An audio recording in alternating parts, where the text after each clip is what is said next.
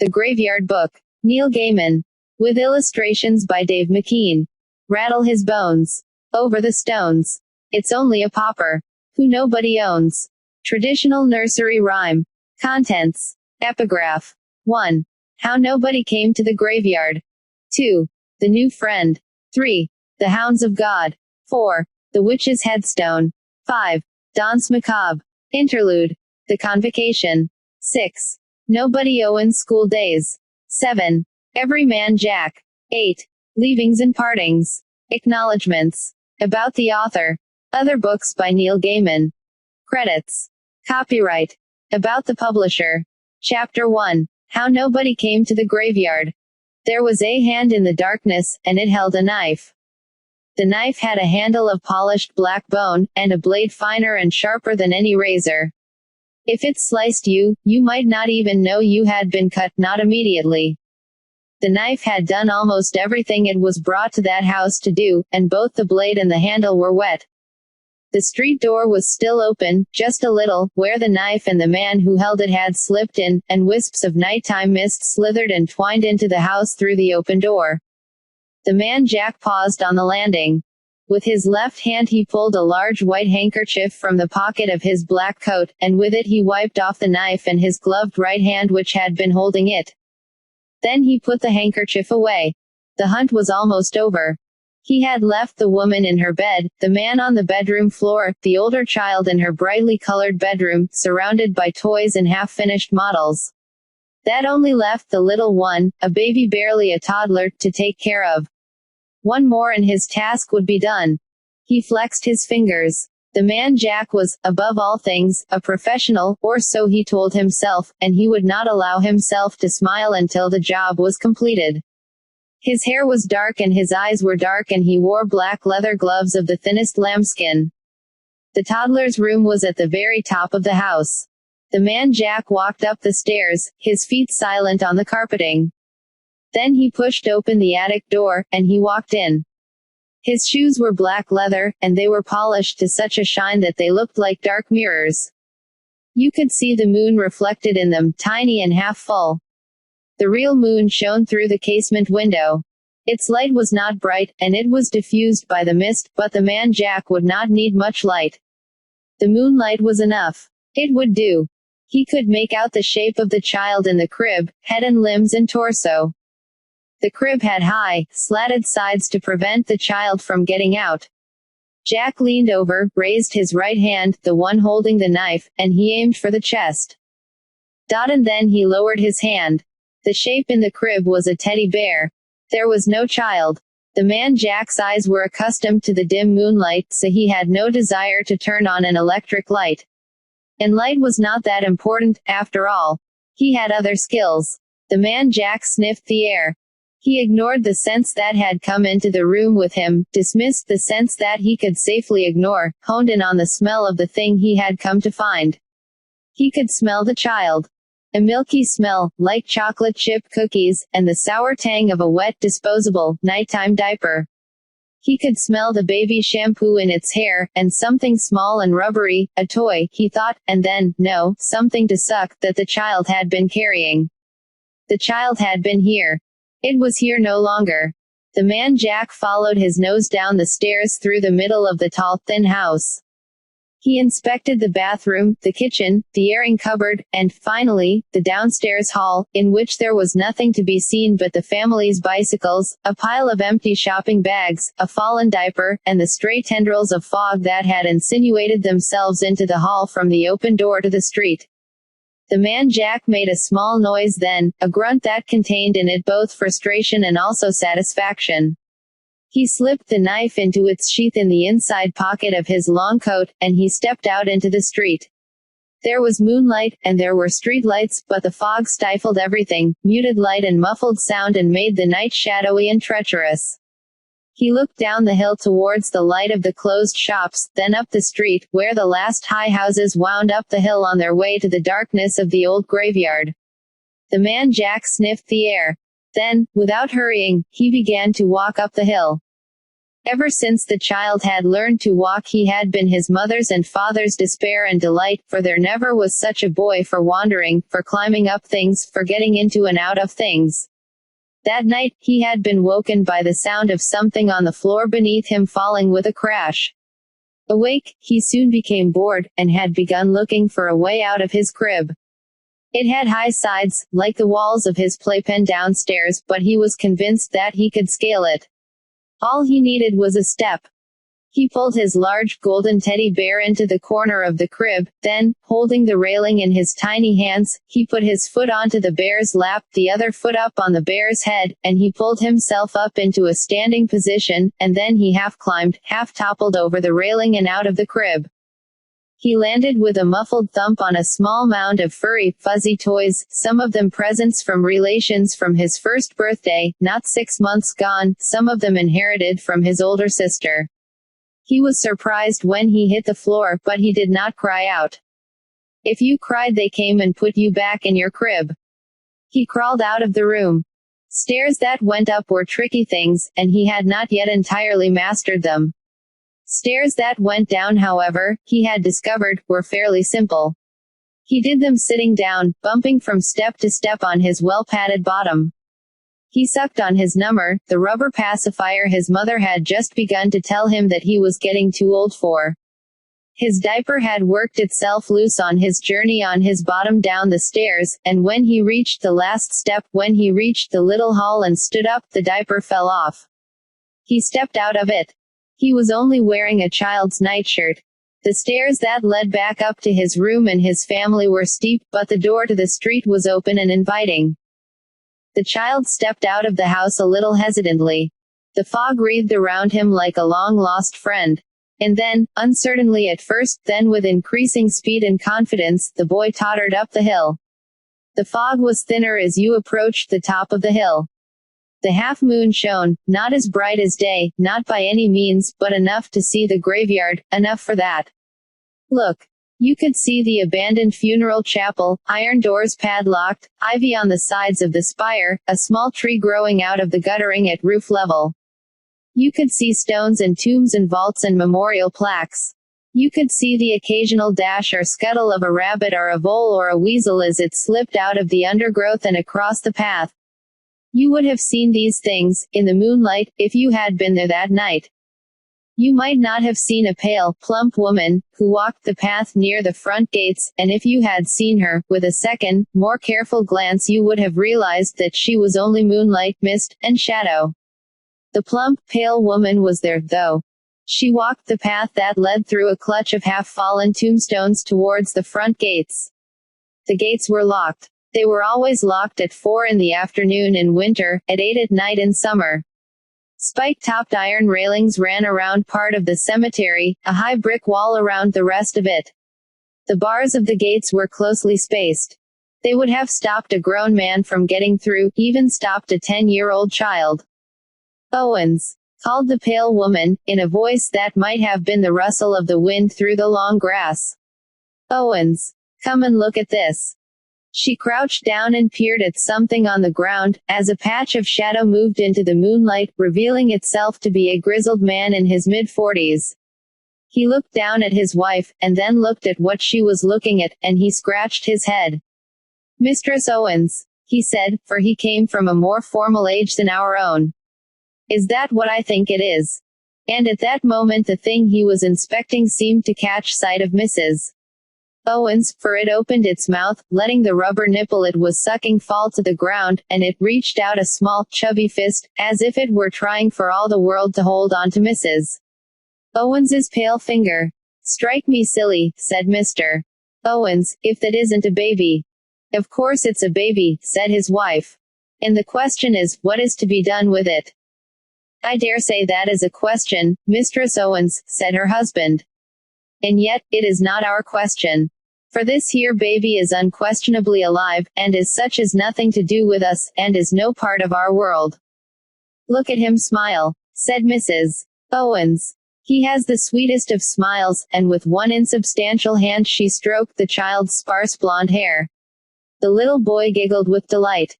A chilly breeze blew across the graveyard, scattering the fog in the lower slopes of the place, for the graveyard covered the whole of the top of the hill, and its paths wound up the hill and down and back upon themselves.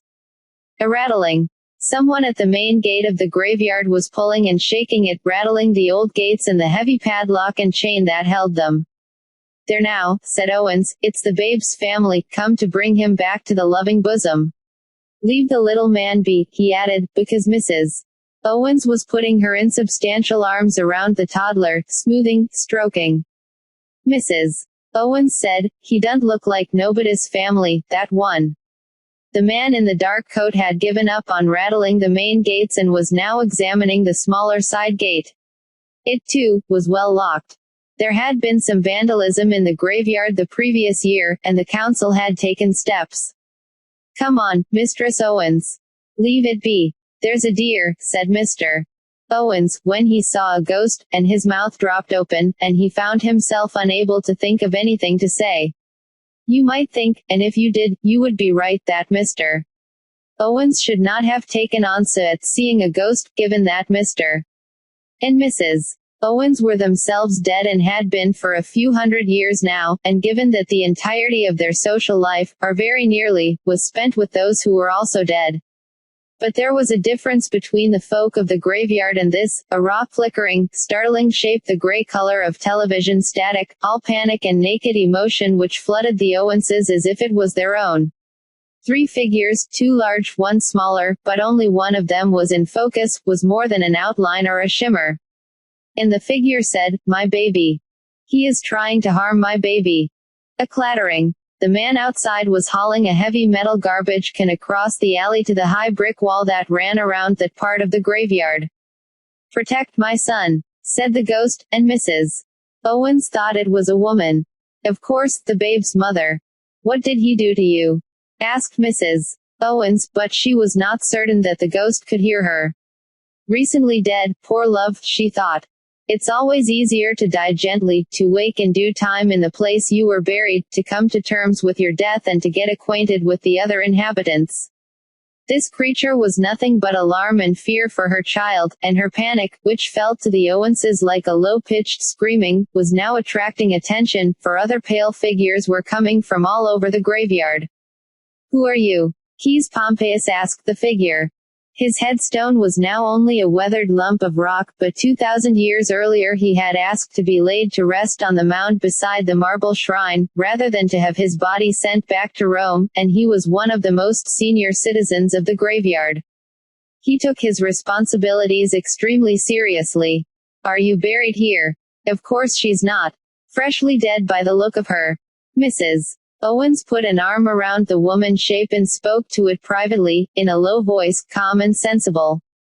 There was a thump and a crash from the high wall beside the alley. The garbage can had fallen. A man clambered up onto the top of the wall, a dark outline against the mist-smudged streetlights.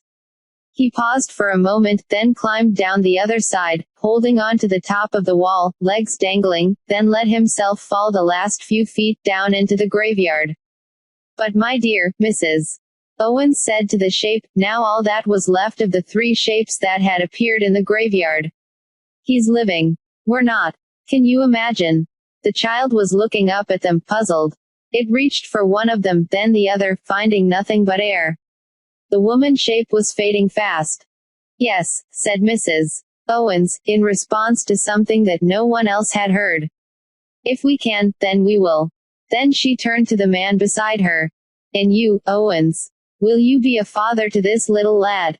"Will I what?" said Owens, his brow crinkling. "We never had a child," said his wife. "And his mother wants us to protect him. Will you say yes?" The man in the black coat had tripped in the tangle of ivy and half-broken headstones. Now he got to his feet and walked forward more carefully, startling an owl which rose on silent wings. He could see the baby and there was triumph in his eyes. Owens knew what his wife was thinking when she used that tone of voice. They had not, in life and in death, been married for over 250 years for nothing. "Are you certain?" he asked. "Are you sure?" "Sure as I ever have been of anything," said Mrs. Owens. "Then yes. If you'll be its mother, I'll be its father." Did you hear that, Mrs. Owens asked the flickering shape in the graveyard, now little more than an outline, like distant summer lightning in the shape of a woman. It said something to her that no one else could hear, and then it was gone. She'll not come here again, said Mr. Owens. Next time she wakes it'll be in her own graveyard, or wherever it is she's going. Mrs. Owens bent down to the baby and extended her arms. Come now, she said, warmly. Come to Mama.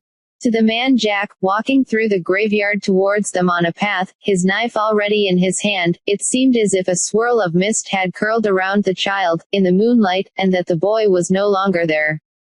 Just damp mist and moonlight and swaying grass. He blinked and sniffed the air. Something had happened, but he had no idea what it was. He growled in the back of his throat, like a beast of prey, angry and frustrated. Hello, called the man Jack, wondering if perhaps the child had stepped behind something. His voice was dark and rough, and there was an odd edge to it, as if of surprise or puzzlement at hearing himself speak. The graveyard kept its secrets. Hello, he called, again. He hoped to hear a baby cry or utter a half-word, or to hear it move. He did not expect what he actually heard, a voice, silky smooth, saying, Can I help you? The man Jack was tall. This man was taller. The man Jack wore dark clothes. This man's clothes were darker. People who noticed the man Jack when he was about his business, and he did not like to be noticed, were troubled, or made uncomfortable, or found themselves unaccountably scared. The man Jack looked up at the stranger, and it was the man Jack who was troubled. I was looking for someone, said the man Jack, slipping his right hand back into his coat pocket, so the knife was hidden, but there if he needed it. In a locked graveyard, at night, said the stranger. It was just a baby, said the man Jack. I was just passing, when I heard a baby cry, and I looked through the gates and I saw him. Well, what would anyone do? I applaud your public spiritedness, said the stranger. Yet if you managed to find this child, how were you planning to get out of here with it? You can't climb back over the wall holding a baby. I would have called until someone let me out, said the man Jack.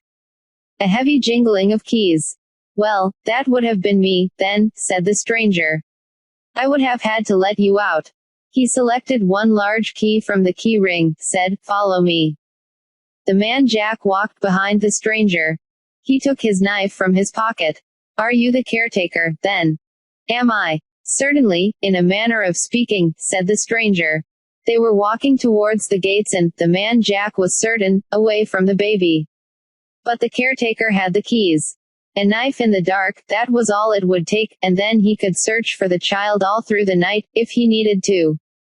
He raised the knife. If there was a baby, said the stranger, without looking back, it wouldn't have been here in the graveyard. Perhaps you were mistaken. It's unlikely that a child would have come in here, after all. Much more likely that you heard a nightbird, and saw a cat, perhaps, or a fox. They declared this place an official nature reserve, 30 years ago, around the time of the last funeral.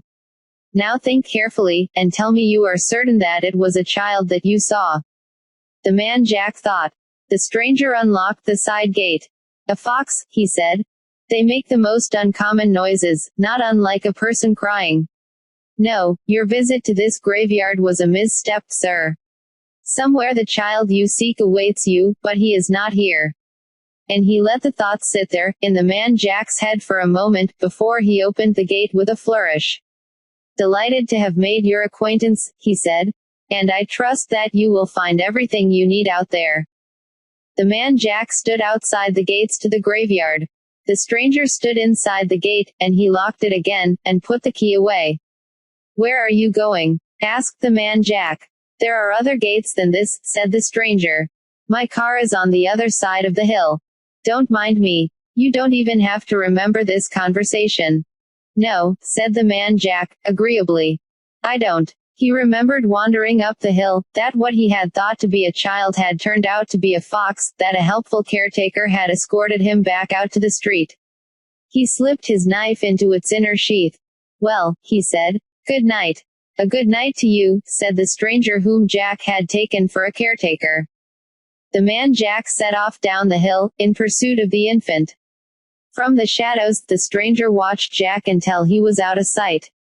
Then he moved through the night, up and up, to the flat place below the brow of the hill, a place dominated by an obelisk and a flat stone set into the ground dedicated to the memory of Josiah Worthington, local brewer, politician and later baronet, who had, almost 300 years before, bought the old cemetery and the land around it, and given it to the city in perpetuity. He had reserved for himself the best location on the hill, a natural amphitheater, with a view of the whole city and beyond, and had ensured that the graveyard endured as a graveyard, for which the inhabitants of the graveyard were grateful, although never quite as grateful as Josiah Worthington, Bart, felt they should have been. There were, all told, some 10,000 souls in the graveyard, but most of them slept deep, or took no interest in the night-to-night affairs of the place, and there were less than 300 of them up there, in the amphitheater, in the moonlight. The stranger reached them as silently as the fog itself, and he watched the proceedings unfold, from the shadows, and he said nothing. Josiah Worthington was speaking. He said, "My dear madam, your obduracy is. Well, can't you see how ridiculous this is?" "No," said Mrs. Owens. "I can't." She was sitting, cross-legged, on the ground, and the living child was sleeping in her lap. She cradled its head with her pale hands. "What Mistress Owens is trying to say, sir, begging your honor's pardon," said Mr. Owens, standing beside her, "is that she don't see it that way. She sees it as doing her duty." Mr. Owens had seen Josiah Worthington in the flesh back when they were both alive, had in fact made several pieces of fine furniture for the Worthington Manor House, out near Inglesham, and was still in awe of him. Her duty. Josiah Worthington, Bart, shook his head, as if to dislodge a strand of cobweb. "Your duty, ma'am, is to the graveyard, and to the commonalty of those who form this population of discarnate spirits, revenants and such like wights, and your duty thus is to return the creature as soon as possible to its natural home, which is not here." "His mamma gave the boy to me," said Mrs. Owens, as if that was all that needed to be said. "My dear woman." "I am not your dear woman," said Mrs. Owens, getting to her feet. "Truth to tell, I don't even see why I am even here, talking to you fiddle-pated old dunderheads, when this lad is going to wake up hungry soon enough, and where am I going to find food for him in this graveyard, I should like to know?"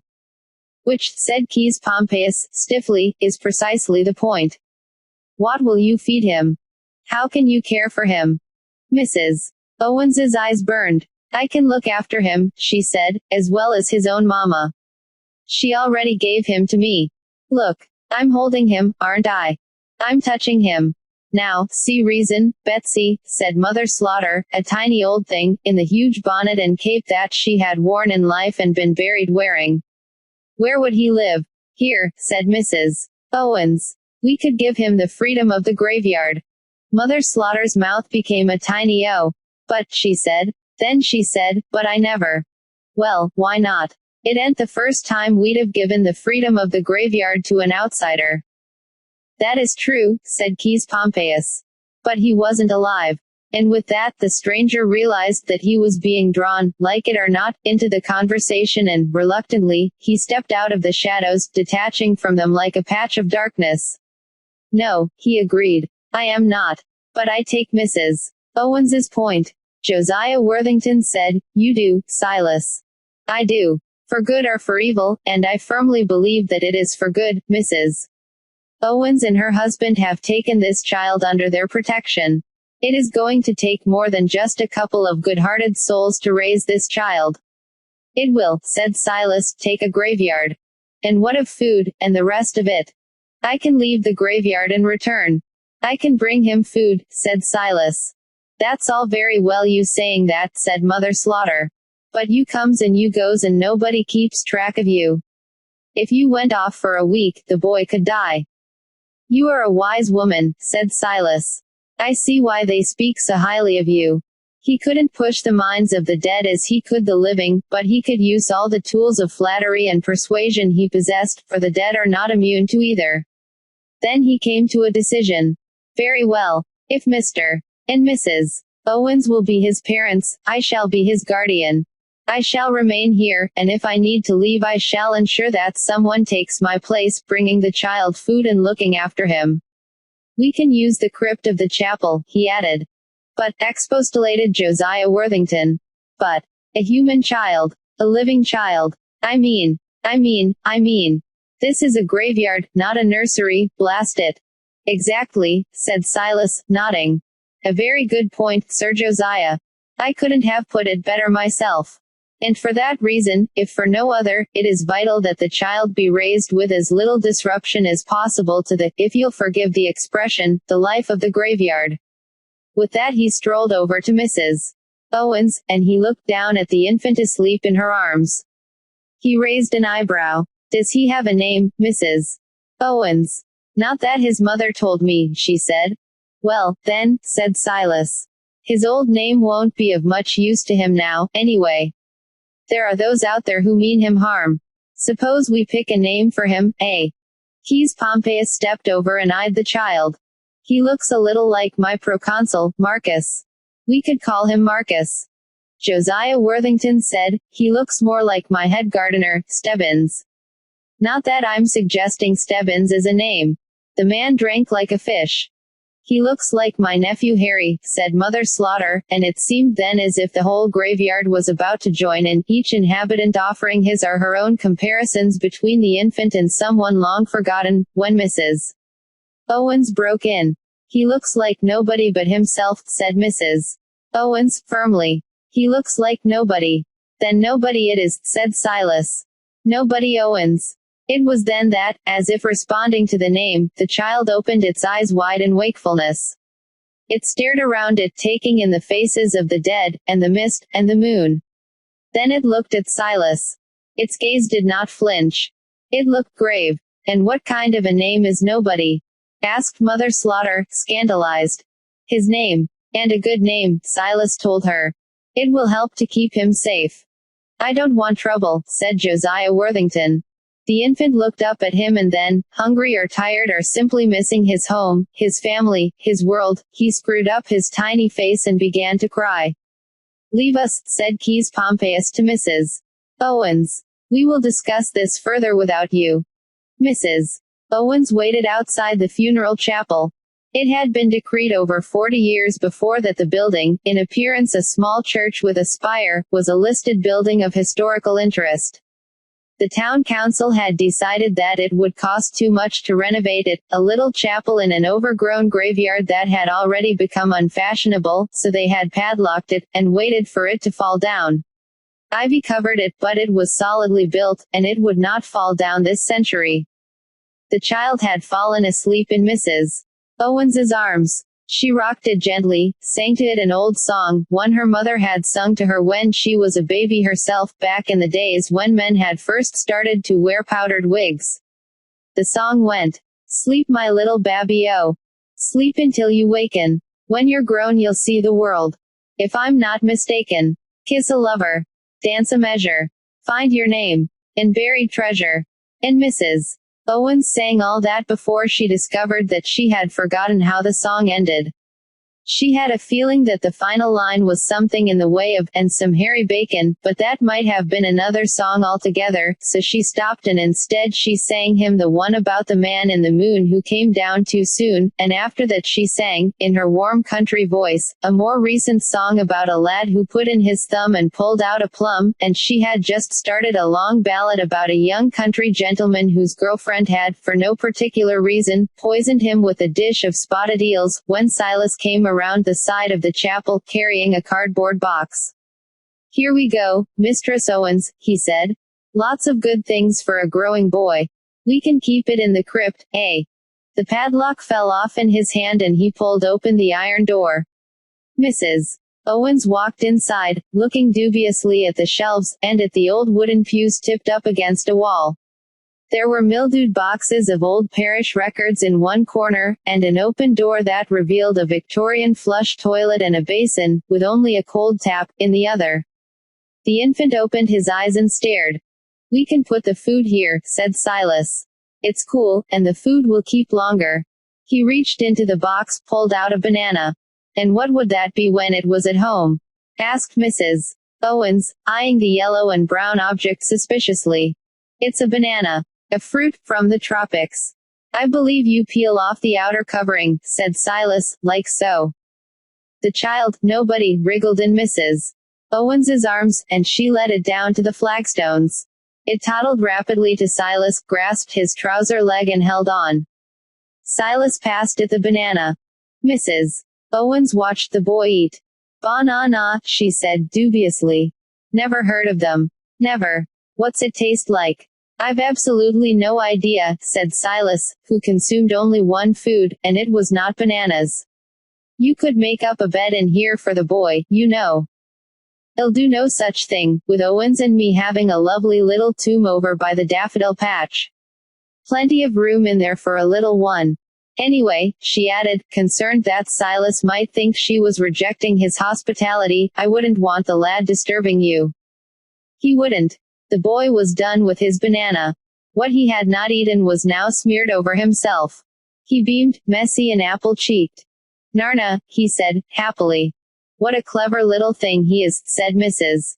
Owens. And such a mess he's made. Why, attend, you little wriggler, and she picked the lumps of banana from his clothes and his hair. And then, what do you think they'll decide? I don't know. I can't give him up. Not after what I promised his mama. Although I have been a great many things in my time, said Silas, I have never been a mother. And I do not plan to begin now. But I can leave this place. Mrs. Owens said simply, I cannot.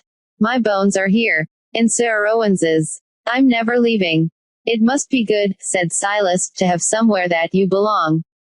Somewhere that's home. There was nothing wistful in the way he said this.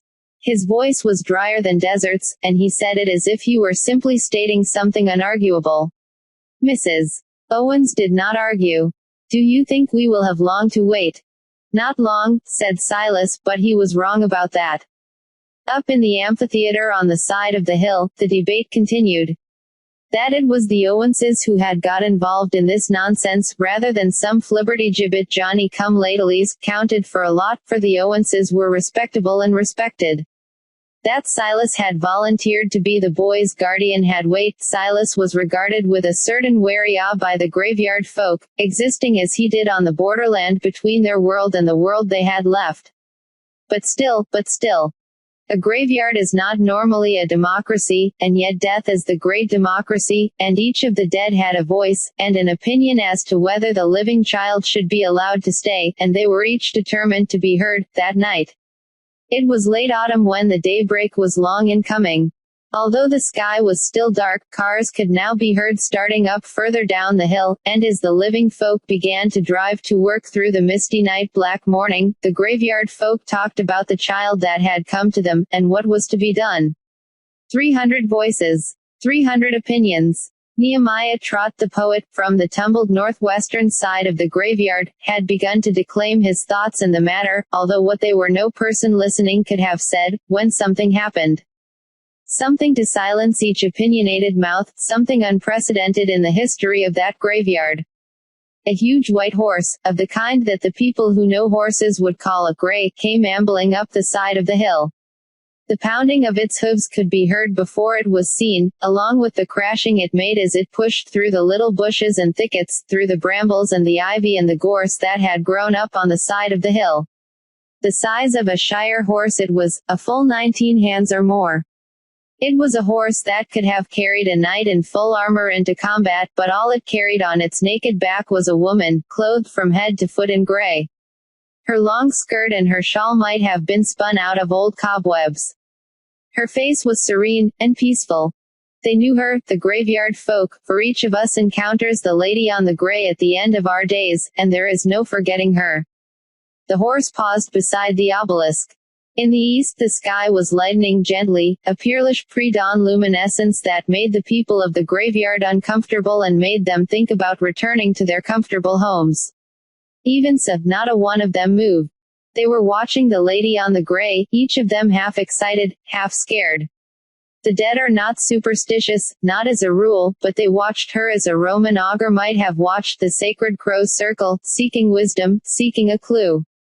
And she spoke to them.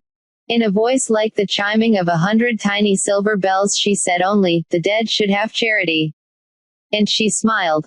The horse, which had been contentedly ripping up and masticating a clump of thick grass, stopped then. The lady touched the horse's neck, and it turned. It took several huge, clattering steps, then it was off the side of the hill and cantering across the sky. Its thunderous hooves became an early rumble of distant thunder, and in moments it was lost to sight. That, at least, was what the folk of the graveyard who had been on the hillside that night claimed had happened. The debate was over and ended, and, without so much as a show of hands, had been decided. The child called Nobody Owens would be given the freedom of the graveyard. Mother Slaughter and Josiah Worthington, Bart, accompanied Mr. Owens to the crypt of the old chapel, and they told Mrs. Owens the news. She seemed unsurprised by the miracle. "That's right," she said. "Some of them don't have a ha'porth of sense in their heads. But she does. Of course she does." Before the sun rose on a thundering gray morning, the child was fast asleep in the Owens' fine little tomb, for Master Owens had died the prosperous head of the local cabinet makers guild, and the cabinet makers had wanted to ensure that he was properly honored. Silas went out for one final journey before the sunrise.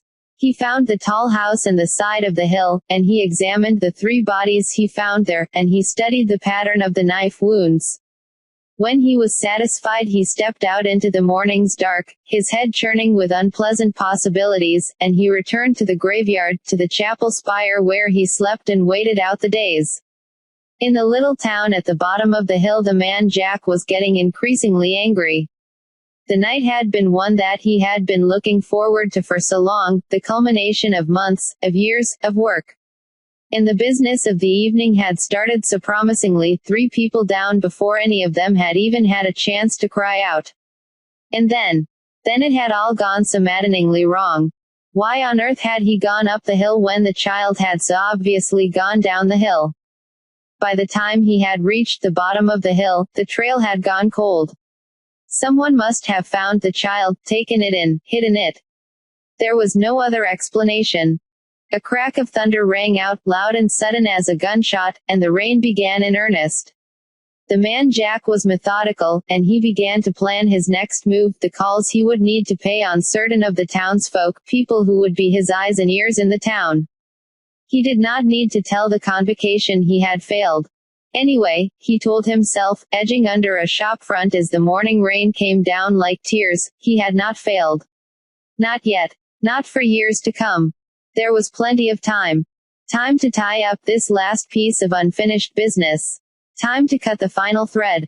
It was not until the police sirens sounded and first a police car, then an ambulance, then an unmarked police car with a siren blaring, sped past him on their way up the hill that, reluctantly, the man Jack turned up the collar of his coat, put his head down, and walked off into the morning.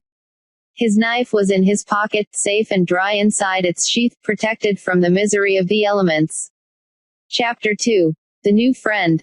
Bod was a quiet child with sober gray eyes and a mop of tousled, mouse-colored hair. He was, for the most part, obedient. He learned how to talk, and, once he had learned, he would pester the graveyard folk with questions. "Why amn't I allowed out of the graveyard?" he would ask, or, "How do I do what he just did?" Or, "Who lives in here?" The adults would do their best to answer his questions, but their answers were often vague, or confusing, or contradictory, and then Bod would walk down to the old chapel and talk to Silas. He would be there waiting at sunset, just before Silas awakened. His guardian could always be counted upon to explain matters clearly and lucidly and as simply as Bod needed in order to understand. "You aren't allowed out of the graveyard, it's aren't, by the way, not amn't, not these days, because it's only in the graveyard that we can keep you safe. This is where you live and this is where those who love you can be found. Outside would not be safe for you. Not yet. You go outside. You go outside every night. I am infinitely older than you, lad. And I am safe wherever I am. I'm safe there too. I wish that that were true. But as long as you stay here, you are safe." Or, "How could you do that?" Some skills can be attained by education, and some by practice, and some by time. Those skills will come if you study. Soon enough you will master fading and sliding and dreamwalking. But some skills cannot be mastered by the living, and for those you must wait a little longer. Still, I do not doubt that you will acquire even those, in time. You were given the freedom of the graveyard, after all, Silas would tell him. So the graveyard is taking care of you. While you are here, you can see in the darkness.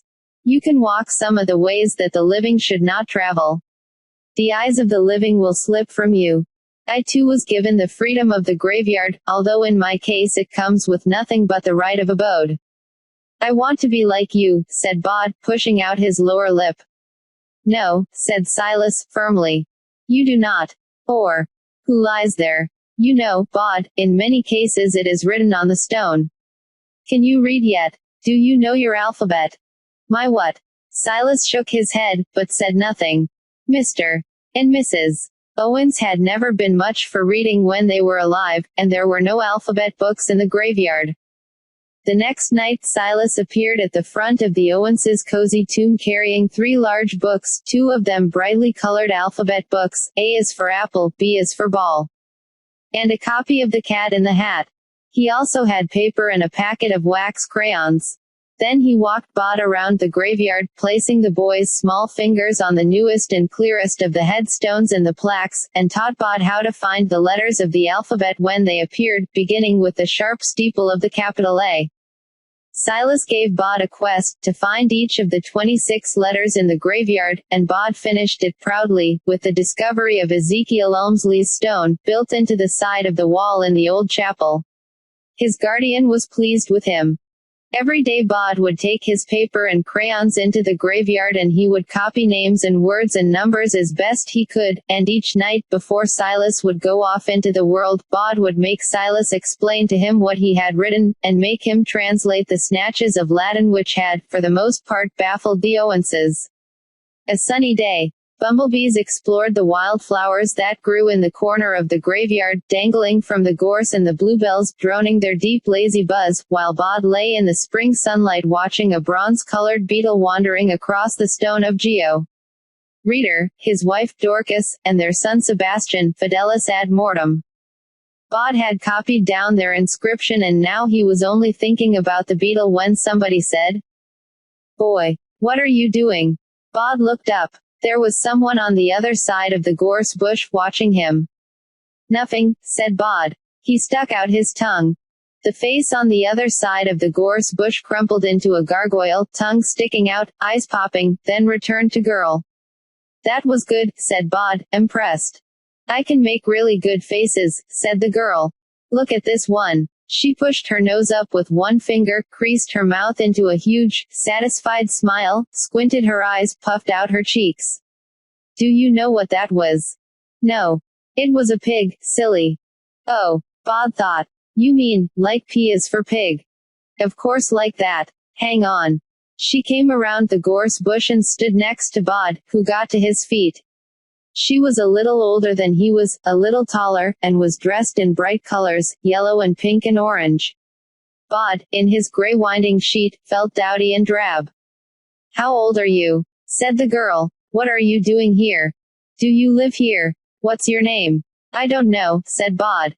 "You don't know your name?" said the girl. "Course you do. Everybody knows their own name." "Fibber. I know my name," said Bod. "And I know what I'm doing here. But I don't know the other thing you said." "How old you are?" Bod nodded. "Well," said the girl, "what was you when you was last birthday?" "I didn't," said Bod. "I never was. Everybody gets birthdays." "You mean you never had cake or candles or stuff?" Bod shook his head. The girl looked sympathetic. "Poor thing. I'm 5. I bet you're 5 too."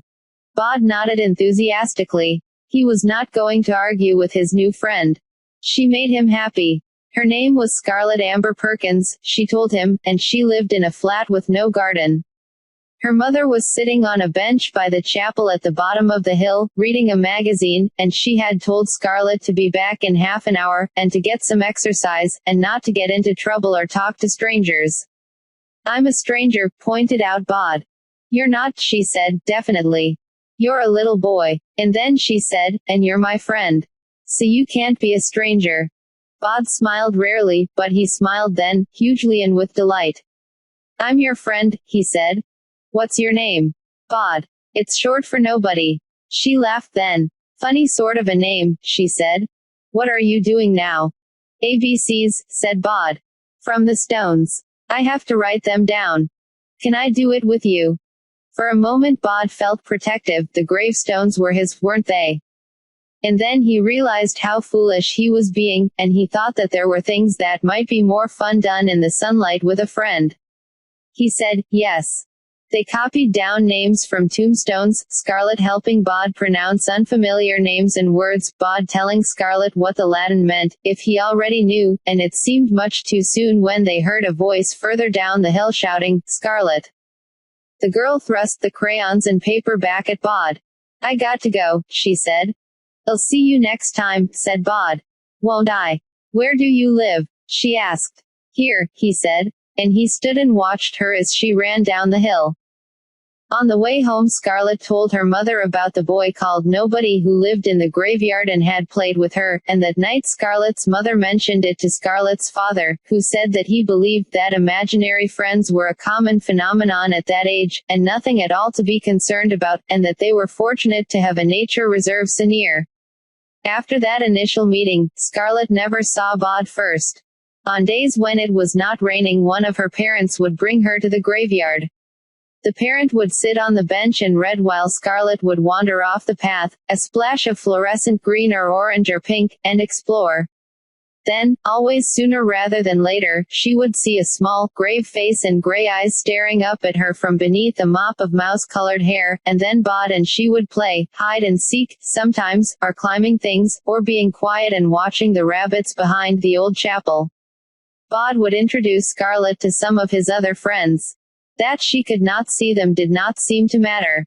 She had already been told firmly by her parents that Bod was imaginary and that there was nothing at all wrong with that. Her mother had, for a few days, even insisted on laying an extra place at the dinner table for Bod, so it came as no surprise to her that Bod also had imaginary friends. He would pass on their comments to her. Bartleby says that thou dost have a face like unto a squished plum, he would tell her. So does he. And why does he talk so funny? Doesn't he mean squashed tomato? I don't think that they had tomatoes when he comes from, said Bod. And that's just how they talk then. Scarlett was happy. She was a bright, lonely child, whose mother worked for a distant university teaching people she never met face to face, grading English papers sent to her over the computer, and sending messages of advice or encouragement back. Her father taught particle physics, but there were, Scarlett told Bod, too many people who wanted to teach particle physics and not enough people who wanted to learn it, so Scarlett's family had to keep moving to different university towns, and in each town her father would hope for a permanent teaching position that never came. What's particle physics? Asked Bod. Scarlett shrugged. Well, she said, there's atoms, which is things that is too small to see, that's what we're all made of. And there's things that's smaller than atoms, and that's particle physics. Bod nodded and decided that Scarlett's father was probably interested in imaginary things. Bod and Scarlett wandered the graveyard together every weekday afternoon, tracing names with their fingers, writing them down. Bod would tell Scarlett whatever he knew of the inhabitants of the grave or mausoleum or tomb, and she would tell him stories that she had been read or learned, and sometimes she would tell him about the world outside, about cars and buses and television and aeroplanes. Bod had seen them flying high overhead, had thought them loud silver birds, but had never been curious about them until now. He in his turn would tell her about the days when the people in the graves had been alive, how Sebastian Reader had been to London town and had seen the Queen, who had been a fat woman in a fur cap who had glared at everyone and spoke no English. Sebastian Reader could not remember which queen she had been, but he did not think she had been queen for very long. When was this? Scarlett asked. He died in 1583, it says on his tombstone, so before then. Who is the oldest person here? In the whole graveyard? Asked Scarlett. Bod frowned. Probably Caius Pompeius. He came here 100 years after the Romans first got here. He told me about it. He liked the roads. So he's the oldest. I think so. Can we make a little house in one of those stone houses? You can't get in. It's locked. They all are. Can you get in? Of course. Why can't I? The graveyard, he explained. I got the freedom of the graveyard. It lets me go places. I want to go in the stone house and make little houses. You can't. You're just mean. Not. Meanie. Not. Scarlett put her hands into the pocket of her anorak and walked down the hill without saying goodbye, convinced that Bod was holding out on her, and at the same time suspecting that she was being unfair, which made her angrier. That night, over dinner, she asked her mother and father if there was anyone in the country before the Romans came. Where did you hear about the Romans? Asked her father. Everybody knows, said Scarlett, with withering scorn. Was there? There were Celts, said her mother. They were here first. They go back before the Romans. They were the people that the Romans conquered. On the bench beside the old chapel, Bod was having a similar conversation. The oldest, said Silas. Honestly, Bod, I don't know. The oldest in the graveyard that I've encountered is Keys Pompeius. But there were people here before the Romans came. Lots of them, going back a long time. How are your letters coming along? Good, I think. When do I learn joined-up letters? Silas paused. I have no doubt, he said, after a moment's reflection, that there are, among the many talented individuals interred here, at least a smattering of teachers. I shall make inquiries. Bod was thrilled. He imagined a future in which he could read everything, in which all stories could be opened and discovered. When Silas had left the graveyard to go about his own affairs, Bod walked to the willow tree beside the old chapel, and called Keys Pompeius. The old Roman came out of his grave with a yawn. Ah, yes. The living boy, he said. How are you, living boy? Bod said, I do very well, sir. Good. I am pleased to hear it. The old Roman's hair was pale in the moonlight, and he wore the toga in which he had been buried, with, beneath it, a thick woolen vest and leggings because this was a cold country at the edge of the world, and the only place colder was Caledonia to the north, where the men were more animal than human and covered in orange fur, and were too savage even to be conquered by the Romans, so would soon be walled off in their perpetual winter. Are you the oldest? Asked Bod. The oldest in the graveyard. I am. So you were the first to be buried here. A hesitation. Almost the first, said Keys Pompeius. Before the Celts there were other people on this island. One of them was buried here. Oh. Bod thought for a moment. Where's his grave? Keys pointed up the hill. He's up at the top, said Bod. Keys shook his head. Then what? The old Roman reached down and he ruffled Bod's hair. In the hill, he said. Inside it. I was first brought here by my friends, followed in their turn by the local officials and the mimes, who wore the wax faces of my wife taken by a fever in Camalodunum, and my father, killed in a border skirmish in Gaul. 300 years after my death, a farmer, seeking a new place to graze his sheep, discovered the boulder that covered the entrance, and rolled it away, and went down, thinking there might be treasure.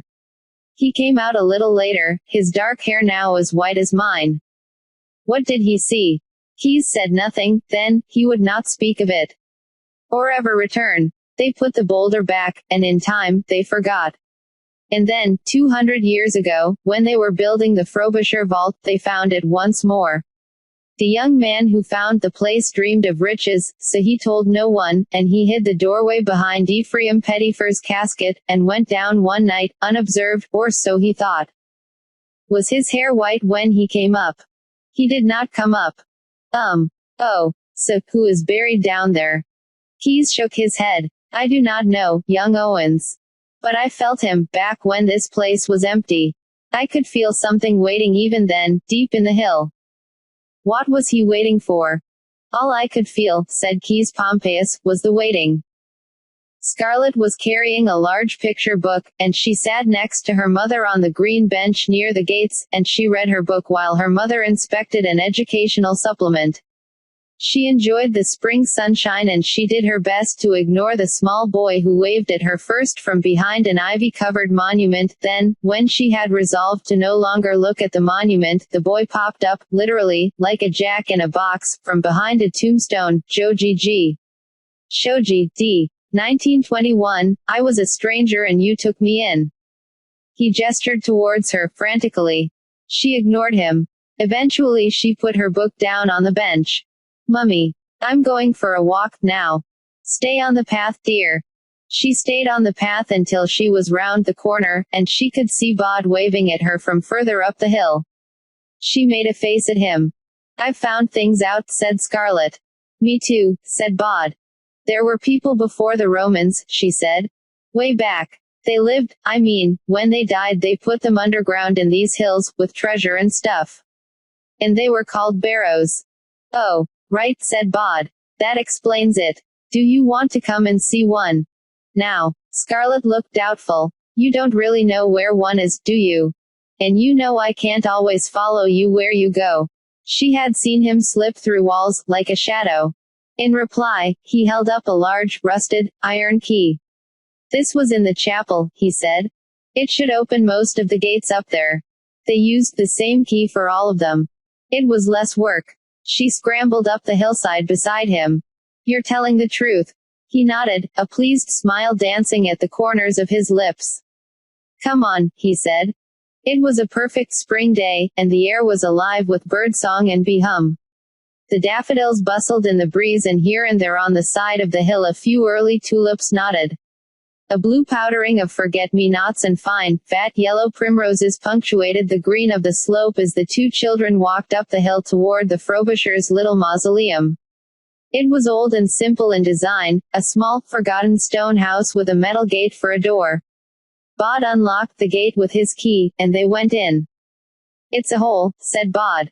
Or a door. Behind one of the coffins. They found it behind a coffin on the bottom shelf, a simple crawl space. Down there, said Bod. We go down there. Scarlet found herself suddenly enjoying the adventure rather less. She said, we can't see down there. It's dark.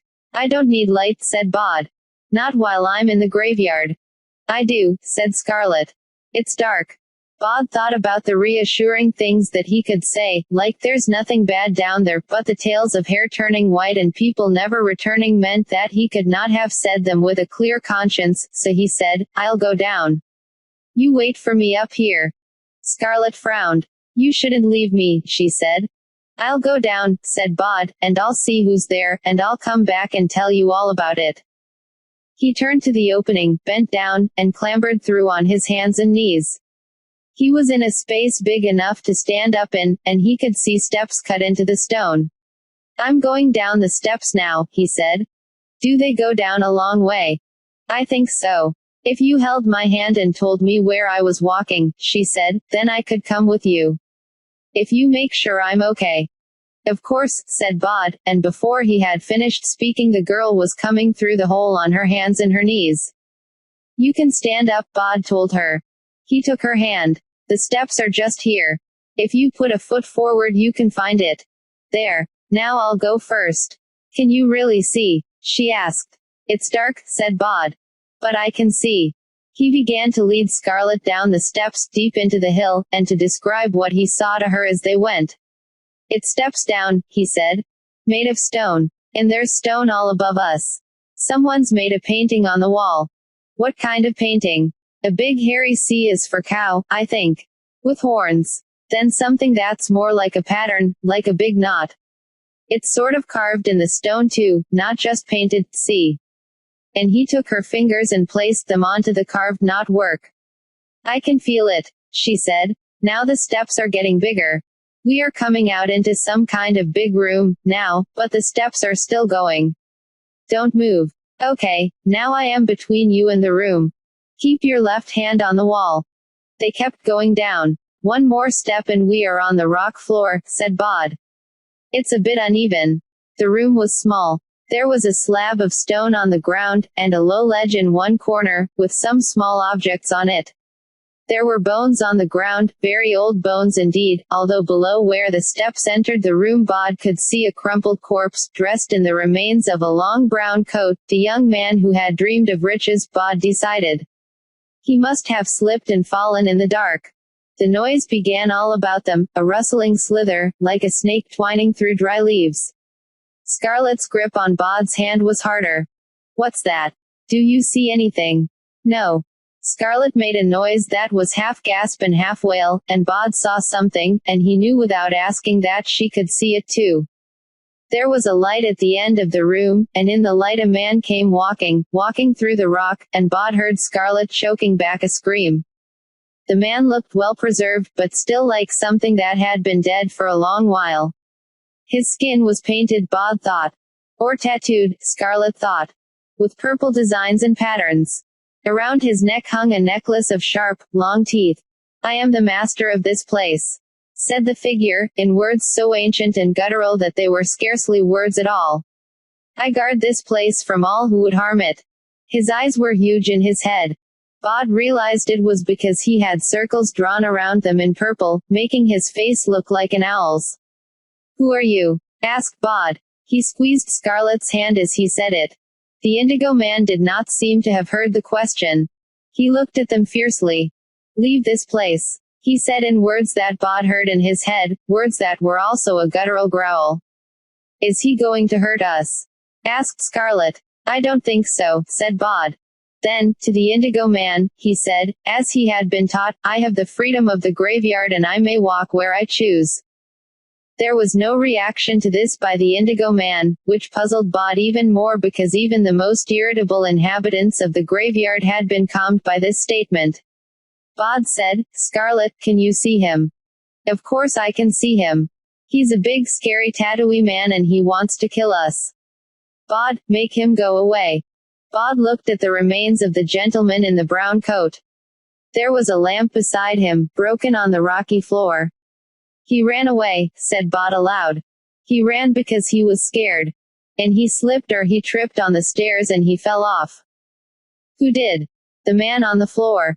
Scarlet sounded irritated now, as well as puzzled and scared. "What man on the floor?"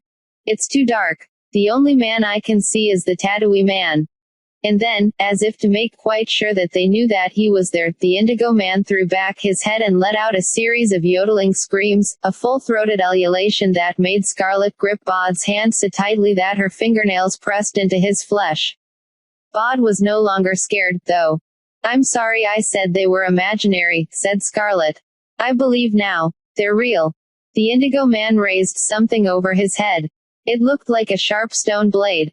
"All who invade this place will die," he shouted, in his guttural speech. Bod thought about the man whose hair had turned white after he had discovered the chamber, how he would never return to the graveyard or speak of what he had seen. "No," said Bod. "I think you're right. I think this one is." "Is what?" "Imaginary." "Don't be stupid," said Scarlet. "I can see it." "Yes," said Bod. "And you can't see dead people." He looked around the chamber. "You can stop now," he said. "We know it's not real." "I will feast on your liver," screamed the Indigo Man. "No, you won't," said Scarlet, with a huge sigh. "Bod's right." Then she said, "I think maybe it's a scarecrow." "What's a scarecrow?" asked Bod. "It's a thing farmers put in fields to scare crows." "Why would they do that?" Bod quite liked crows. He thought they were funny, and he liked the way they helped to keep the graveyard tidy. "I don't know exactly. I'll ask Mummy. But I saw one from a train and I asked what it was." "Crows think it's a real person. It's just a made-up thing, that looks like a person, but it's not. It's just to scare the crows away." Bod looked around the chamber. He said, "Whoever you are, it isn't working. It doesn't scare us. We know it isn't real. Just stop." The Indigo Man stopped. It walked over to the rock slab and it lay down on it. Then it was gone. For Scarlet the chamber was once more swallowed by the darkness. But in the darkness, she could hear the twining sound again, getting louder and louder, as if something were circling the round room. Something said, "We are the Sleer." The hairs on the back of Bod's neck began to prickle. The voice in his head was something very old and very dry, like the scraping of a dead twig against the window of the chapel, and it seemed to Bod that there was more than one voice there, that they were talking in unison. "Did you hear that?" he asked Scarlet. "I didn't hear anything, just a slithery noise. It made me feel strange. All prickly in my tummy. Like something horrible is going to happen." "Nothing horrible is going to happen," said Bod. Then, to the chamber, he said, "What are you?" "We are the Sleer. We guard and we protect. What do you protect? The resting place of the Master. This is the holiest of all holy places, and it is guarded by the Sleer. You can't touch us, said Bod. All you can do is scare. The twining voices sounded petulant. Fear is a weapon of the Sleer. Bod looked down at the ledge. Are those the treasures of your master? An old brooch, a cup, and a little stone knife. They don't look like much. The Sleer guards the treasures. The brooch, the goblet, the knife. We guard them for the master, when he returns. It comes back. It always comes back. How many of you are there? But the Sleer said nothing. The inside of Bod's head felt as if it were filled with cobwebs, and he shook it, trying to clear it. Then he squeezed Scarlet's hand. We should go, he said. He led her past the dead man in the brown coat, and honestly, thought Bod, if he hadn't got scared and fallen, the man would have been disappointed in his hunt for treasure. The treasures of 10,000 years ago were not the treasures of today. Bod led Scarlet carefully up the steps, through the hill, into the jutting black masonry of the Frobisher Mausoleum. Late spring sunlight shone through the breaks in the masonry and through the barred door, shocking in its brightness, and Scarlet blinked and covered her eyes at the suddenness of the glare. Birds sang in the bushes, a bumblebee droned past, everything was surprising in its normality. Bod pushed open the mausoleum door, and then locked it again behind them. Scarlet's bright clothes were covered in grime and cobwebs, and her dark face and hands were pale with dust. Further down the hill somebody, quite a few bodies, was shouting. Shouting loudly. Shouting frantically. Someone called, Scarlet. Scarlet Perkins. And Scarlet said, yes. Hello. And before she and Bod had a chance to discuss what they had seen, or to talk about the Indigo Man, there was a woman in a fluorescent yellow jacket with police on the back demanding to know if she was okay, and where she had been, and if someone had tried to kidnap her, and then the woman was talking on a radio, letting them know that the child had been found. Bod slipped along beside them as they walked down the hill. The door to the chapel was open, and inside both of Scarlet's parents were waiting, her mother in tears, her father worriedly talking to people on a mobile phone, along with another policewoman. No one saw Bod as he waited in the corner. The people kept asking Scarlet what had happened to her, and she answered, as honestly as she could, told them about a boy called Nobody who took her deep inside a hill where a purple tattoo man appeared in the dark, but he was really a scarecrow. They gave her a chocolate bar and they wiped her face and asked if the tattooed man had ridden a motorbike, and Scarlet's mother and father, now that they were relieved and not afraid for her any longer, were angry with themselves and with her, and they told each other that it was the other one's fault for letting their little girl play in a cemetery, even if it was a nature reserve, and that the world was a very dangerous place these days, and if you didn't keep your eyes on your children every second you could not imagine what awful things they would be plunged into. Especially a child like Scarlet. Scarlet's mother began sobbing, which made Scarlet cry, and one of the policewomen got into an argument with Scarlet's father, who tried to tell her that he, as a taxpayer, paid her wages, and she told him that she was a taxpayer too and probably paid his wages, while Bod sat in the shadows in the corner of the chapel, unseen by anyone, not even Scarlet, and watched and listened until he could take no more. It was twilight in the graveyard by now, and Silas came and found Bod, up near the amphitheater, looking out over the town. He stood beside the boy and he said nothing, which was his way. It wasn't her fault, said Bod. It was mine. And now she's in trouble. Where did you take her? Asked Silas. Into the middle of the hill, to see the oldest grave. Only there isn't anybody in there. Just a snaky thing called a sleer who scares people. Fascinating. They walked back down the hill together, watched as the old chapel was locked up once more and the police and Scarlet and her parents went off into the night. Miss Barrows will teach you joined up letters, said Silas. Have you read The Cat in the Hat yet? Yes, said Bod. Ages ago. Can you bring me more books? I expect so, said Silas. Do you think I'll ever see her again? The girl. I very much doubt it. But Silas was wrong. 3 weeks later, on a gray afternoon, Scarlet came to the graveyard, accompanied by both her parents. They insisted that she remain in sight at all times, although they trailed a little behind her. Scarlett's mother occasionally exclaimed about how morbid this all was and how fine and good it was that they would soon be leaving it behind forever. When Scarlett's parents began to talk to each other, Bod said, "Hello." "Hi," said Scarlett very quietly.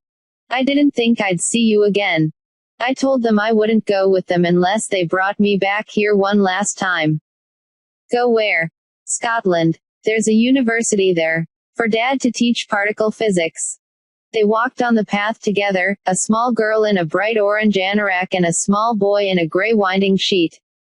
"Is Scotland a long way away?" "Yes," she said. "Oh.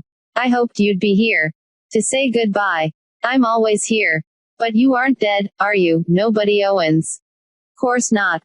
"Well, you can't stay here all your life. Can you? One day you'll grow up and then you will have to go and live in the world outside." He shook his head. "It's not safe for me out there." "Who says?" "Silas. My family. Everybody." She was silent. Her father called, "Scarlett.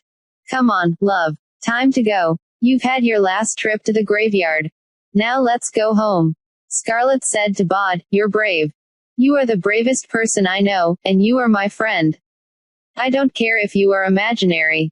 Then she fled down the path back the way they had come, to her parents and the world. Chapter 3. The Hounds of God. One grave in every graveyard belongs to the ghouls. Wander any graveyard long enough and you will find it, water-stained and bulging, with cracked or broken stone, scraggly grass or rank weeds about it, and a feeling, when you reach it, of abandonment. It may be colder than the other gravestones, too, and the name on the stone is all too often impossible to read. If there is a statue on the grave it will be headless or so scabbed with fungus and lichens as to look like a fungus itself. If one grave in a graveyard looks like a target for petty vandals, that is the ghoul gate. If the grave makes you want to be somewhere else, that is the ghoul gate. There was one in Bod's graveyard. There is one in every graveyard. Silas was leaving. Bod had been upset by this when he had first learned about it. He was no longer upset. He was furious. "But why?" said Bod. "I told you. I need to obtain some information. In order to do that, I have to travel. To travel, I must leave here. We have already been over all this. What's so important that you have to go away?" Bod's 6-year-old mind tried to imagine something that could make Silas want to leave him, and failed. "It's not fair." His guardian was unperturbed. "It is neither fair nor unfair, nobody Owens. It simply is." Bod was not impressed. "You're meant to look after me. You said. As your guardian I have responsibility for you, yes. Fortunately, I am not the only individual in the world willing to take on this responsibility." "Where are you going anyway?" "Out. Away. There are things I need to uncover that I cannot uncover here." Bod snorted and walked off, kicking at imaginary stones. On the northwestern side of the graveyard things had become very overgrown and tangled, far beyond the ability of the groundskeeper or the friends of the graveyard to tame, and he ambled over there, and woke a family of Victorian children who had all died before their 10th birthdays, and they played at hide-and-go-seek in the moonlight in the ivy-twined jungle. Bod tried to pretend that Silas was not leaving, that nothing was going to change, but when the game was done and he ran back to the old chapel, he saw two things that changed his mind. The first thing he saw was a bag. It was, Bod knew the moment he laid eyes on it, Silas's bag. It was at least 150 years old, a thing of beauty, black leather with brass fittings and a black handle, the kind of bag a Victorian doctor or undertaker might have carried, containing every implement that might have been needed. Bod had never seen Silas's bag before, he had not even known that Silas had a bag, but it was the sort of bag that could only have belonged to Silas. Bod tried to peek inside it, but it was closed with a large brass padlock. It was too heavy for him to lift. That was the first thing. The second thing was sitting on the bench by the chapel. "Bod," said Silas. "This is Miss Loopscoo." Miss Loopscoo was not pretty. Her face was pinched and her expression was disapproving. Her hair was gray, although her face seemed too young for gray hair. Her front teeth were slightly crooked. She wore a bulky mackintosh and a man's tie around her neck. "How do you do, Miss Loopscoo?" said Bod. Miss Lupscu said nothing. She sniffed. Then she looked at Silas and said, "Sir, this is the boy." She got up from her seat and walked all around Bod, nostrils flared, as if she were sniffing him. When she had made a complete circuit, she said, "You will report to me on waking, and before you go to sleep. I have rented a room in a house over there." She pointed to a roof just visible from where they stood. "However, I shall spend my time in this graveyard. I am here as a historian, researching the history of old graves. You understand, boy?" "Da. Bod," said Bod. "It's Bod. Not boy. Short for nobody," she said. "A foolish name. Also, Bod is a pet name. A nickname. I do not approve. I will call you, boy. You will call me, Miss Lupscu." Bod looked up at Silas pleadingly, but there was no sympathy on Silas's face. He picked up his bag and said, "You will be in good hands with Miss Lupscu, Bod. I am sure that the two of you will get on." "We won't," said Bod. "She's horrible." That, said Silas, was a very rude thing to say. "I think you should apologize, don't you?" Bod didn't, but Silas was looking at him and Silas was carrying his black bag, and about to leave for no one knew how long, so he said, "I'm sorry, Miss Lupscu." At first she said nothing in reply. She merely sniffed. Then she said, "I have come a long way to look after you, boy. I hope you are worth it." Bod could not imagine hugging Silas, so he held out his hand and Silas bent over and gently shook it, engulfing Bod's small, grubby hand with his huge, pale one. Then, lifting his black leather bag as if it were weightless, he walked down the path and out of the graveyard. Bod told his parents about it. "Silas has gone," he said. "He'll be back," said Mr. Owens, cheerfully. "Don't you worry your head about that, Bod. Like a bad penny, as they say." Mrs. Owens said, "Back when you were born he promised us that if he had to leave, he would find someone else to bring you food and keep an eye on you, and he has. He's so reliable." Silas had brought Bod food, true, and left it in the crypt each night for him to eat, but this was, as far as Bod was concerned, the least of the things that Silas did for him. He gave advice, cool, sensible, and unfailingly correct. He knew more than the graveyard folk did, for his nightly excursions into the world outside meant that he was able to describe a world that was current, not hundreds of years out of date. He was unflappable and dependable, had been there every night of Bod's life, so the idea of the little chapel without its only inhabitant was one that Bod found difficult to conceive of. Most of all, he made Bod feel safe. Miss Lupscu also saw her job as more than bringing Bod food. She did that too, though. "What is that?" asked Bod, horrified. "Good food," said Miss Lupscu. They were in the crypt. She had put 2 plastic containers on the tabletop, and opened the lids. She pointed to the first. "Is beetroot barley stew soup." She pointed to the second. "Is salad. Now, you eat both. I make them for you." Bod stared up at her to see if this was a joke. Food from Silas mostly came in packets, purchased from the kind of places that sold food late at night and asked no questions. No one had ever brought him food in a plastic container with a lid before. "It smells horrible," he said. "If you do not eat the stew soup soon," she said, "it will be more horrible. It will be cold. Now eat." Bod was hungry. He took a plastic spoon, dipped it into the purple-red stew, and he ate. The food was slimy and unfamiliar, but he kept it down. "Now the salad," said Miss Lupscu, and she unpopped the top of the second container.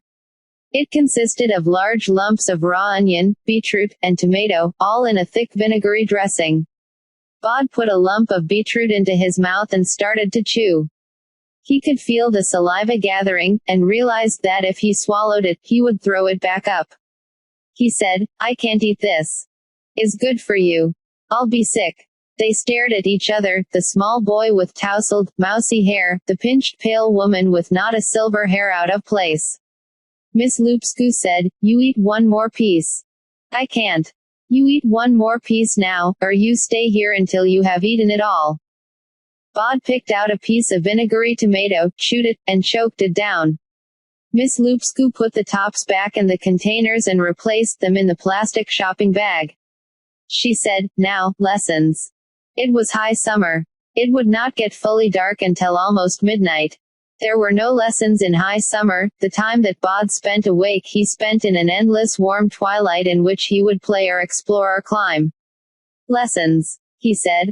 Your guardian felt it would be good for me to teach you things. I have teachers. Letitia Barrows teaches me writing and words, and Mr. Pennyworth teaches me his complete educational system for younger gentlemen with additional material for those post-mortem.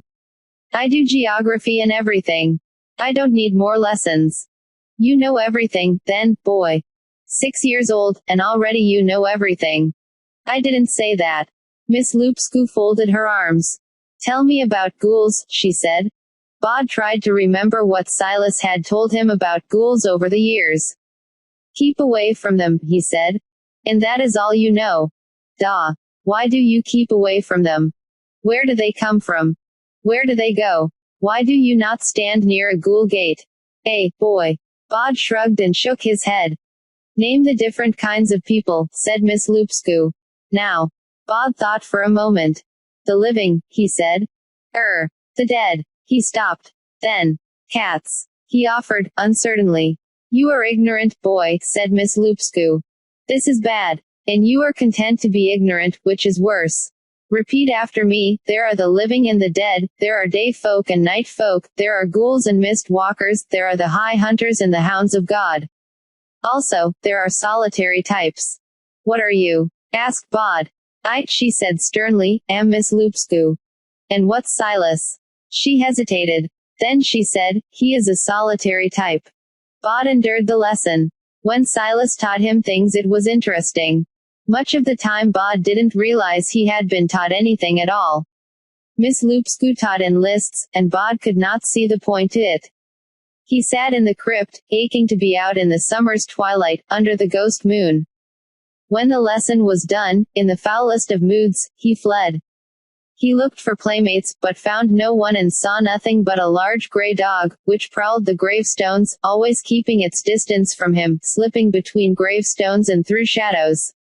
The week got worse. Miss Loopscue continued to bring Bod things she had cooked for him. Dumplings swimming in lard. Thick reddish-purple soup with a lump of sour cream in it. Small, cold-boiled potatoes. Cold garlic-heavy sausages. Hard-boiled eggs in a gray unappetizing liquid. He ate as little as he could get away with.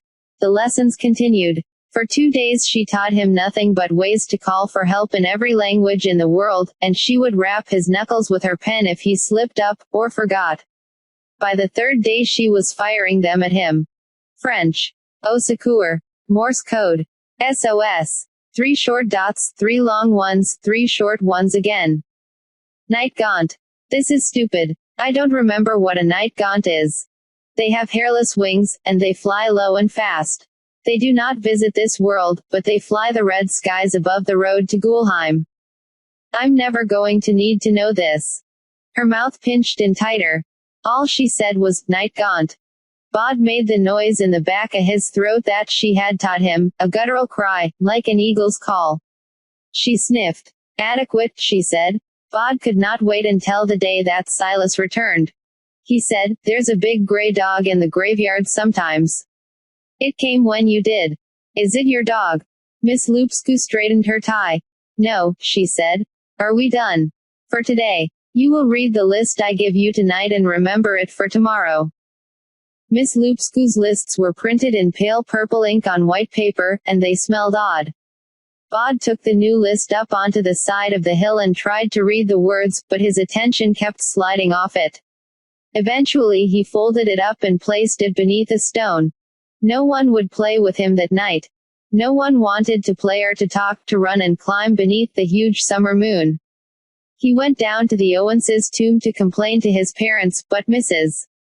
Owens would not hear a word said against Miss Loopscue, on, as far as Bod was concerned, the unfair grounds that Silas had chosen her, while Mr. Owens simply shrugged and started telling Bod about his days as a young apprentice cabinetmaker, and how much he would have loved to have learned about all the useful things that Bod was learning, which was, as far as Bod was concerned, even worse. Aren't you meant to be studying, anyway? Asked Mrs. Owens, and Bod squeezed his fists together and said nothing. He stomped off into the graveyard, feeling unloved and underappreciated. Bod brooded on the injustice of it all, and wandered through the graveyard kicking at stones. He spotted the dark gray dog, and called to it to see if it would come over and play with him, but it kept its distance, and Bod, frustrated, threw a clump of mud towards it, which broke on a nearby gravestone, and scattered earth everywhere. The big dog gazed at Bod reproachfully, then stepped away into the shadows, and was gone.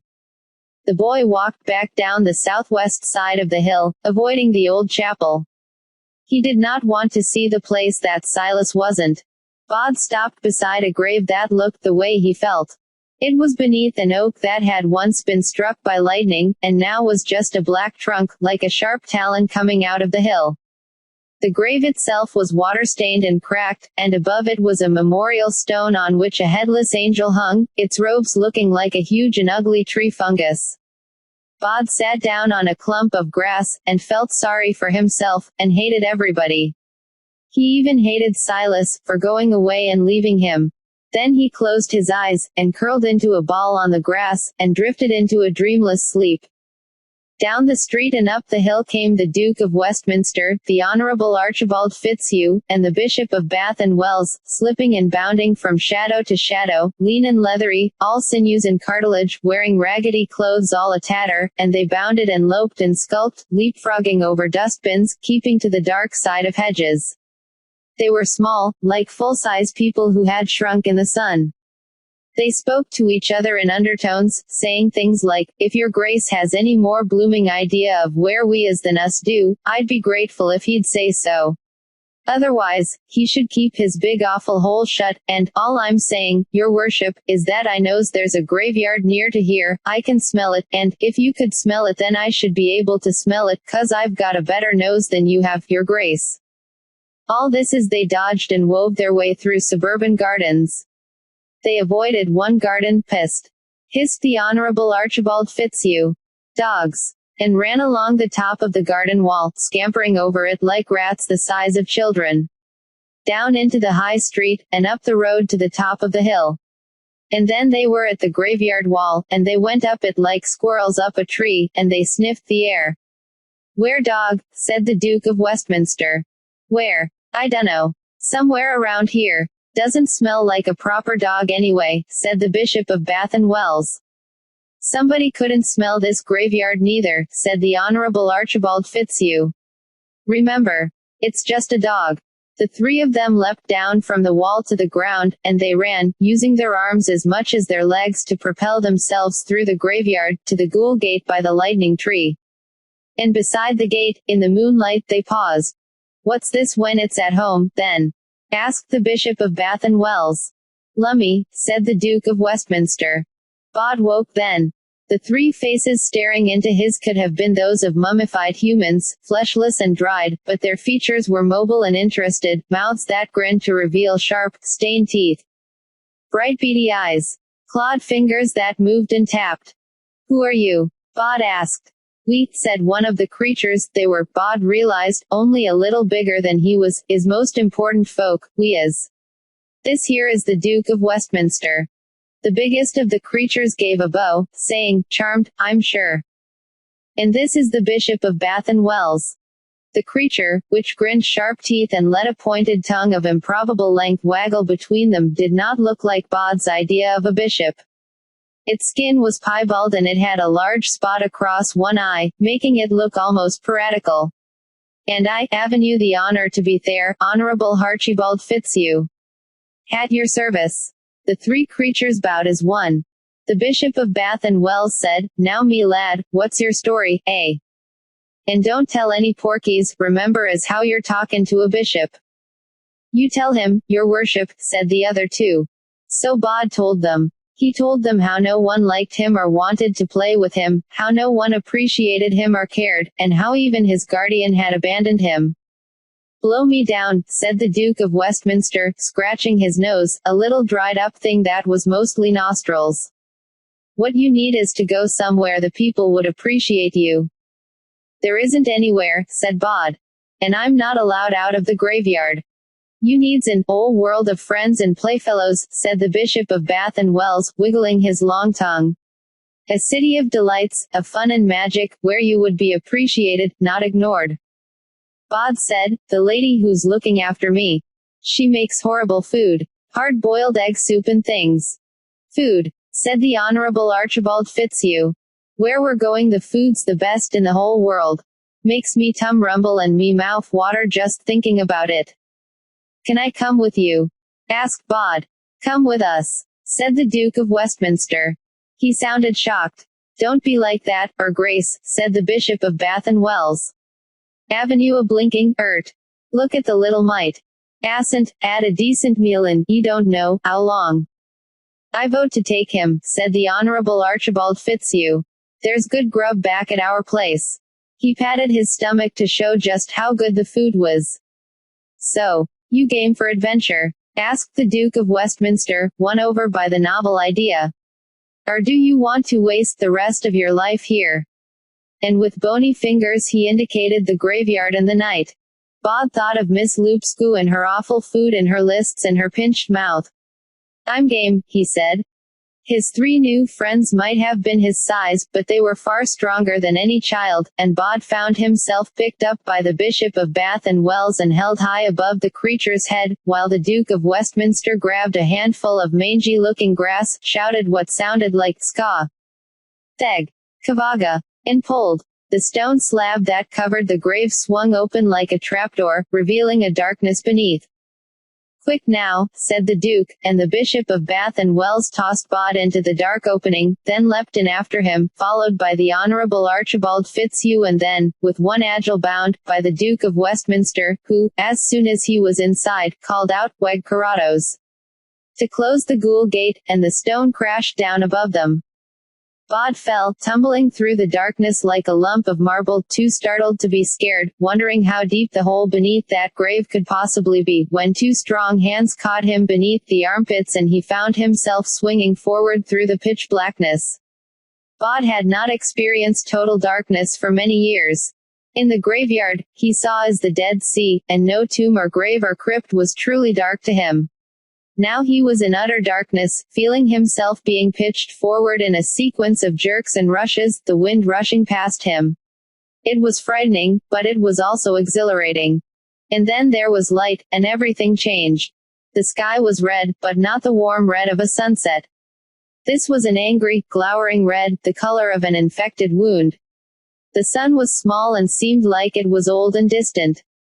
The air was cold and they were descending a wall. Tombstones and statues jutted out of the side of the wall, as if a huge graveyard had been upended, and, like three wizened chimpanzees in tattered black suits that did up in the back, the Duke of Westminster, the Bishop of Bath and Wells, and the Honourable Archibald Fitzhugh were swinging from statue to stone, dangling Bod between them as they went, tossing him from one to another, never missing him, always catching him with ease, without even looking. Bod tried to look up, to see the grave through which they had entered this strange world, but he could see nothing but headstones. He wondered if each of the graves they were swinging past was a door for the kind of people who were carrying him. Where are we going? He asked, but his voice was whipped away by the wind. They went faster and faster. Up ahead of them Bod saw a statue swing up, and another two creatures came catapulting out into this crimson-skied world, just like the ones that carried Bod. One wore a raggedy silken gown that looked like it had once been white, the other wore a stained gray suit too large for it, the sleeves of which were shredded into shadowy tatters. They spotted Bod and his three new friends and made for them, dropping 20 feet with ease.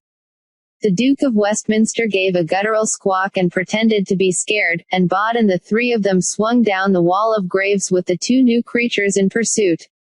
None of them seemed to get tired or out of breath, under that red sky, with the burnt-out sun gazing down at them like a dead eye, but eventually they fetched up on the side of a huge statue of a creature whose whole face seemed to have become a fungoid growth. Bod found himself being introduced to the 33rd President of the United States and the Emperor of China. This is Master Bod, said the Bishop of Bath and Wells. He's going to become one of us. He's in search of a good meal, said the Honourable Archibald Fitzhugh. Well, you're guaranteed fine dining when you becomes one of us, young lad, said the Emperor of China. Yup, said the 33rd President of the United States. Bod said, I become one of you. You mean, I'll turn into you. Smart as a whip, sharp as a tack, you'd have to get up pretty late at night to put anything past this lad, said the Bishop of Bath and Wells. Indeed. One of us. As strong, as fast, as unconquerable. Teeth so strong they can crush any bones, and tongue sharp and long enough to lick the marrow from the deepest marrow bone or flay the flesh from a fat man's face, said the Emperor of China. Able to slip from shadow to shadow, never seen, never suspected. Free as air, fast as thought, cold as frost, hard as nails, dangerous as us, said the Duke of Westminster. Bod looked at the creatures. But what if I don't want to be one of you? He said. Don't want to. Of course you wants to. What could be finer? I don't think there's a soul in the universe doesn't want to be just like us. We've got the best city. Ghoulheim, said the 33rd President of the United States. The best life, the best food. Can you imagine, interrupted the Bishop of Bath and Wells, how fine a drink the black ichor that collects in a leaden coffin can be? Or how it feels to be more important than kings and queens, than presidents or prime ministers or heroes, to be sure of it, in the same way that people are more important than Brussels sprouts. Bod said, what are you people? Ghouls, said the Bishop of Bath and Wells. Bless me, somebody wasn't paying attention, was he? We're ghouls. Look. Below them, a whole troop of the little creatures were bouncing and running and leaping, heading for the path below them, and before he could say another word, he was snatched up by a pair of bony hands and was flying through the air in a series of jumps and lurches, as the creatures headed down to meet the others of their kind. The wall of graves was ending, and now there was a road, and nothing but a road, a much-trodden path across a barren plain, a desert of rocks and bones, that wound towards a city high on a huge red rock hill, many miles away. Bod looked up at the city, and was horrified. An emotion engulfed him that mingled repulsion and fear, disgust and loathing, all tinged with shock. Ghouls do not build. They are parasites and scavengers, eaters of carrion. The city they call Ghoulheim is something they found, long ago, but did not make. No one knows, if anyone human ever knew, what kind of creatures it was that made those buildings, who honeycombed the rock with tunnels and towers, but it is certain that no one but the ghoul folk could have wanted to stay there, or even to approach that place.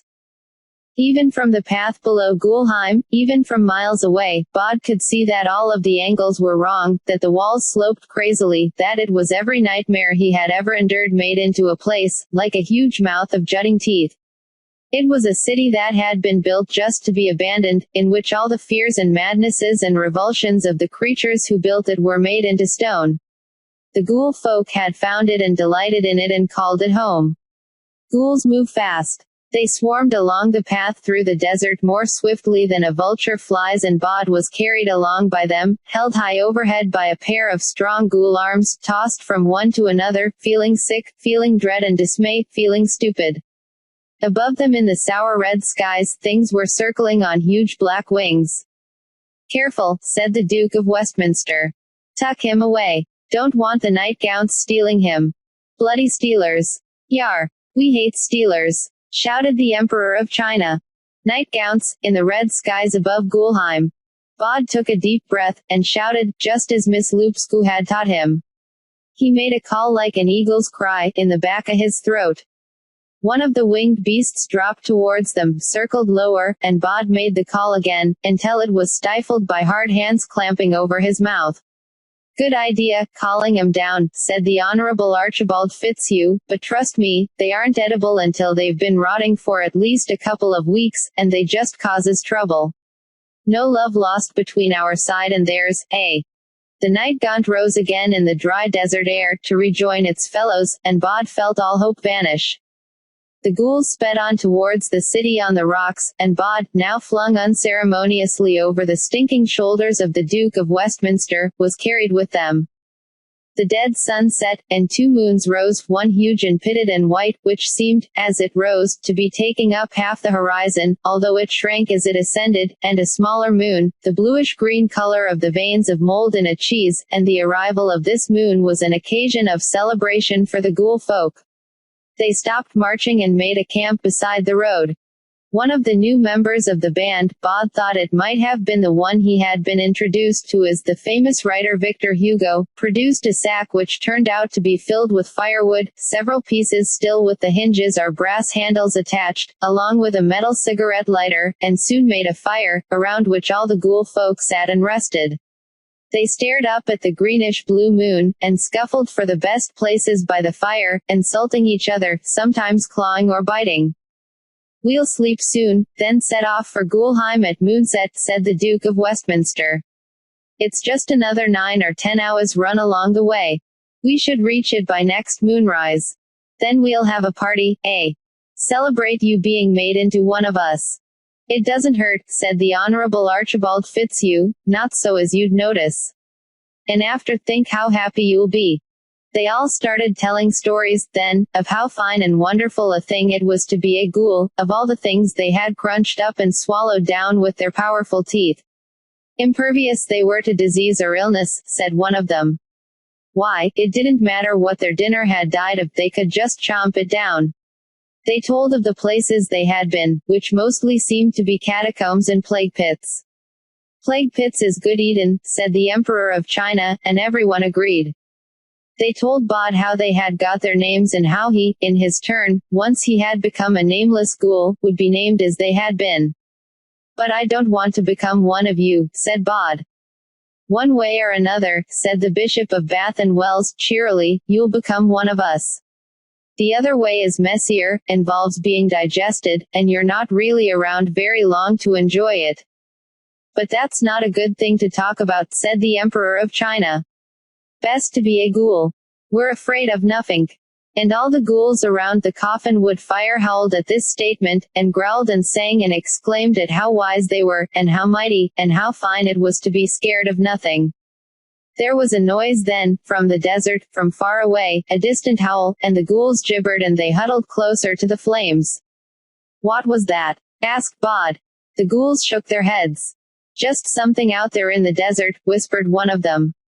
"Quiet. It'll hear us."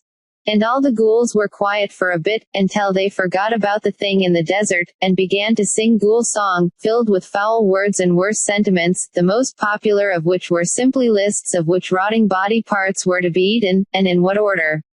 "I want to go home," said Bod, when the last of the bits in the song had been consumed. "I don't want to be here." "Don't take on so," said the Duke of Westminster. "Why, you little coot, I promise you that as soon as you're one of us, you'll not ever remember as you even had a home." "I don't remember anything about the days before I was a ghoul," said the famous writer Victor Hugo. "Nor I," said the Emperor of China, proudly. "Nope," said the 33rd President of the United States. "You'll be one of a select band, of the cleverest, strongest, bravest creatures ever," bragged the Bishop of Bath and Wells.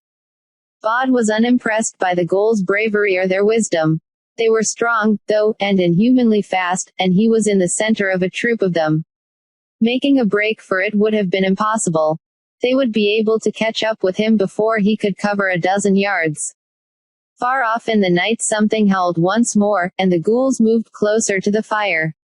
Bod could hear them sniffling and cursing. He closed his eyes, miserable and homesick. He did not want to become one of the ghouls. He wondered how he would ever be able to sleep when he was this worried and hopeless, and then, almost to his surprise, for 2 or 3 hours, he slept. A noise woke him, upset, loud, close. It was someone saying, "Well, where is they? Hey." He opened his eyes to see the Bishop of Bath and Wells shouting at the Emperor of China. It seemed that a couple of the members of their group had disappeared in the night, just vanished, and no one had an explanation. The rest of the ghouls were on edge. They packed up their camp quickly, and the 33rd President of the United States picked Bod up and bundled him over his shoulder. The ghouls scrabbled back down the rocky cliffs to the road, beneath a sky the color of bad blood, and they headed towards Ghoulheim. They seemed significantly less exuberant this morning. Now they seemed, at least to Bod, as he was bounced along, to be running away from something. Around midday, with the dead-eyed sun high overhead, the ghouls stopped, and huddled. Ahead of them, high in the sky, circling on the hot air currents, were the nightgowns, dozens of them, riding the thermals. The ghouls divided into two factions. There were those who felt that the vanishing of their friends was meaningless, and those who believed that something, probably the nightgowns, was out to get them.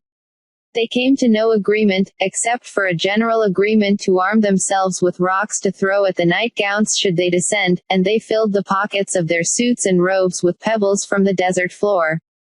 Something howled, off in the desert to their left, and the ghouls eyed each other. It was louder than the night before, and closer, a deep, wolfish howl. "Did you hear that?" asked the Lord Mayor of London.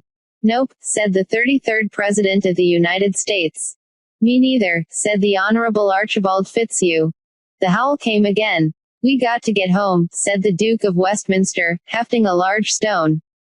The nightmare city of Ghoulheim sat on a high rocky outcrop ahead of them, and the creatures loped down the road towards it.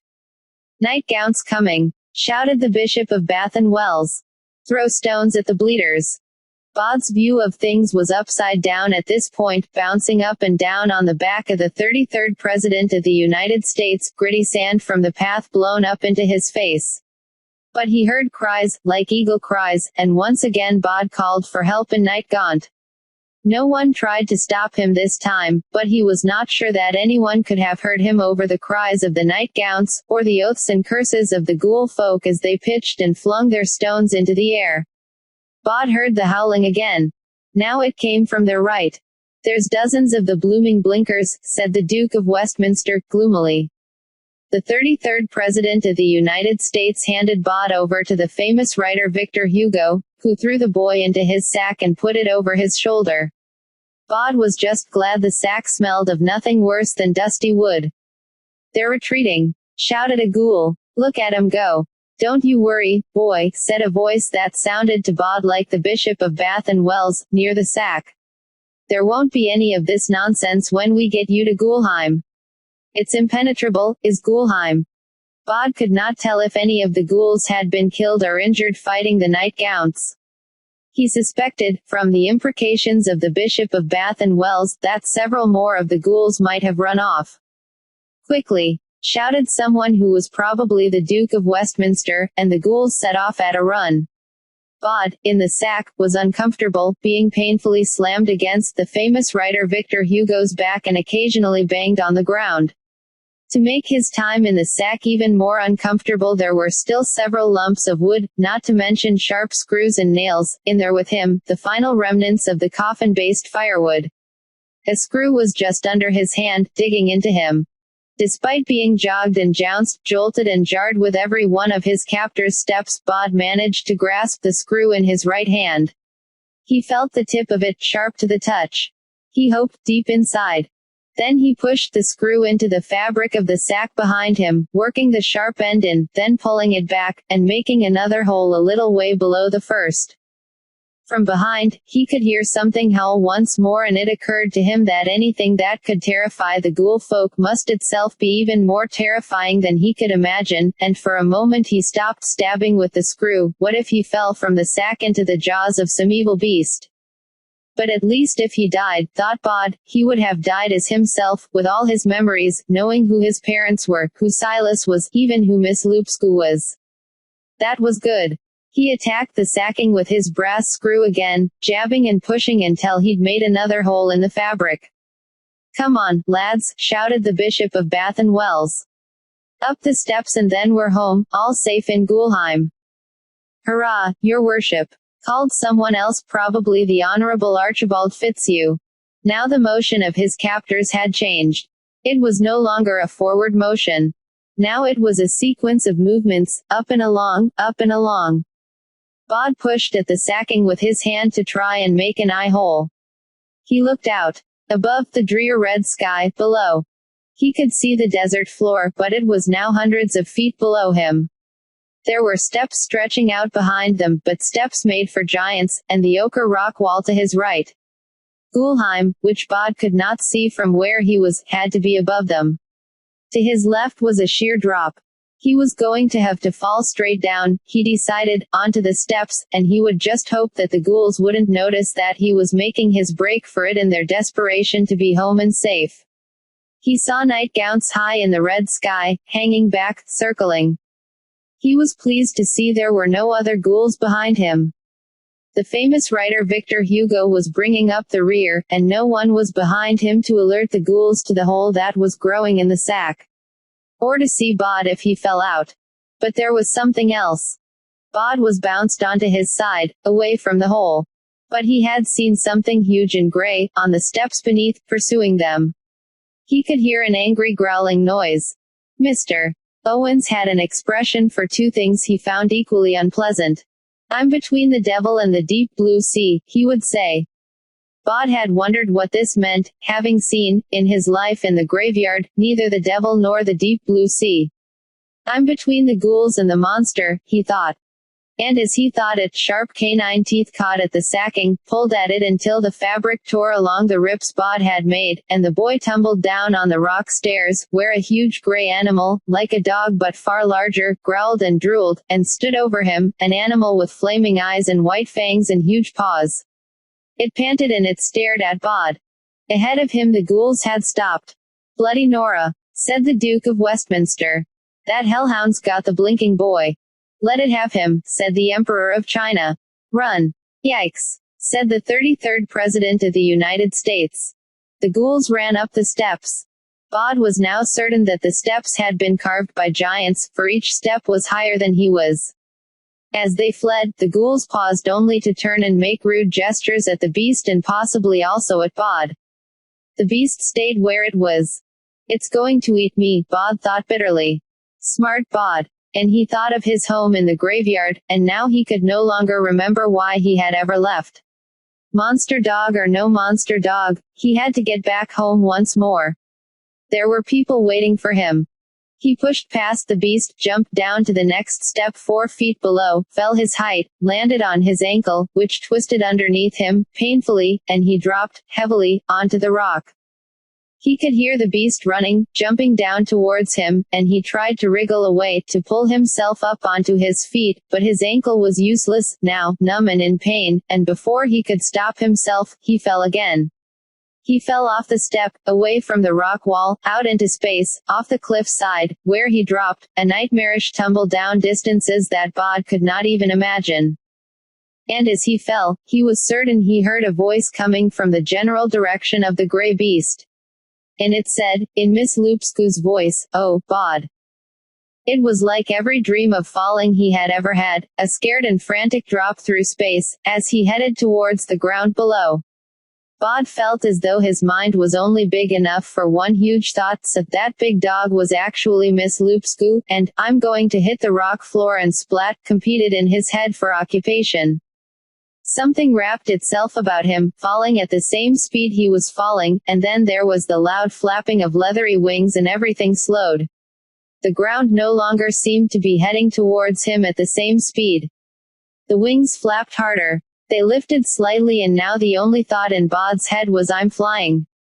And he was. He turned his head. Above him was a dark brown head, perfectly bald, with deep eyes that looked as if they were polished slabs of black glass.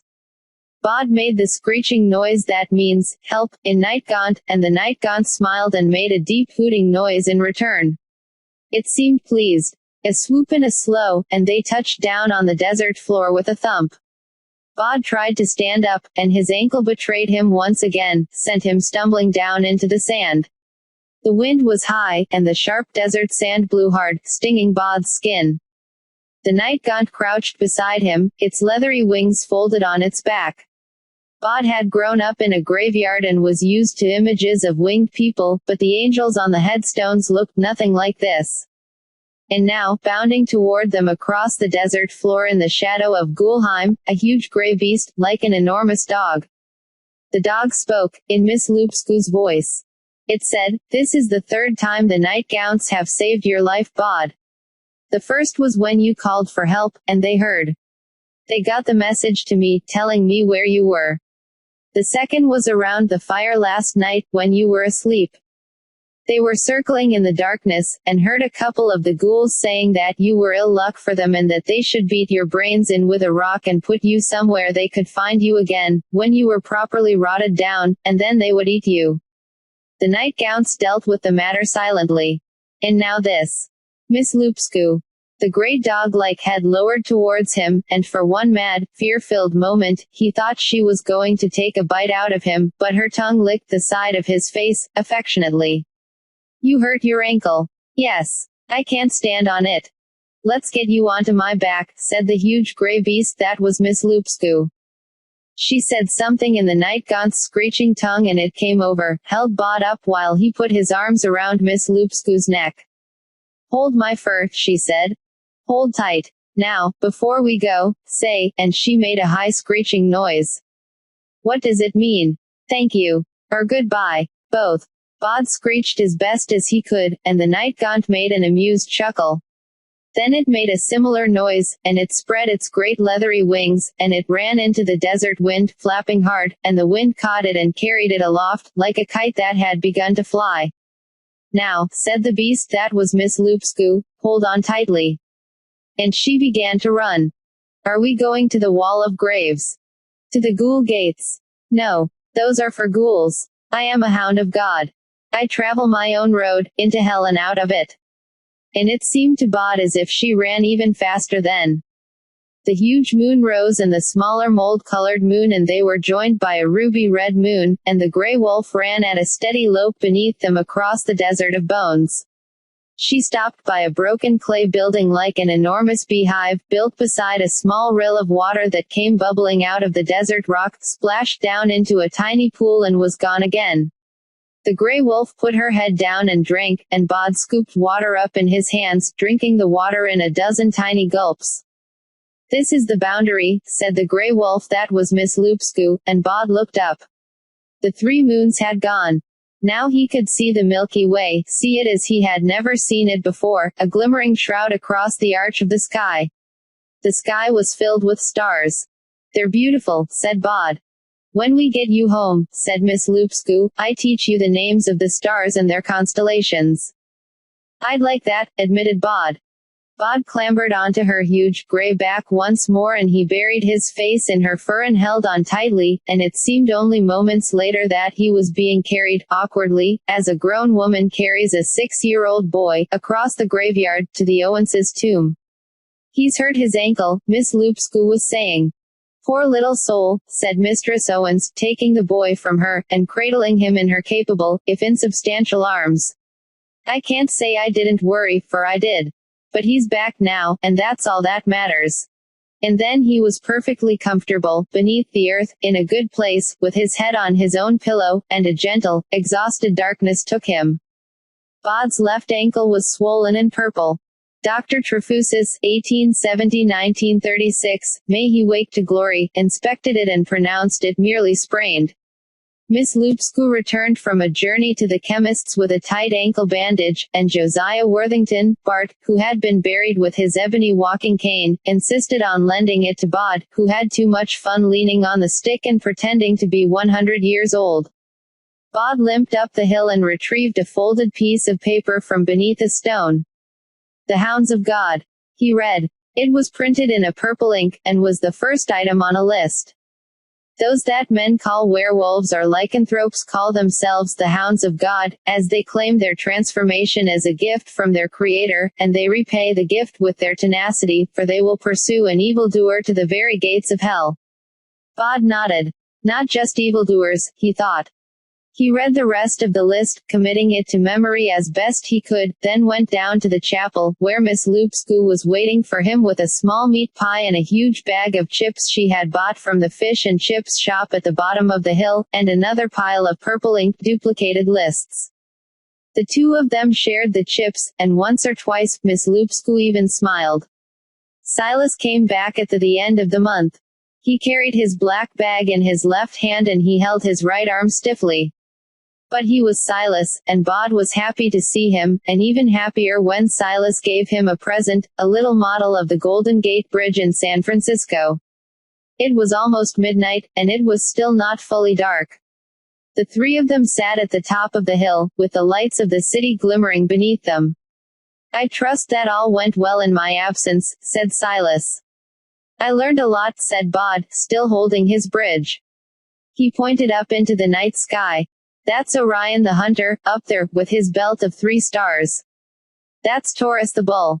Very good, said Silas. And you? Asked Bod. Did you learn anything, while you were away? Oh yes, said Silas, but he declined to elaborate. I also, said Miss Loopscoop primly. I also learned things.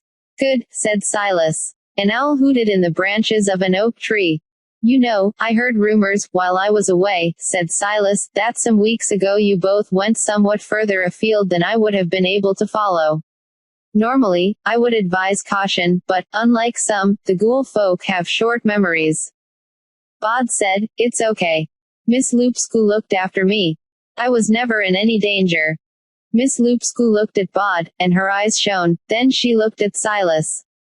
There are so many things to know, she said.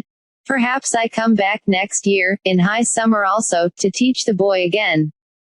Silas looked at Miss Loopscoo, and he raised an eyebrow a fraction. Then he looked at Bod. I'd like that, said Bod. Chapter 4. The Witch's Headstone. There was a witch buried at the edge of the graveyard, it was common knowledge. Bod had been told to keep away from that corner of the world by Mrs. Owens as far back as he could remember. Why? He asked. Tain't healthy for a living body, said Mrs. Owens. There's damp down that end of things. It's practically a marsh. You'll catch your death. Mr. Owens himself was more evasive and less imaginative. It's not a good place, was all he said. The graveyard proper ended at the bottom of the west side of the hill, beneath the old apple tree, with a fence of rust-brown iron railings, each topped with a small, rusting spearhead, but there was a wasteland beyond that, a mass of nettles and weeds, of brambles and autumnal rubbish, and Bod, who was, on the whole, obedient, did not push between the railings, but he went down there and looked through. He knew he wasn't being told the whole story, and it irritated him. Bod went back up the hill, to the little chapel near the entrance to the graveyard, and he waited until it got dark. As twilight edged from gray to purple there was a noise in the spire, like a fluttering of heavy velvet, and Silas left his resting place in the belfry and clambered headfirst down the spire. What's in the far corner of the graveyard? Asked Bod. Past Harrison Westwood, baker of this parish, and his wives, Marian and Joan. Why do you ask? Said his guardian, brushing the dust from his black suit with ivory fingers. Bod shrugged. Just wondered. It's unconsecrated ground, said Silas. Do you know what that means? Not really, said Bod. Silas walked across the path without disturbing a fallen leaf, and sat down on the bench beside Bod. There are those, he said, in his silken voice, who believe that all land is sacred. That it is sacred before we come to it, and sacred after. But here, in your land, they blessed the churches and the ground they set aside to bury people in, to make it holy. But they left land unconsecrated beside the sacred ground, potters' fields to bury the criminals, and the suicides are those who were not of the faith. So the people buried in the ground on the other side of the fence are bad people. Silas raised one perfect eyebrow. Oh, not at all. Let's see, it's been a while since I've been down that way. But I don't remember anyone particularly evil. Remember, in days gone by you could be hanged for stealing a shilling. And there are always people who find their lives have become so unsupportable they believe the best thing they could do would be to hasten their transition to another plane of existence. They kill themselves, you mean? Said Bod. He was about 8 years old, wide-eyed and inquisitive, and he was not stupid. Indeed. Does it work? Are they happy or dead? Sometimes. Mostly, no. It's like the people who believe they'll be happy if they go and live somewhere else, but who learn it doesn't work that way. Wherever you go, you take yourself with you. If you see what I mean. Sort of, said Bod. Silas reached down and ruffled the boy's hair. Bod said, what about the witch? Yes. Exactly, said Silas. Suicides, criminals, and witches. Those who died unshriven. He stood up, a midnight shadow in the twilight. All this talking, he said, and I have not even had my breakfast. While you will be late for lessons. In the twilight of the graveyard there was a silent implosion, a flutter of velvet darkness, and Silas was gone. The moon had begun to rise by the time Bod reached Mr.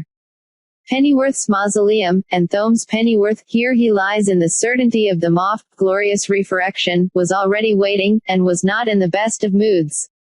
You are late, he said. Sorry, Mr. Pennyworth. Pennyworth tutted. The previous week Mr. Pennyworth had been teaching Bod about elements and humors, and Bod had kept forgetting which was which. He was expecting a test, but instead Mr. Pennyworth said, I think it is time to spend a few days on practical matters. Time is passing, after all. Is it? Asked Bod. I am afraid so, young Master Owens. Now, how is your fading? Bod had hoped he would not be asked that question. It's all right, he said. I mean, you know. No, Master Owens. I do not know. Why do you not demonstrate for me? Bod's heart sank. He took a deep breath, and did his best, squinching up his eyes and trying to fade away. Mr. Pennyworth was not impressed. Pa, that's not the kind of thing. Not the kind of thing at all. Slipping and fading, boy, the way of the dead. Slip through shadows. Fade from awareness. Try again. Bod tried harder. You're as plain as the nose on your face, said Mr. Pennyworth. And your nose is remarkably obvious. As is the rest of your face, young man. As are you. For the sake of all that is holy, empty your mind. Now. You are an empty alleyway. You are a vacant doorway. You are nothing. Eyes will not see you. Minds will not hold you. Where you are is nothing and nobody. Bod tried again. He closed his eyes and imagined himself fading into the stained stonework of the mausoleum wall, becoming a shadow on the night and nothing more. He sneezed. Dreadful, said Mr. Pennyworth with a sigh. Quite dreadful. I believe I shall have a word with your guardian about this. He shook his head. So, the humors. List them. Sanguine. Choleric. Phlegmatic. And the other one. Melancholic, I think. And so it went, until it was time for grammar and composition with Miss Letitia Barrows, spinster of this parish, who did no harm to no man all the days of her life. Reader, can you say likewise? Bod liked Miss Barrows, and the coziness of her little crypt, and that she could all too easily be let off the subject. They say there's a witch in Unkins, unconsecrated ground, he said. Yes, dear. But you don't want to go over there. Why not? Miss Barrows smiled the guileless smile of the dead. They aren't our sort of people, she said. But it is the graveyard, isn't it? I mean, I'm allowed to go there if I want to.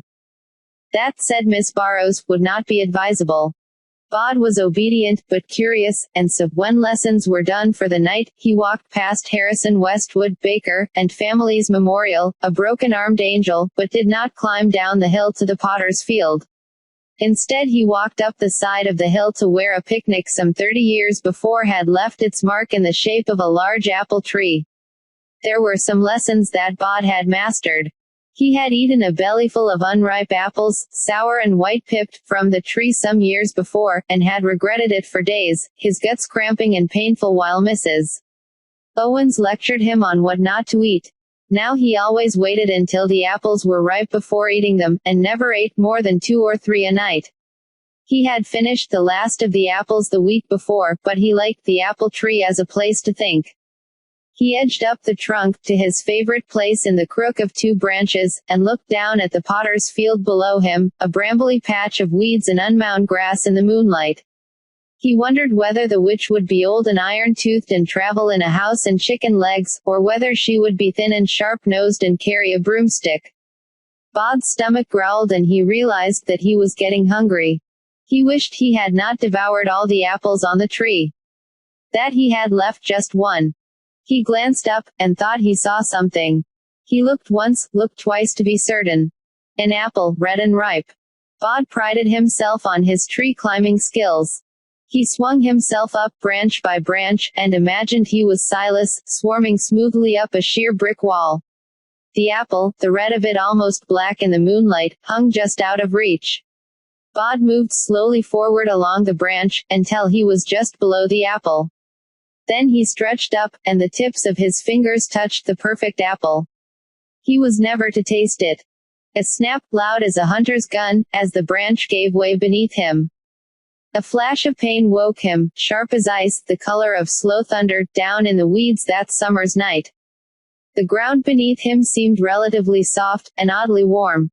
He pushed a hand down and felt something like warm fur beneath him. He had landed on the grass pile, where the graveyard's groundskeeper threw the cuttings from the mower, and it had broken his fall. Still, there was a pain in his chest, and his leg hurt as if he had landed on it first and twisted it. Bod moaned. "Hush-a you hush-a boy," said a voice from behind him. "Where did you come from?" "Dropping like a thunderstone. What way is that to carry on?" "I was in the apple tree," said Bod. "Ah, let me see your leg."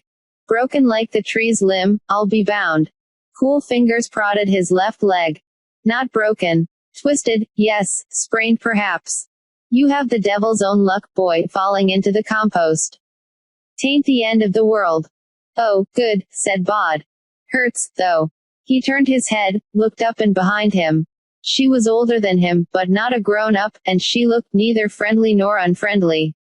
Wary, mostly. She had a face that was intelligent and not even a little bit beautiful. "I'm Bod," he said. "The live boy?" she asked. Bod nodded. "I thought you must be," she said. "We've heard of you, even over here, in the potter's field." "What do they call you?"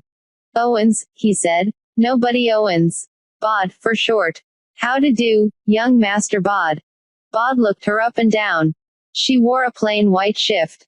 Her hair was mousy and long, and there was something of the goblin in her face, a sideways hint of a smile that seemed to linger, no matter what the rest of her face was doing. "Were you a suicide?" he asked. "Did you steal a shilling?" "Never stole nothink," she said, "not even a handkerchief." "Anyway," she said, pertly, "the suicides is all over there, on the other side of that hawthorn, and the gallows birds are in the blackberry patch, both of them. One was a coiner, t'other a highwayman, or so he says, although if you ask me I doubt he was more than a common footpad and nightwalker." "Ah," said Bod. Then, suspicion forming, tentatively, he said, "They say a witch is buried here." She nodded. "Drowned it and burned it and buried here without as much as a stone to mark the spot." "You were drowned and burned." She settled down on the hill of grass cuttings beside him, and held his throbbing leg with her chilly hands. "They come to my little cottage at dawn, before I'm proper awake, and drags me out onto the green. 'You're a witch,' they shouts, fat and fresh, scrubbed all pink in the morning, like so many pigwiggens scrubbed clean for market day. One by one they gets up beneath the sky and tells of milk gone sour and horses gone lame, and finally Mistress Jemima gets up, the fattest, pinkest, best scrubbed of them all, and tells how as Solomon Porrid now cuts her dead and instead hangs around the wash house like a wasp about a honey pot, and it's all my magic, says she, that made him so, and the poor young man must be bespelled. So they strap me to the cucking stool and forces it under the water of the duck pond, saying if I'm a witch I'll neither drown nor care, but if I am not a witch I'll feel it. And Mistress Jemima's father gives them each a silver groat to hold the stool down under the foul green water for a long time, to see if I'd choke on it." "And did you?" "Oh yes. Got a lungful of water. It done for me." "Oh," said Bod. "Then you weren't a witch after all." The girl fixed him with her beady ghost eyes and smiled a lopsided smile. She still looked like a goblin, but now she looked like a pretty goblin, and Bod didn't think she would have needed magic to attract Solomon Porrit, not with a smile like that. "What nonsense. Of course I was a witch. They learned that when they untied me from the cucking stool and stretched me on the green, 9 parts dead and all covered with duckweed and stinking pond muck. I rolled my eyes back in my head, and I cursed each and every one of them there on the village green that morning, that none of them would ever rest easily in a grave. I was surprised at how easily it came, the cursing. Like dancing it was, when your feet pick up the steps of a new measure your ears have never heard and your head don't know, and they dance it till dawn." She stood, and twirled, and kicked, and her bare feet flashed in the moonlight. "That was how I cursed them, with my last gurgling pond watery breath. And then I expired. They burned my body on the green until I was nothing but blackened charcoal, and they popped me in a hole in the potter's field without so much as a headstone to mark my name, and it was only then that she paused, and seemed for a moment wistful. Are any of them buried in the graveyard, then? Asked Bod. Not a one, said the girl, with a twinkle. The Saturday after they drowned it and toasted me, a carpet was delivered to Master Porringer, all the way from London town, and it was a fine carpet. But it turned out there was more in that carpet than strong wool and good weaving, for it carried the plague in its pattern, and by Monday 5 of them were coughing blood, and their skins were gone as black as mine when they hauled me from the fire. A week later and it had taken most of the village, and they threw the bodies all promiscuous in a plague pit they dug outside of the town, that they filled in after. Was everyone in the village killed? She shrugged. Everyone who watched me get drowned and burned. How's your leg now? Better, he said. Thanks. Bod stood up slowly, and limped down from the grass pile. He leaned against the iron railings. So were you always a witch? He asked. I mean, before you cursed them all. As if it would take witchcraft, she said with a sniff, to get Solomon Porritt mooning round my cottage. Which Bod thought but did not say, was not actually an answer to the question, not at all. What's your name? He asked. God, no headstone, she said, turning down the corners of her mouth. Might be anybody. Mightn't I? But you must have a name. Liza Hempstock, if you please, she said tartly. Then she said, it's not that much to ask, is it? Something to mark my grave. I'm just down there, see. With nothing but nettles to show where I rest. And she looked so sad, just for a moment, that Bod wanted to hug her. And then it came to him, as he squeezed between the railings of the fence. He would find Liza Hempstock a headstone, with her name upon it. He would make her smile. He turned to wave goodbye as he began to clamber up the hill, but she was already gone. There were broken lumps of other people's stones and statues in the graveyard, but Bod knew, that would have been entirely the wrong sort of thing to bring to the grey-eyed witch in the potter's field. It was going to take more than that. He decided not to tell anyone what he was planning, on the not entirely unreasonable basis that they would have told him not to do it. Over the next few days his mind filled with plans, each more complicated and extravagant than the last. Mr. Pennyworth despaired. I do believe, he announced, scratching his dusty mustache, that you are getting, if anything, worse.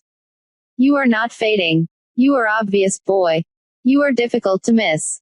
If you came to me in company with a purple lion, a green elephant, and a scarlet unicorn astride which was the King of England in his royal robes, I do believe that it is you and you alone that people would stare at, dismissing the others as minor irrelevancies.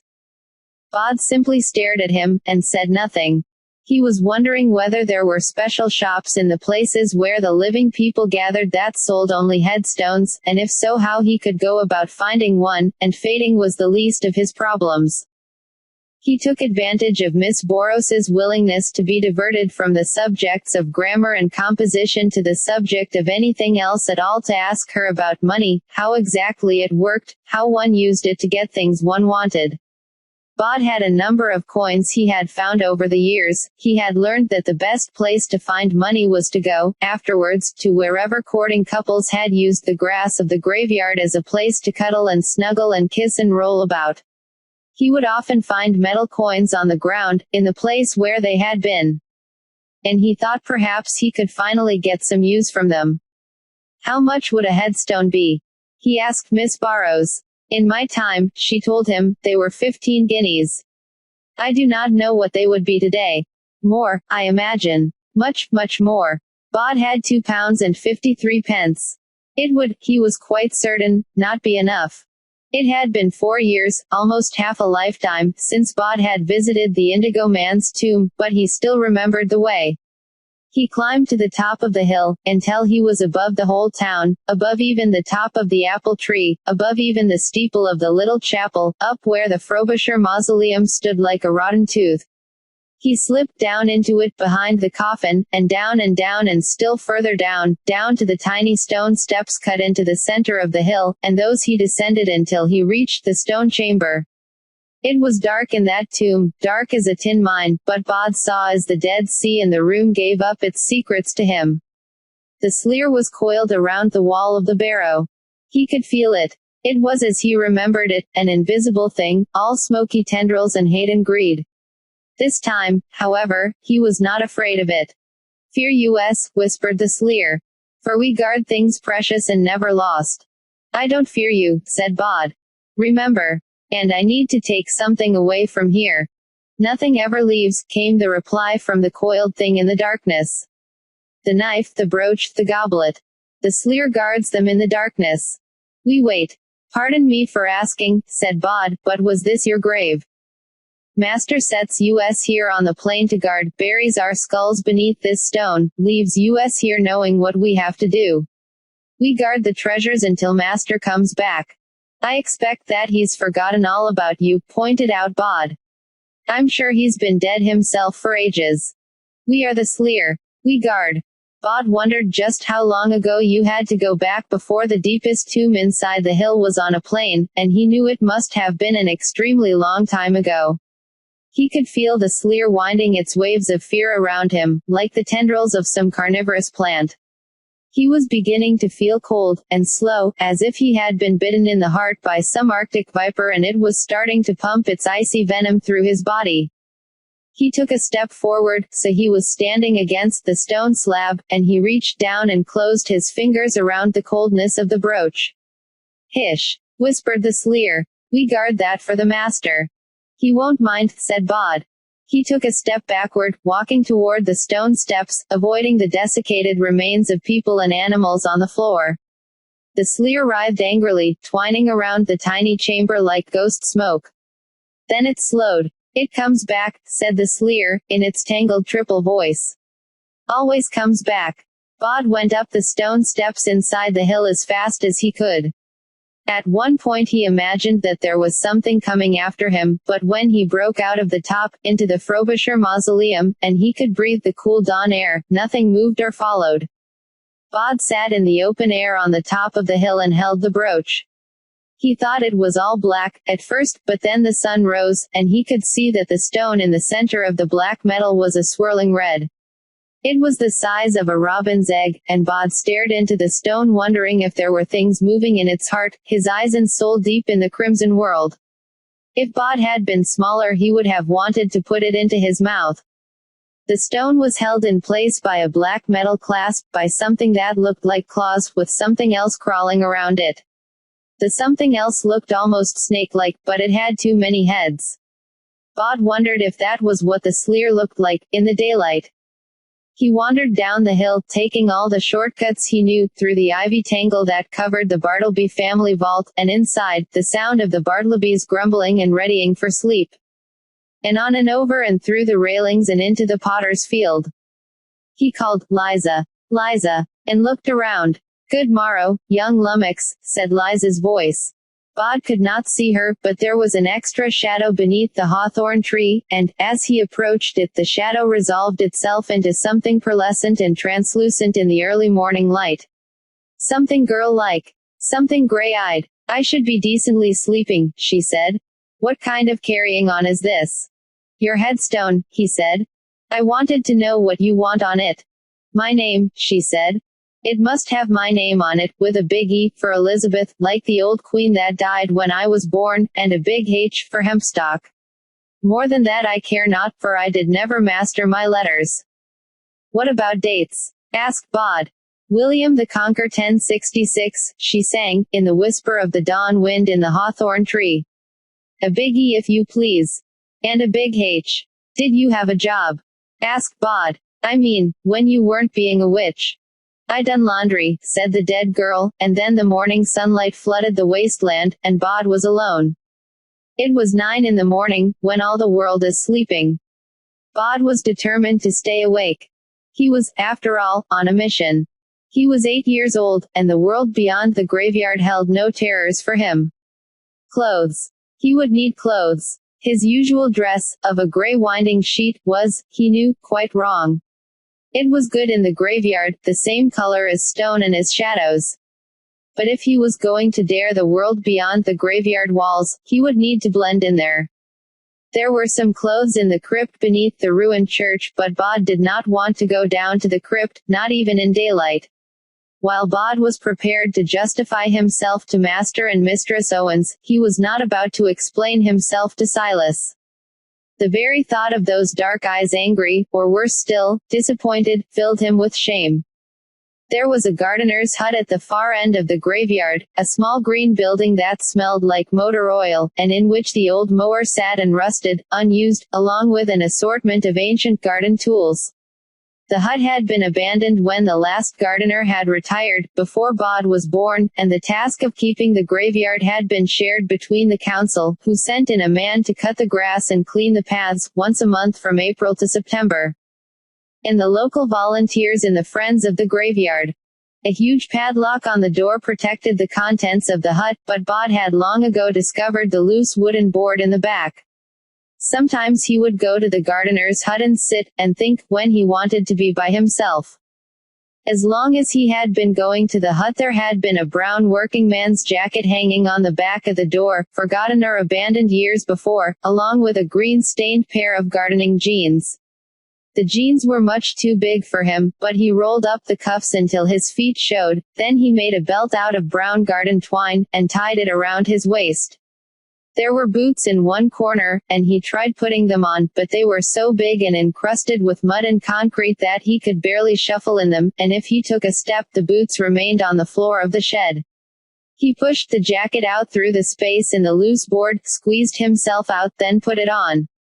If he rolled up the sleeves, he decided, it worked quite well. It had big pockets, and he thrust his hands into them, and felt quite the dandy. Bod walked down to the main gate of the graveyard, and looked out through the bars. A bus rattled past, in the street. There were cars there and noise and shops. Behind him, a cool green shade, overgrown with trees and ivy. Home. His heart pounding, Bod walked out into the world. Ebenezer Bolger had seen some odd types in his time. If you own a shop like Ebenezer's, you'd see them too. The shop, in the warren of streets in the old town, a little bit antiques shop, a little bit junk shop, a little bit pawnbrokers, and not even Ebenezer himself was entirely certain which bit was which. Brought odd types and strange people, some of them wanting to buy, some of them needing to sell. Ebenezer Bolger traded over the counter, buying and selling, and he did a better trade behind the counter and in the back room, accepting objects that may not have been acquired entirely honestly, and then quietly shifting them on. His business was an iceberg. Only the dusty little shop was visible on the surface. The rest of it was underneath, and that was just how Ebenezer Bolger wanted it. Ebenezer Bolger had thick spectacles and a permanent expression of mild distaste, as if he had just realized that the milk in his tea had been on the turn, and he could not get the sour taste of it out of his mouth. The expression served him well when people tried to sell him things. Honestly, he would tell them, sour-faced, it's not really worth anything at all. I'll give you what I can, though, as it has sentimental value. You were lucky to get anything like what you thought you wanted from Ebenezer Bolger. A business like Ebenezer Bolger's brought in strange people, but the boy who came in that morning was one of the strangest Ebenezer could remember in a lifetime of cheating strange people out of their valuables. He looked to be about 7 years old, and dressed in his grandfather's clothes. He smelled like a shed. His hair was long and shaggy, and he seemed extremely grave. His hands were deep in the pockets of a dusty brown jacket, but even with the hands out of sight, Ebenezer could see that something was clutched extremely tightly, protectively, in the boy's right hand. "Excuse me," said the boy. Aye, Sonny Jim," said Ebenezer Bolger warily. "Kids," he thought. Either they've nicked something, or they're trying to sell their toys. Either way, he usually said no. Buy stolen property from a kid, and next thing you knew you'd have an enraged adult accusing you of having given little Johnny or Matilda a tenner for their wedding ring. More trouble than they was worth, kids. "I need something for a friend of mine," said the boy. "And I thought maybe you could buy something I've got." "I don't buy stuff from kids," said Ebenezer Bolger flatly. Bod took his hand out of his pocket and put the brooch down on the grimy countertop. Bolger glanced down at it, then he looked at it. He removed his spectacles. He took an eyepiece from the countertop and he screwed it into his eye. He turned on a little light on the counter and examined the brooch through the eyeglass. Snakestone, he said, to himself, not to the boy. Then he took the eyepiece out, replaced his glasses, and fixed the boy with a sour and suspicious look. Where did you get this? Ebenezer Bolger asked. Bod said, do you want to buy it? You stole it. You've nicked this from a museum or somewhere, didn't you? No, said Bod flatly. Are you going to buy it, or shall I go and find somebody who will? Ebenezer Bolger's sour mood changed then. Suddenly he was all affability. He smiled broadly. I'm sorry, he said. It's just you don't see many pieces like this. Not in a shop like this. Not outside of a museum.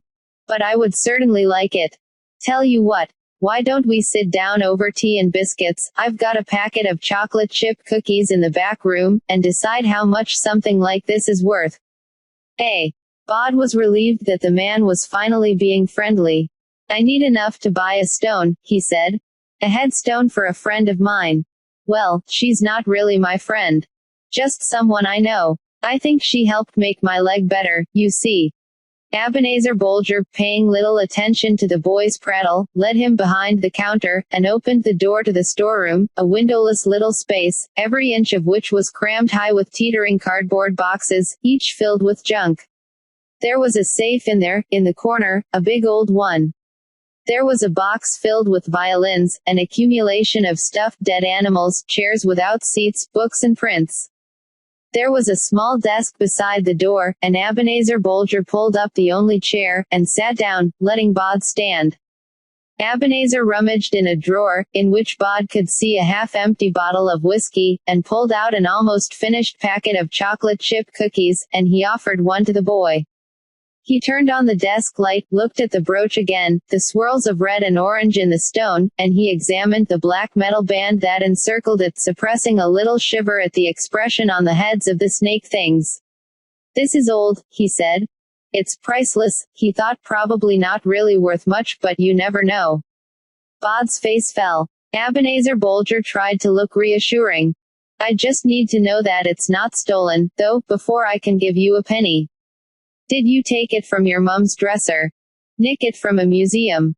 You can tell me. I'll not get you into trouble. I just need to know. Bod shook his head. He munched on his cookie. Then where did you get it? Bod said nothing. Ebenezer Bolger did not want to put down the brooch, but he pushed it across the desk to the boy. If you can't tell me, he said, you'd better take it back.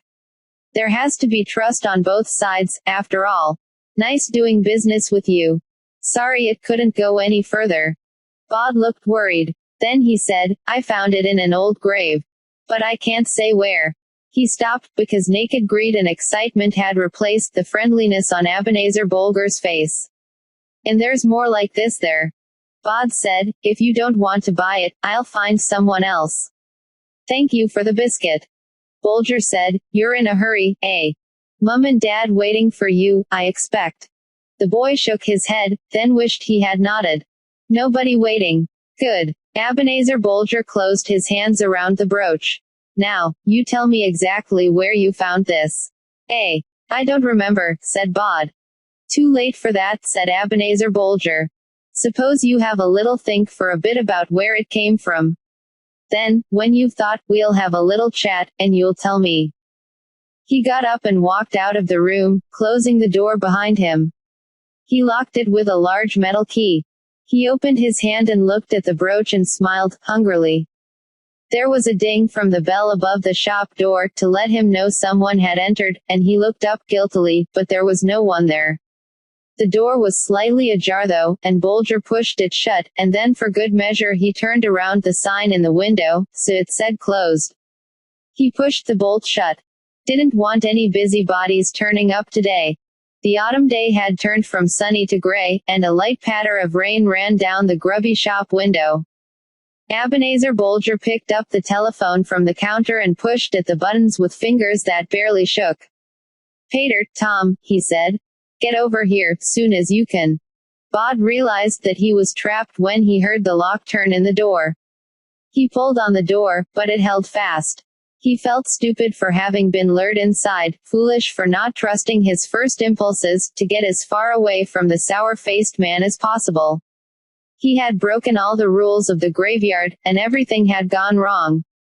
What would Silas say? Or the Owenses? He could feel himself beginning to panic, and he suppressed it, pushing the worry back down inside him. It would all be good. He knew that. Of course, he needed to get out. He examined the room he was trapped in. It was little more than a storeroom with a desk in it. The only entrance was the door. He opened the desk drawer, finding nothing but small pots of paint, used for brightening up antiques. And a paintbrush. He wondered if he would be able to throw paint in the man's face, and blind him for long enough to escape.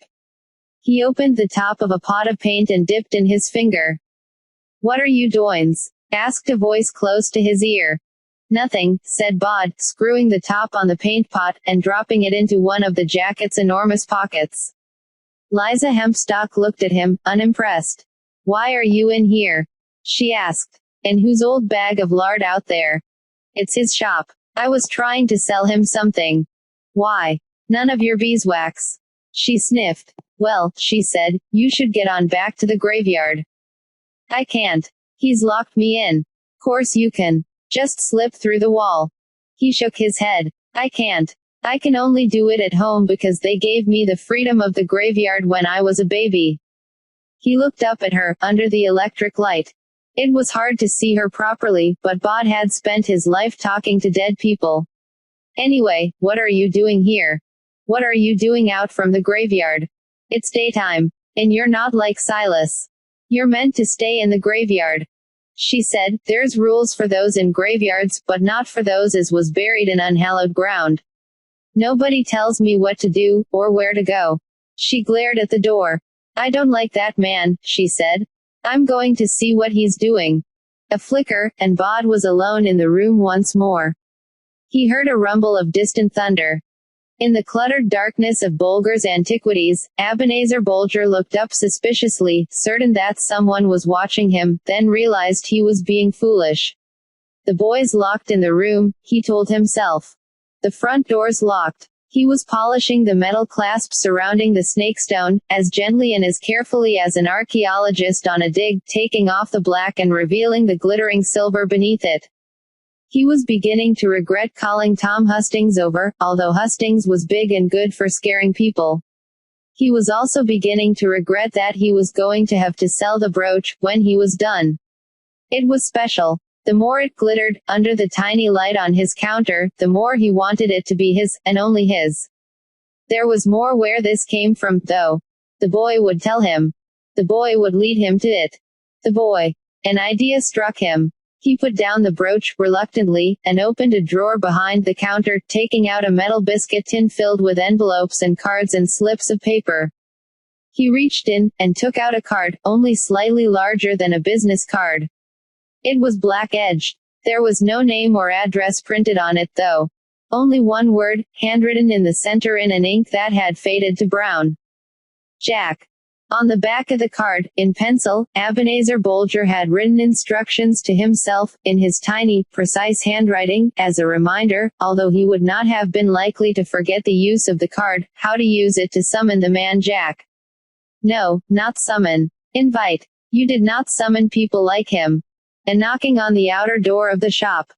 Bolger tossed the card down onto the counter, and walked over to the door, peering out into the wet afternoon.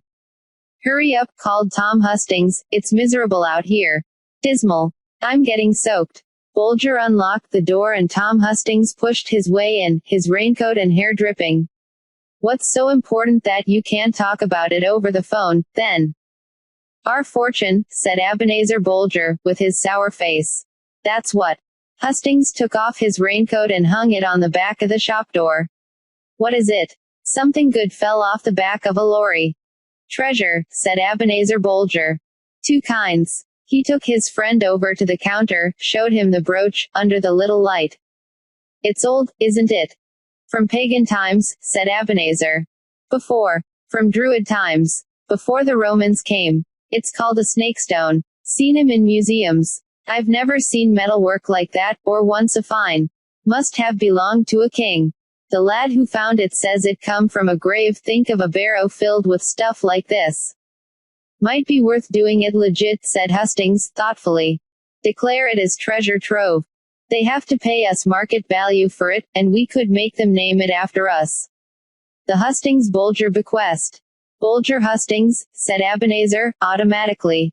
Then he said, there's a few people I know of, people with real money, would pay more than market value, if they could hold it as you are, for Tom Hustings was fingering the brooch, gently, like a man stroking a kitten, and there'd be no questions asked.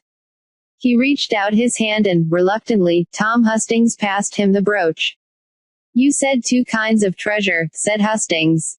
What's t'other? Ebenezer Bulger picked up the black-edged card, held it out for his friend's inspection. Do you know what this is? His friend shook his head. Ebenezer put the card down on the counter.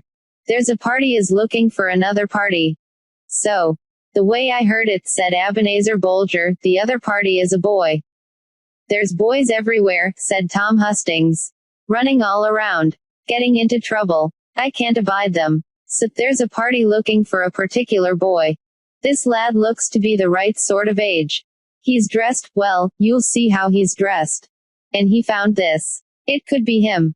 And if it is him. Ebenezer Bulger picked up the card again, by the edge, and waved it back and forth slowly, as if running the edge along an imaginary flame. Here comes a candle to light you to bed, he began. And here comes a chopper to chop off your head, concluded Tom Hustings, thoughtfully. But look you. If we call the man Jack, we lose the boy. And if we lose the boy, we lose the treasure. And the 2 men went back and forth on it, weighing the merits and disadvantages of reporting the boy or of collecting the treasure, which had grown in their minds to a huge underground cavern filled with precious things, and as they debated Ebenezer pulled a bottle of sloe gin from beneath the counter and poured them both a generous tot to assist the celebrations. Liza was soon bored with their discussion, which went back and forth and around like a whirligig, getting nowhere, and so she went back into the storeroom, to find Bod standing in the middle of the room with his eyes tightly closed and his fists clenched and his face all screwed up as if he had a toothache, almost purple from holding his breath. What you adoins of now? She asked, unimpressed. He opened his eyes and relaxed. Trying to fade, he said. Liza sniffed. Try again, she said. He did, holding his breath even longer this time. Stop that, she told him. Or you'll pop. Bod took a deep breath and then sighed. It doesn't work, he said. Maybe I could hit him with a rock, and just run for it. There wasn't a rock, so he picked up a colored glass paperweight, hefted it in his hand, wondering if he could throw it hard enough to stop Ebenezer Bulger in his tracks. There's 2 of them out there now, said Liza. And if the one don't get you, t'other one will. They say they want to get you to show them where you got the brooch, and then dig up the grave and take the treasure. She did not tell him about the other discussions they were having, nor about the black-edged card. She shook her head. Why did you do something as stupid as this anyway? You know the rules about leaving the graveyard. Just asking for trouble, it was. Bod felt very insignificant, and very foolish. I wanted to get you a headstone, he admitted, in a small voice. And I thought it would cost more money. So I was going to sell him the brooch, to buy you one. She didn't say anything. Are you angry? She shook her head. It's the first nice thing anyone's done for me in 500 years, she said, with a hint of a goblin smile. Why would I be angry? Then she said, what do you do, when you try to fade? What Mr. Pennyworth told me. I am an empty doorway, I am a vacant alley, I am nothing. Eyes will not see me, glances slip over me. But it never works. It's because you're alive, said Liza, with a sniff. There's stuff as works for us, the dead, who have to fight to be noticed at the best of times, that won't never work for you people. She hugged herself tightly, moving her body back and forth, as if she was debating something. Then she said, it's because of me you got into this. Come here, nobody Owens. He took a step towards her, in that tiny room, and she put her cold hand on his forehead. It felt like a wet silk scarf against his skin. Now, she said, perhaps I can do a good turn for you. And with that, she began to mutter to herself, mumbling words that Bod could not make out. Then she said, clear and loud, be whole, be dust, be dream, be wind. Be night, be dark, be wish, be mind. Now slip, now slide, now move unseen. Above, beneath, betwixt, between. Something huge touched him, brushed him from head to feet, and he shivered. His hair prickled, and his skin was all gooseflesh. Something had changed. What did you do? He asked. Just give you a helping hand, she said. I may be dead, but I'm a dead witch, remember. And we don't forget. But, hush up, she said. They're coming back. The key rattled in the storeroom lock. Now then, chummy, said a voice Bod had not heard clearly before, I'm sure we're all going to be great friends, and with that Tom Hustings pushed open the door. Then he stood in the doorway looking around, looking puzzled. He was a big, big man, with foxy red hair and a bottle red nose. Here, Ebenezer. I thought you said he was in here. I did, said Bulger, from behind him. Well, I can't see hide nor hair of him. Bulger's face appeared behind the ruddy man's and he peered into the room. Hiding, he said, staring straight at where Bod was standing. No use hiding, he announced, loudly. I can see you there. Come on out. The two men walked into the little room, and Bod stood stock still between them and thought of Mr. Pennyworth's lessons. He did not react, he did not move. He let the men's glances slide from him without seeing him. You're going to wish you'd come out when I called, said Bulger, and he shut the door. Right, he said to Tom Hustings. You block the door, so he can't get past. And with that he walked around the room, peering behind things, and bending, awkwardly, to look beneath the desk. He walked straight past Bod and opened the cupboard. Now I see you, he shouted. Come out. Liza giggled. What was that? Asked Tom Hustings, spinning round. I didn't hear nothing, said Ebenezer Bulger. Liza giggled again. Then she put her lips together and blew, making a noise that began as a whistling, and then sounded like a distant wind. The electric lights in the little room flickered and buzzed, then they went out. Bloody fuses, said Ebenezer Bulger. Come on. This is a waste of time. The key clicked in the lock, and Liza and Bod were left alone in the room. He's got away, said Ebenezer Bulger. Bod could hear him now through the door. Room like that. There wasn't anywhere he could have been hiding. We'd have seen him if he was. The man Jack won't like that. Who's going to tell him? A pause. Here. Tom Hustings. Where's the brooch gone? That. Here. I was keeping it safe. Keeping it safe. In your pocket. Funny place to be keeping it safe, if you ask me. More like you were planning to make off with it, like you was planning to keep my brooch for your own. Your brooch, Ebenezer. Your brooch. Our brooch, you mean. Ours, indeed. I don't remember you being here, when I got it from that boy. That boy that you couldn't even keep safe for the man Jack, you mean. Can you imagine what he'll do, when he finds you had the boy he was looking for, and you let him go? Probably not the same boy. Lots of boys in the world, what are the odds it was the one he was looking for? Out the back door as soon as my back was turned, I'll bet. And then Ebenezer Bulger said, in a high, wheedling voice, don't you worry about the man Jack, Tom Hustings. I'm sure that it was a different boy. My old mind playing tricks. And we're almost out of sloe gin, how would you fancy a good scotch? I've whiskey in the back room. You just wait here a moment. The storeroom door was unlocked, and Ebenezer entered, holding a walking stick and a flashlight, looking even more sour of face than before. If you're still in here, he said, in a sour mutter, don't even think of making a run for it. I've called the police on you, that's what I've done. A rummage in a drawer produced the half-filled bottle of whiskey, and then a tiny black bottle. Ebenezer poured several drops from the little bottle into the larger, then he pocketed the tiny bottle. My brooch, and mine alone, he muttered, and followed it with a barked, just coming, Tom. He glared around the dark room, staring past Bod, then he left the storeroom, carrying the whiskey in front of him. He locked the door behind him.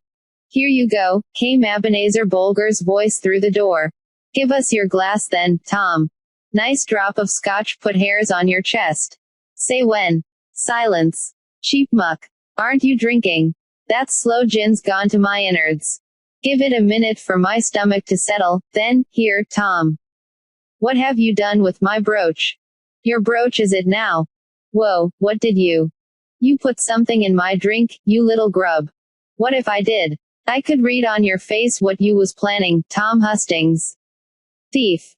And then there was shouting, and several crashes, and loud bangs, as if heavy items of furniture were being overturned. Then silence. Liza said, quickly now. Let's get you out of here. But the door's locked. He looked at her. Is there something you can do? Me. I don't have any magics will get you out of a locked room, boy. Bod crouched, and peered out through the keyhole. It was blocked. The key sat in the keyhole. Bod thought then he smiled, momentarily, and it lit his face like the flash of a light bulb. He pulled a crumpled sheet of newspaper from a packing case, flattened it out as best he could, then pushed it underneath the door, leaving only a corner on his side of the doorway. What are you playing at? Asked Liza, impatiently. I need something like a pencil. Only thinner, he said. Here we go. And he took a thin paintbrush from the top of the desk, and pushed the brushless end into the lock, jiggled it and pushed some more. There was a muffled clunk as the key was pushed out, as it dropped from the lock onto the newspaper. Bod pulled the paper back under the door, now with the key sitting on it. Liza laughed, delighted. That's wit, young man, she said. That's wisdom. Bod put the key in the lock, turned it, and pushed open the storeroom door. There were two men on the floor, in the middle of the crowded antiques shop. Furniture had indeed fallen. The place was a chaos of wrecked clocks and chairs, and in the midst of it the bulk of Tom Hustings lay, fallen on the smaller figure of Ebenezer Bolger. Neither of them was moving. Are they dead? Asked Bod. No such luck, said Liza. On the floor beside the men was a brooch of glittering silver. A crimson-orange banded stone, held in place with claws and with snake heads, and the expression on the snake heads was one of triumph and avarice and satisfaction. Bod dropped the brooch into his pocket, where it sat beside the heavy glass paperweight, the paintbrush, and the little pot of paint. Take this too, said Liza. Bod looked at the black-edged card with the word Jack handwritten on one side. It disturbed him. There was something familiar about it, something that stirred old memories, something dangerous. I don't want it. You can't leave it here with them, said Liza. They were going to use it to hurt you. I don't want it, said Bod. It's bad. Burn it. No. Liza gasped. Don't do that. You mustn't do that. Then I'll give it to Silas, said Bod. And he put the little card into an envelope so he had to touch it as little as possible, and put the envelope into the inside pocket of his old gardening jacket, beside his heart. 200 miles away, the man Jack woke from his sleep, and sniffed the air. He walked downstairs. What is it? Asked his grandmother, stirring the contents of a big iron pot on the stove. What's got into you now? I don't know, he said. Something's happening. Something interesting. And then he licked his lips. Smells tasty, he said. Very tasty. Lightning illuminated the cobbled street. Bod hurried through the rain through the old town, always heading up the hill toward the graveyard. The gray day had become an early night while he was inside the storeroom, and it came as no surprise to him when a familiar shadow swirled beneath the street lamps. Bod hesitated, and a flutter of night-black velvet resolved itself into a man's shape. Silas stood in front of him, arms folded. He strode forward, impatiently. Well, he said. Bod said, I'm sorry, Silas. I'm disappointed in you, Bod, Silas said, and he shook his head. Have been looking for you since I woke. You have the smell of trouble all around you. And you know you're not allowed to go out here, into the living world. I know. I'm sorry. There was rain on the boy's face, running down like tears.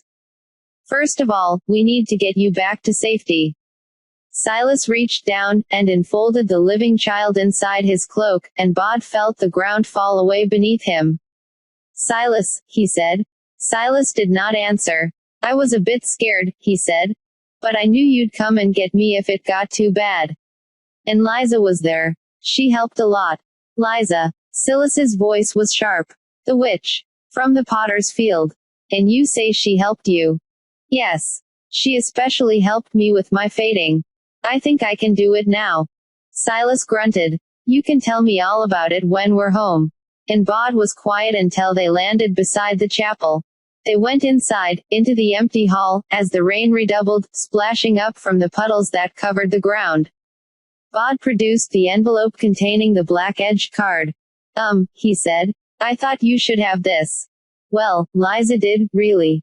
Silas looked at it. Then he opened it, removed the card, stared at it, turned it over, and read Ebenezer Bolger's penciled note to himself, in tiny handwriting, explaining the precise manner of use of the card. Tell me everything, he said. Bod told him everything he could remember about the day. And at the end, Silas shook his head, slowly, thoughtfully. Am I in trouble? Asked Bod. Nobody, Owens, said Silas. You are indeed in trouble. However, I believe I shall leave it to your parents to administer whatever discipline and reproach they believe to be needed. In the meantime, I need to dispose of this. The black-edged card vanished inside the velvet cloak, and then, in the manner of his kind, Silas was gone. Bod pulled the jacket up over his head, and clambered up the slippery paths to the top of the hill, to the Frobisher mausoleum. He pulled aside Ephraim Pettifer's coffin, and he went down, and still further down. He replaced the brooch beside the goblet and the knife. Here you go, he said. All polished up. Looking pretty. It comes back, said the Sleer, with satisfaction in its smoke-tendril voice. It always comes back. It had been a long night. Bod was walking, sleepily and a little gingerly, past the small tomb of the wonderfully named Miss Liberty Roach. What she spent is lost, what she gave remains with her always. Reader, be charitable, past the final resting place of Harrison Westwood, baker of this parish, and his wives, Marion and Joan, to the potter's field. Mr. and Mrs. Owens had died several hundred years before it had been decided that beating children was wrong, and Mr. Owens had, regretfully, that night done what he saw as his duty, and Bod's bottom stung like anything. Still, the look of worry on Mrs. Owens's face had hurt Bod worse than any beating could have done. He reached the iron railings that bounded the potter's field, and slipped between them. Hello, he called. There was no answer. Not even an extra shadow in the hawthorn tree. I hope I didn't get you into trouble, too, he said. Nothing. He had replaced the jeans in the gardener's hut. He was more comfortable in just his gray winding sheet, but he had kept the jacket. He liked having the pockets. When he had gone to the shed to return the jeans, he had taken a small hand scythe from the wall where it hung, and with it he attacked the nettle patch in the potter's field, sending the nettles flying, slashing and gutting them till there was nothing but stinging stubble on the ground. From his pocket he took the large glass paperweight, its insides a multitude of bright colors, along with the paint pot, and the paintbrush. He dipped the brush into the paint and carefully painted, in brown paint, on the surface of the paperweight, the letters E.H. And beneath them he wrote, We don't forget. Bedtime, soon, and it would not be wise for him to be late to bed for some time to come. He put the paperweight down on the ground that had once been a nettle patch, placed it in the place that he estimated her head would have been, and pausing only to look at his handiwork for a moment, he went through the railings and made his way, rather less gingerly, back up the hill. Not bad, said a pert voice from the potter's field, behind him. Not bad at all. But when he turned to look, there was no one there. Chapter 5. Danse Macabre. Something was going on, Bod was certain of it. It was there in the crisp winter air, in the stars, in the wind, in the darkness. It was there in the rhythms of the long nights and the fleeting days. Mistress Owens pushed him out of the Owens's little tomb.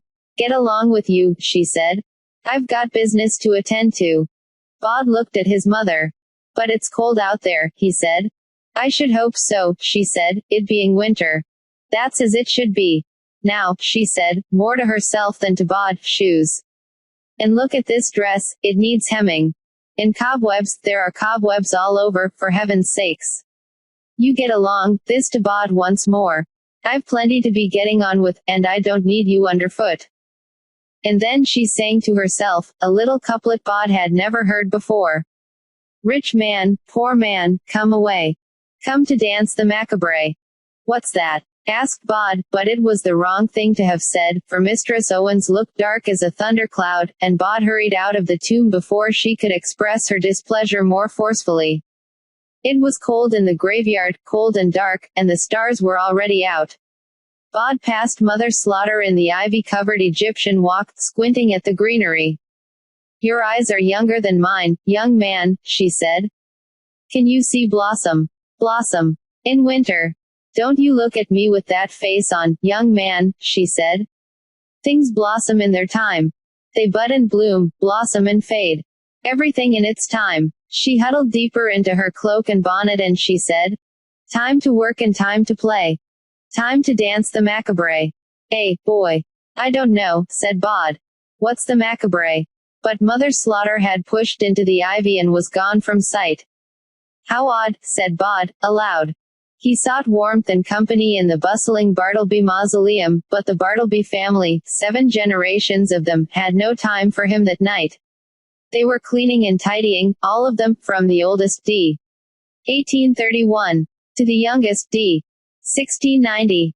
Fortinbras Bartleby, 10 years old when he had died, of consumption, he had told Bod, who had mistakenly believed for several years that Fortinbras had been eaten by lions or bears, and was extremely disappointed to learn it was merely a disease, now apologized to Bod. We cannot stop to play, Master Bod. For soon enough, tomorrow night comes. And how often can a man say that? Every night, said Bod. Tomorrow night always comes. Not this one, said Fortinbras. Not once in a blue moon, or a month of Sundays.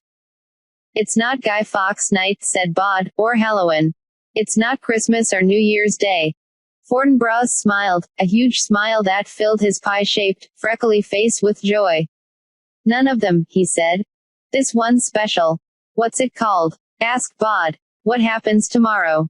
It's the best day, said Fortinbras, and Bod was certain he would have continued, but his grandmother, Louisa Bartleby, who was only 20, called him over to her, and said something sharply in his ear.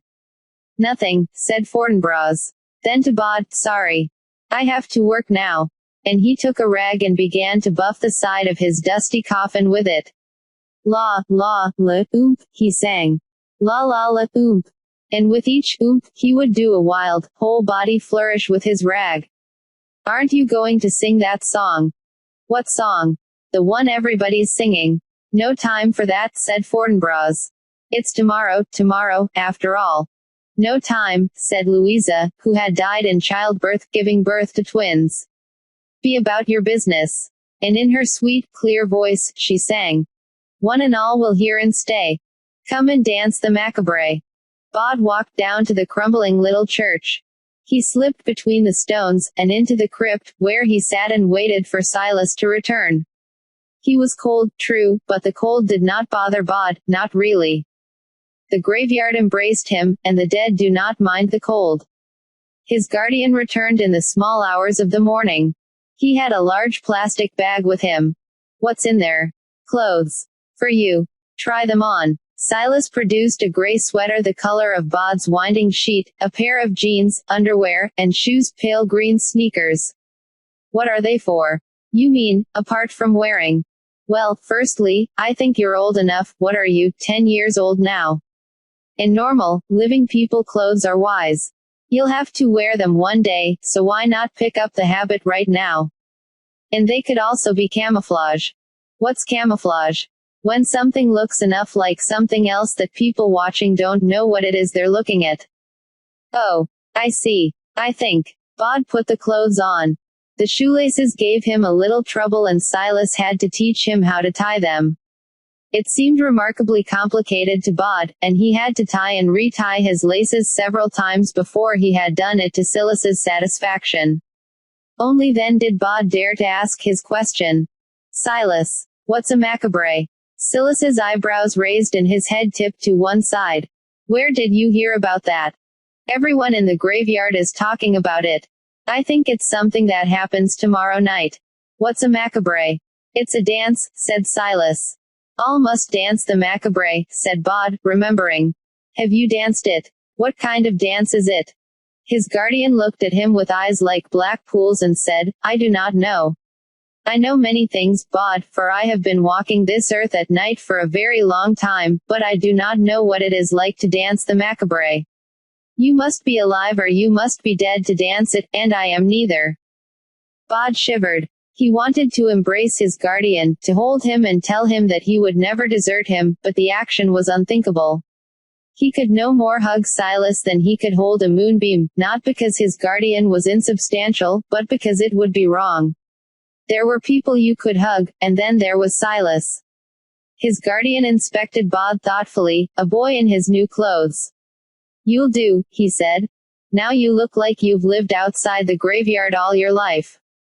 Bod smiled proudly. Then the smile stopped and he looked grave once again. He said, but you'll always be here, Silas, won't you? And I won't ever have to leave, if I don't want to. Everything in its season, said Silas, and he said no more that night. Bod woke early the next day, when the sun was a silver coin high in the gray winter sky. It was too easy to sleep through the hours of daylight, to spend all his winter in one long night and never see the sun, and so each night before he slept he would promise himself that he would wake in daylight, and leave the Owens' cozy tomb. There was a strange scent in the air, sharp and floral. Bod followed it up the hill to the Egyptian walk, where the winter ivy hung in green tumbles, an evergreen tangle that hid the mock Egyptian walls and statues and hieroglyphs. The perfume was heaviest there, and for a moment Bod wondered if snow might have fallen, for there were white clusters on the greenery. Bod examined a cluster more closely. The perfume was heaviest there, and for a moment Bod wondered if snow might have fallen, for there were white clusters on the greenery. Bod examined a cluster more closely. It was made of small 5-petaled flowers, and he had just put his head in to sniff the perfume when he heard footsteps coming up the path. Bod faded into the ivy, and watched. 3 men at the Egyptian walk. The woman ornate chain around her neck. Is this it? She asked. Yes, Mrs. Caraway, said one of the men, chubby and white-haired and short of breath. Like each of the men, he carried a large, empty wicker basket. She seemed both vague and puzzled. Well, if you say so, she said. But I cannot say that I understand it. She looked up at the flowers. What do I do now? The smallest of the men reached into his wicker basket and brought out a tarnished pair of silver scissors. The scissors, Lady Mayoress, he said. She took the scissors from him and began to cut the clumps of blossom, and she and the 3 men started to fill the baskets with the flowers. This is, said Mrs. Caraway, the Lady Mayoress, after a little while, perfectly ridiculous. It is, said the fat man, a tradition. Perfectly ridiculous, said Mrs. Caraway, but she continued to cut the white blossoms and drop them into the wicker baskets. When they had filled the first basket, she asked, isn't that enough? We need to fill all 4 baskets, said the smaller man, and then distribute a flower to everyone in the old town. And what kind of tradition is that? Said Mrs. Caraway. I asked the Lord Mayor before me, and he said he'd never heard of it. Then she said, do you get a feeling someone's watching us? What? Said the 3rd man, who had not spoken until now. He had a beard and a turban and 2 wicker baskets. Ghosts, you mean? I do not believe in ghosts. Not ghosts, said Mrs. Caraway. Just a feeling like someone's looking. Bod fought the urge to push further back into the ivy. It's not surprising that the previous Lord Mayor did not know about this tradition, said the chubby man, whose basket was almost full. It's the first time the winter blossoms have bloomed in 80 years. The man with the beard and the turban, who did not believe in ghosts, was looking around him nervously. Everyone in the old town gets a flower, said the small man. Man, woman, and child. Then he said, slowly, as if he were trying to remember something he had learned a very long time ago, 1 to leave and 1 to stay and all to dance the macabre. Mrs. Caraway sniffed. Stuff and nonsense, she said, and kept on snipping the blossoms. Dusk fell early in the afternoon, and it was night by 4:30. Bod wandered the paths of the graveyard, looking for someone to talk to, but there was no one about. He walked down to the potter's field to see if Liza Hempstock was about, but found no one there. He went back to the Owens' tomb, but found it also deserted. Neither his father nor Mistress Owens was anywhere to be seen. Panic started then, a low-level panic. It was the first time in his 10 years that Bod could remember feeling abandoned in the place he had always thought of as his home. He ran down the hill to the old chapel, where he waited for Silas. Silas did not come. Perhaps I missed him, thought Bod, but he did not believe this. He walked up the hill to the very top, and looked out. The stars hung in the chilly sky, while the patterned lights of the city spread below him, street lights and car headlights and things in motion. He walked slowly down from the hill until he reached the graveyard's main gates, and he stopped there. He could hear music. Bod had listened to all kinds of music. The sweet chimes of the ice cream van, the songs that played on workmen's radios, the tunes that Claretti Jake played the dead on his dusty fiddle, but he had never heard anything like this before. A series of deep swells, like the music at the beginning of something, a prelude perhaps, or an overture. He slipped through the locked gates, walked down the hill, and into the old town. He passed the Lady Mayoress, standing on a corner, and as he watched, she reached out and pinned a little white flower to the lapel of a passing businessman. "I don't make personal charitable donations," said the man. "I leave that to the office." "It's not for charity," said Mrs. Caraway. "It's a local tradition."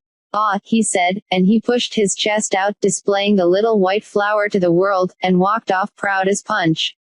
A young woman pushing a baby buggy was the next to go past. "What's it for?" she asked suspiciously, as the mayoress approached.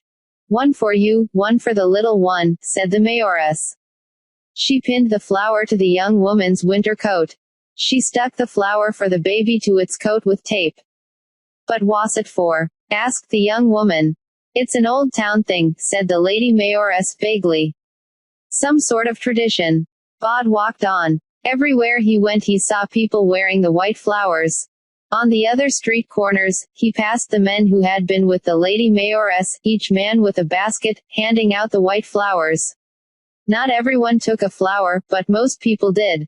The music was still playing. Somewhere, at the edge of perception, solemn and strange. Bod cocked his head to one side, trying to locate where it was coming from, without success. It was in the air and all around. It was playing in the flapping of flags and awnings, in the rumble of distant traffic, the click of heels on the dry paving stones. And there was an oddness, thought Bod, as he watched the people heading home.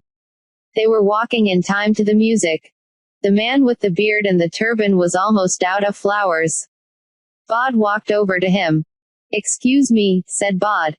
The man started. "I did not see you," he said, accusingly. "Sorry," said Bod. "Can I have a flower as well?"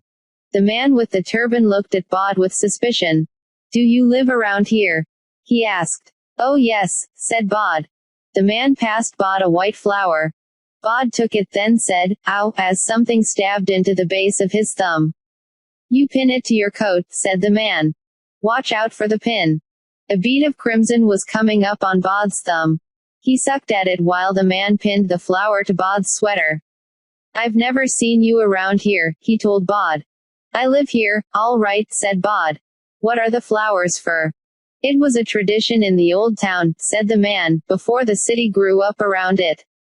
When the winter flowers bloom in the graveyard on the hill, they are cut and given out to everybody, man or woman, young or old, rich or poor." The music was louder now. Bod wondered if he could hear it better because he was wearing the flower. He could make out a beat, like distant drums, and a skirling, hesitant melody that made him want to pick up his heels and march in time to the sound. Bod had never walked anywhere as a sightseer before. He had forgotten the prohibitions on leaving the graveyard, forgotten that tonight in the graveyard on the hill the dead were no longer in their places. All that he thought of was the old town, and he trotted through it down to the municipal gardens in front of the old town hall, which was now a museum and tourist information center, the town hall itself having moved into much more imposing, if newer and duller, offices halfway across the city. There were already people around, wandering the municipal gardens, now in midwinter, little more than a large grassy field with here and there, some steps, a shrub, a statue. Bod listened to the music, entranced. There were people trickling into the square, in ones and twos, in families or alone. He had never seen so many living people at one time. There must have been hundreds of them, all of them breathing, each of them as alive as he was, each with a white flower. Is this what living people do? Thought Bod, but he knew that it was not. That this, whatever it was special. The young woman he had seen earlier pushing a baby buggy stood beside him, holding her baby, swaying her head to the music. How long does the music go on for? Bod asked her, but she said nothing, just swayed and smiled. Bod did not think she smiled much normally.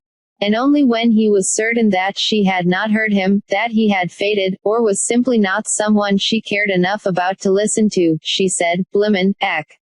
It's like Christmases." She said it like a woman in a dream, as if she was seeing herself from the outside.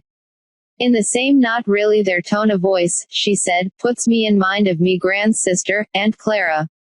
The night before Christmas we'd go to her, after me gran passed away, and she'd play music on her old piano, and she'd sing, sometimes, and we'd eat chocolates and nuts and I can't remember any of the songs she sung. But that music, it's like all of them songs playing at once." The baby seemed asleep with its head on her shoulder, but even the baby was swaying its hands gently in time to the music. And then the music stopped and there was silence in the square, a muffled silence, like the silence of falling snow, all noise swallowed by the night and the bodies in the square, no one stamping or shuffling, scarcely even breathing. A clock began to strike somewhere close at hand. The chimes of midnight, and they came.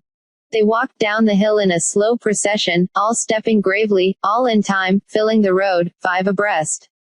Bod knew them or knew most of them. In the first row, he recognized Mother Slaughter and Josiah Worthington, and the old Earl who had been wounded in the Crusades and came home to die, and Dr. Trefusis, all of them looking solemn and important. There were gasps from the people in the square. Someone began to cry, saying, "Lord have mercy, it's a judgment on us, that's what it is." Most of the people simply stared, as unsurprised as they would have been if this had happened in a dream. The dead walked on, row, until they reached the square. Josiah Worthington walked up the steps until he reached Mrs. Carraway, the Lady Mayoress. He extended his arm and said, loud enough that the whole square could hear him, "Gracious lady, this I pray. Join me in the macabre." Mrs. Carraway hesitated. She glanced up at the man beside her for guidance. He wore a robe and pajamas and slippers, and he had a white flower pinned to the lapel of his robe. He smiled and nodded to Mrs. Carraway. "Of course, Mr. Carraway said." She reached out a hand. As her fingers touched Josiah Worthington's, the music began once more. If the music Bod had heard until then was a prelude, it was a prelude no longer. This was the music they had all come to hear, a melody that plucked at their feet and fingers. They took hands, the living with the dead, and they began to dance. Bod saw Mother Slaughter dancing with the man in the turban, while the businessman was dancing with Louisa Bartleby. Mistress Owens smiled at Bod as she took the hand of the old newspaper seller, and Mr. Owens reached out and took the hand of a small girl, without condescension, and she took his hand as if she had been waiting to dance with him her whole life. Then Bod stopped looking because someone's hand closed around his, and the dance began. Liza Hempstock grinned at him. "This is fine," she said, as they began to tread the steps of the dance together. Then she sang, to the tune of the dance. "Step and turn, and walk and stay. Now we dance the macabre." The music filled Bod's head and chest with a fierce joy, and his feet moved as if they knew the steps already, had known them forever. He danced with Liza Hempstock, and then, when that measure ended, he found his hand taken by Fortinbras Bartleby, and he danced with Fortinbras, stepping past lines of dancers, lines that parted as they came through. Bod saw Ebenezer Bolger dancing with Miss Barrows, his old former teacher. He saw the living dancing with the dead. And the one-on-one dances became long lines of people stepping together in unison, walking and kicking, la-la-loomp. La-la-loomp. A line dance that had been ancient 1,000 years before. Now he was in the line beside Liza Hempstock. He said, "Where does the music come from?" She shrugged. "Who's making all this happen?" It always happens, she told him. The living may not remember, but we always do, and she broke off, excited. Look. Bod had never seen a real horse before, only in the pages of picture books, but the white horse that clopped down the street towards them was nothing like the horses he had imagined. It was bigger, by far, with a long, serious face. There was a woman riding on the horse's bare back, wearing a long gray dress that hung and gleamed beneath the December moon like cobwebs in the dew. She reached the square, and the horse stopped, and the woman in gray slipped off it easily and stood on the earth, facing them all, the living and the dead of them. She curtsied. And, as one, they bowed or curtsied in return, and the dance began anew. Now the lady on the gray leads us in the macabre, sang Liza Hempstock, before the whirl of the dance took her off and away from Bod. They stomped to the music, and stepped and spun and kicked, and the lady danced with them, stepping and spinning and kicking with enthusiasm. Even the white horse swayed its head and stepped and shifted to the music. The dance sped up, and the dancers with it. Bod was breathless, but he could not imagine the dance ever stopping. The macabre, the dance of the living and the dead, the dance with death. Bod was smiling, and everyone was smiling. He caught sight of the lady in the gray dress from time to time, as he spun and stomped his way across the municipal gardens. Everyone, thought Bod, everyone is dancing. He thought it, and as soon as he thought it he realized that he was mistaken. In the shadows by the old town hall, a man was standing, dressed all in black. He was not dancing. He was watching them. Bod wondered if it was longing that he saw on Silas's face, or sorrow, or something else, but his guardian's face was unreadable. He called out, Silas, hoping to make his guardian come to them, to join the dance, to have the fun they were having, but when he heard his name, Silas stepped back into the shadows and was lost to sight. Last dance. Someone called, and the music scrolled up into something stately and slow and final. Each of the dancers took a partner, the living with the dead, each to each. Bod reached out his hand and found himself touching fingers with, and gazing into the gray eyes of, the lady in the cobweb dress. She smiled at him. Hello, Bod, she said. Hello, he said, as he danced with her. I don't know your name. Names aren't really important, she said. I love your horse. He's so big. I never knew horses could be that big. He is gentle enough to bear the mightiest of you away on his broad back, and strong enough for the smallest of you as well.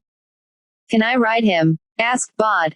One day, she told him, and her cobweb skirts shimmered. One day. Everybody does. Promise.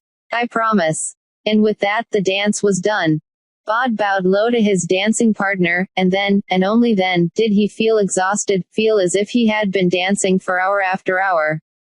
He could feel all his muscles aching and protesting. He was out of breath. A clock somewhere began to strike the hour, and Bod counted along with it. 12 chimes. He wondered if they had been dancing for 12 hours or 24 or for no time at all. He straightened up, and looked around him. The dead had gone, and the lady on the gray. Only the living remained, and they were beginning to make their way home, leaving the town square sleepily, stiffly, like people who had awakened from a deep sleep, walking without truly waking. The town square was covered with tiny white flowers. It looked as if there had been a wedding. Bod woke the next afternoon in the Owens' tomb feeling like he knew a huge secret, that he had done something important, and was burning to talk about it. When Mistress Owens got up, Bod said, That was amazing last night. Mistress Owens said, Oh yes. We danced, said Bod. All of us. Down in the old town. Did we indeed? Said Mistress Owens, with a snort. Dancing is it. And you know you aren't allowed down into the town. Bod knew better than even to try to talk to his mother when she was in this kind of mood. He slipped out of the tomb into the gathering dusk. He walked up the hill, to the black obelisk, and Josiah Worthington's stone, where there was a natural amphitheater, and he could look out at the old town and at the lights of the city around it. Josiah Worthington was standing beside him. Bod said, You began the dance. With the mayor. You danced with her. Josiah Worthington looked at him and said nothing. You did, said Bod. Josiah Worthington said, The dead and the living do not mingle, boy. We are no longer part of their world. They are no part of ours. If it happened that we danced the danse macabre with them, the dance of death, then we would not speak of it, and we certainly would not to speak of it to the living. But I'm one of you. Not yet, boy. Not for a lifetime. And Bod realized why he had danced as one of the living, and not as one of the crew that had walked down the hill, and he said only, I see. I think. He went down the hill at a run, a 10-year-old boy in a hurry, going so fast he almost tripped over Digby Pool, 1785–1860, as I am so shall you be, righting himself by effort of will, and charged down to the old chapel, scared he would miss Silas, that his guardian would already be gone by the time Bod got there. Bod sat down on the bench. There was a movement beside him, although he heard nothing move, and his guardian said, Good evening, Bod. You were there last night, said Bod. Don't try and say you weren't there or something, because I know you were. Yes, said Silas. I danced with her. With the lady on the white horse. Did you? You saw it. You watched us. The living and the dead. We were dancing. Why won't anyone talk about it? Because there are mysteries. Because there are things that people are forbidden to speak about. Because there are things they do not remember. But you're speaking about it right now. We're talking about the macabre. I have not danced it, said Silas. You saw it, though. Silas said only, I don't know what I saw. I danced with the lady, Silas. Exclaimed Bod. His guardian looked almost heartbroken then, and Bod found himself scared, like a child who has woken a sleeping panther. But all Silas said was, This conversation is at an end. Bod might have said something, there were 100 things he wanted to say, unwise though it might have been to say them, when something distracted his attention.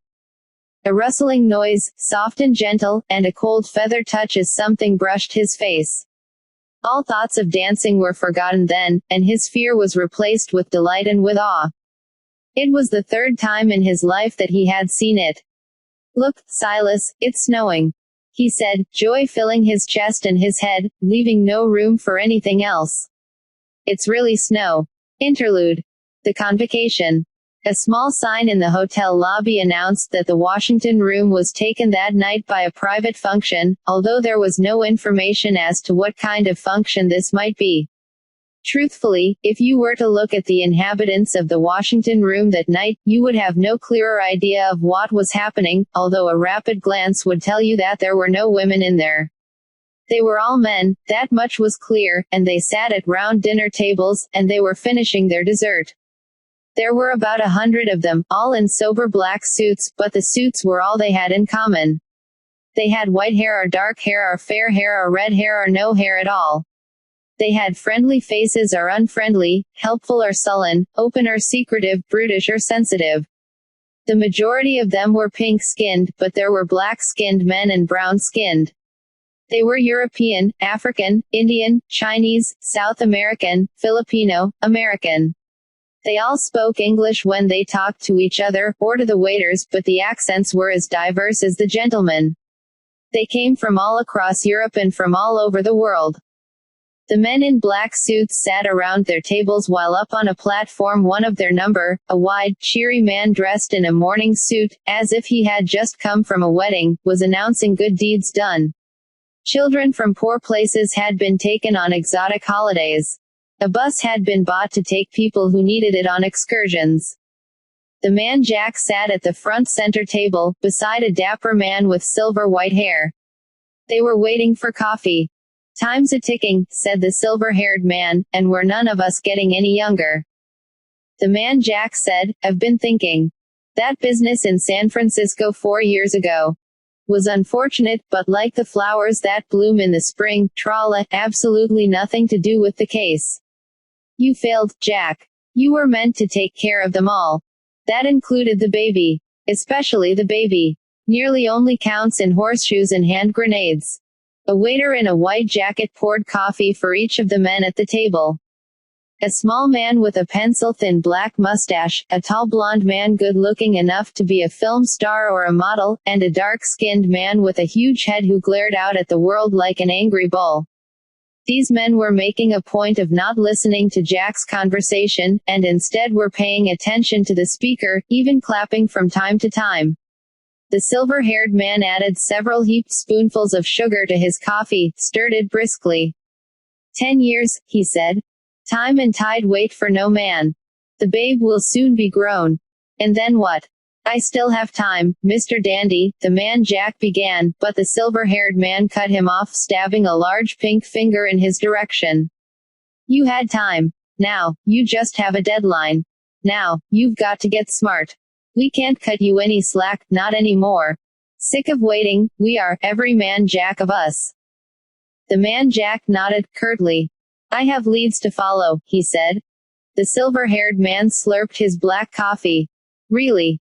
Really. And I repeat, I think it's connected with the trouble we had in San Francisco. You've discussed this with the secretary. Mr. Dandy indicated the man at the podium, who was, at that moment, telling them about hospital equipment bought in the previous year from their generosity. Not one, not two, but 3 kidney machines, he was saying. The men in the room applauded themselves and their generosity politely. The man Jack nodded. I've mentioned it. And he's not interested. He just wants results. He wants me to finish the business I started. We all do, sunshine, said the silver-haired man. The boy's still alive. And time is no longer our friend. The other men at the table, who had pretended not to be listening, grunted and nodded their agreement. Like I say, Mr. Dandy said, without emotion. Time's a-ticking. Chapter 6. Nobody Owens school days. Rain in the graveyard, and the world puddled into blurred reflections.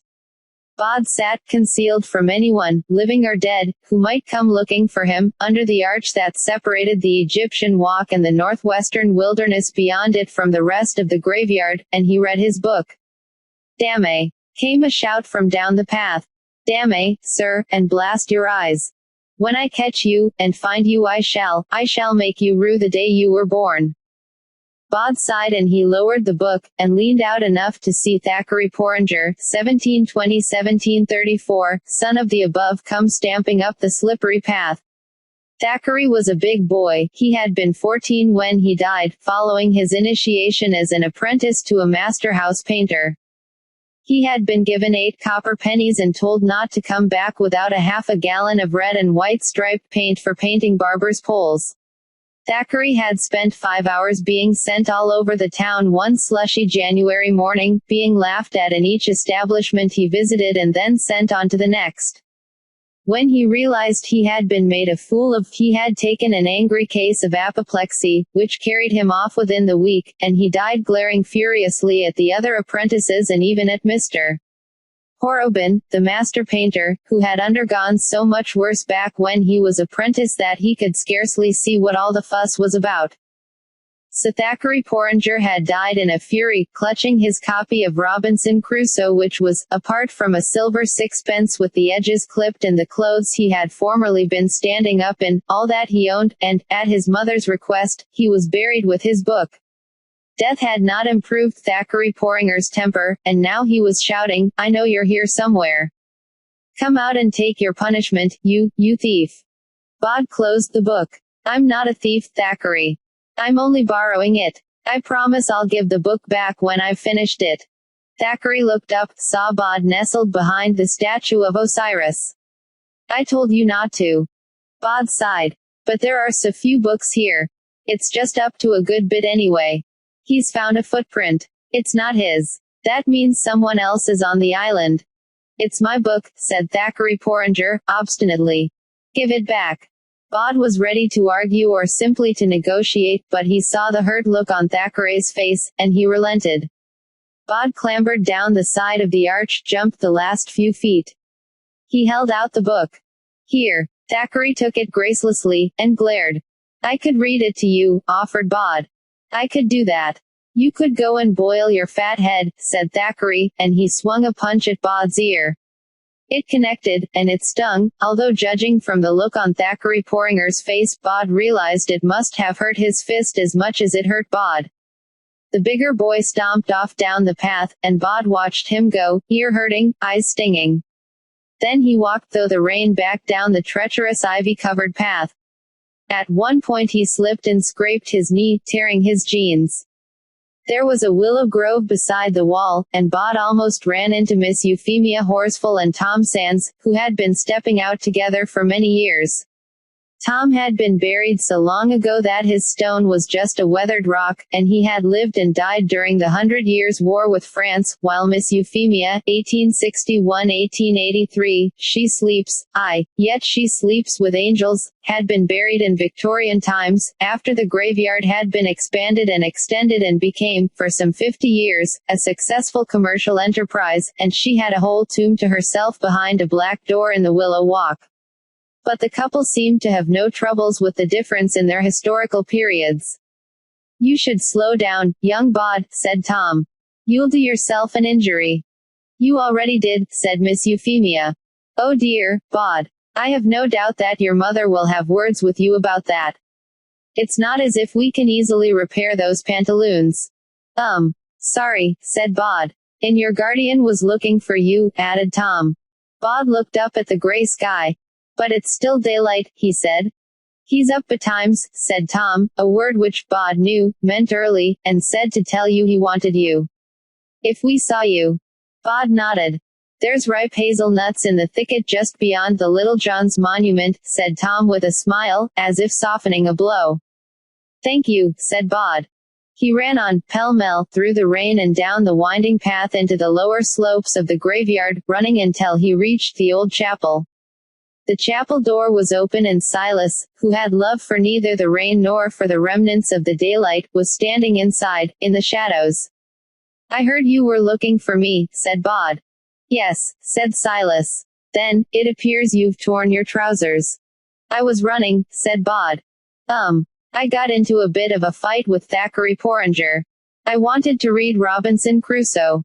It's a book about a man on a boat, that's a thing that goes in the sea, which is water like an enormous puddle, and how the ship is wrecked on an island, which is a place on the sea where you can stand, and... Silas said, "It has been 11 years, Bod. 11 years that you have been with us." "Right," said Bod. "If you say so." Silas looked down at his charge. The boy was lean, and his mouse-colored hair had darkened slightly with age. Inside the old chapel, it was all shadows. "I think," said Silas, "it is time to talk about where you came from." Bod breathed in deeply. He said, "It doesn't have to be now. Not if you don't want to." He said it as easily as he could, but his heart was thudding in his chest. Silence. Only the patter of the rain and the wash of the water from the drainpipes. A silence that stretched until Bod thought that he would break. Silas said, "You know you're different. That you are alive. That we took you in, they took you in here, and that I agreed to be your guardian." Bod said nothing. Silas continued, in his voice like velvet, "You had parents. An older sister. They were killed. I believed that you were to have been killed as well, and that you were not was due to chance, and the intervention of the Owenses." "And you," said Bod, who had had that night described to him over the years by many people, some of whom had even been there. It had been a big night in the graveyard. Silas said, "Out there, the man who killed your family is, I believe, still looking for you, still intends to kill you." Bod shrugged. "So," he said, "it's only death. I mean, all of my best friends are dead." "Yes." Silas hesitated. "They are. And they are, for the most part, done with the world. You are not. You're alive, Bod. That means you have infinite potential. You can do anything, make anything, dream anything. If you change the world will change. Potential. Once you're dead, it's gone. Over. You've made what you've made, dreamed your dream, written your name. You may be buried here, you may even walk. But that potential is finished."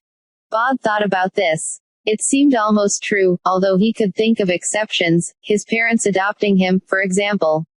But the dead and the living were different, he knew that, even if his sympathies were with the dead. "What about you?" he asked Silas. "What about me?"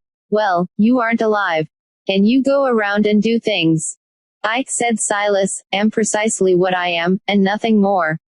I am, as you say, not alive. But if I am ended, I shall simply cease to be. My kind are, or we are not. If you see what I mean." "Not really." Silas sighed. The rain was done and the cloudy gloaming had become true twilight. Bod, he said, there are many reasons why it is important that we keep you safe. Bod said, the person who hurt my family. The one who wants to kill me. You are certain that he's still out there? It was something he had been thinking about for a while now, and he knew what he wanted. Yes. He's still out there. Then, said Bod, and said the unsayable, I want to go to school. Silas was imperturbable. The world could have ended, and he would not have turned a hair. But now his mouth opened and his brow furrowed, and he said only, What? I've learned a lot in this graveyard, said Bod. I can fade and I can haunt. I can open a ghoul gate and I know the constellations. But there's a world out there, with the sea in it, and islands, and shipwrecks and pigs. I mean, it's filled with things I don't know. And the teachers here have taught me lots of things, but I need more. If I'm going to survive out there, one day. Silas seemed unimpressed. Out of the question. Here we can keep you safe. How could we keep you safe, out there? Outside, anything could happen. Yes, agreed Bod. That's the potential thing you were talking about. He fell silent. Then, someone killed my mother and my father and my sister. Yes. Someone did. A man. A man. Which means, said Bod, you're asking the wrong question. Silas raised an eyebrow. How so? Well, said Bod, if I go outside in the world, the question isn't, who will keep me safe from him? No. No. It's, who will keep him safe from me? Twigs scratched against the high windows, as if they needed to be let in. Silas flicked an imaginary speck of dust from his sleeve with a fingernail as sharp as a blade. He said, we will need to find you a school. No one noticed the boy, not at first. No one even noticed that they hadn't noticed him. He sat halfway back in class. He didn't answer much, not unless he was directly asked a question, and even then his answers were short and forgettable, colorless. He faded, in mind and in memory.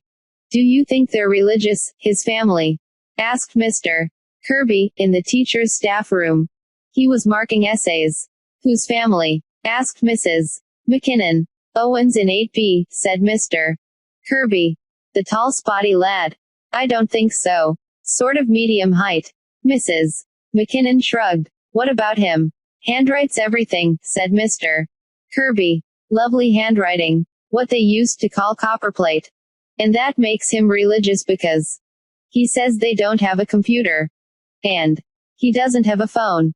I don't see why that makes him religious, said Mrs. McKinnon, who had taken up crocheting when they had banned smoking in the staff room, and was sitting and crocheting a baby blanket for no one in particular. Mr. Kirby shrugged. He's a smart lad, he said. There's just stuff he doesn't know.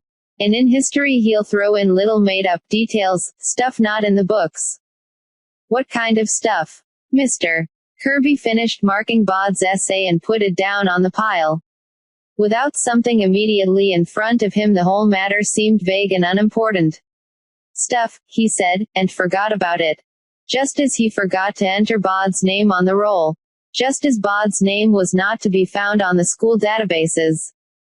The boy was a model pupil, forgettable and easily forgotten, and he spent much of his spare time in the back of the English class where there were shelves of old paperbacks, and in the school library, a large room filled with books and old armchairs, where he read stories as enthusiastically as some children ate. Even the other kids forgot about him. Not when he was sitting in front of them. They remembered him then. But when that Owens kid was out of sight he was out of mind. They didn't think about him. They didn't need to. If someone asked all the kids in 8B to close their eyes and list the 25 boys and girls in the class, that Owens kid wouldn't have been on the list. His presence was almost ghostly. It was different if he was there, of course. Nick Farthing was 12, but he could pass, and did sometimes, for 16. A large boy with a crooked smile, and little imagination. He was practical, in a basic sort of way, an efficient shoplifter, and occasional thug who did not care about being liked as long as the other kids, all smaller, did what he said. Anyway, he had a friend. Her name was Maureen Quilling, but everyone called her Mo, and she was thin and had pale skin and pale yellow hair, watery blue eyes, and a sharp, inquisitive nose. Nick liked to shoplift, but Mo told him what to steal. Nick could hit and hurt and intimidate, but Mo pointed him at the people who needed to be intimidated. They were, as she told him sometimes, a perfect team. They were sitting in the corner of the library splitting their take of the year 7's pocket money. They had 8 or 9 of the 11-year-olds trained to hand over their pocket money every week. The Sing kid hasn't coughed up yet, said Mo. You'll have to find him. Yeah, said Nick, he'll pay. What was it he nicked? A CD. Nick nodded. Just point out the error of his ways, said Mo, who wanted to sound like the hard cases from the television. Easy, said Nick. We're a good team. Like Batman and Robin, said Mo. More like Dr. Jekyll and Mr. Hyde, said somebody, who had been reading, unnoticed, in a window seat, and he got up and walked out of the room. Paul Singh was sitting on a windowsill by the changing rooms, his hands deep in his pockets, thinking dark thoughts. He took one hand out of his pocket, opened it, looked at the handful of pound coins, shook his head, closed his hand around the coins once more. Is that what Nick and Mo are waiting for? Somebody asked, and Paul jumped, scattering money all over the floor. The other boy helped him pick the coins up, handed them over. He was an older boy, and Paul thought he had seen him around before, but he could not be certain. Paul said, Are you with them? Nick and Mo. The other boy shook his head. Nope. I think that they are fairly repulsive. He hesitated. Then he said, Actually, I came to give you a bit of advice. Yeah. Don't pay them. Easy for you to say. Because they aren't blackmailing me. The boy looked at Paul and Paul looked away, ashamed.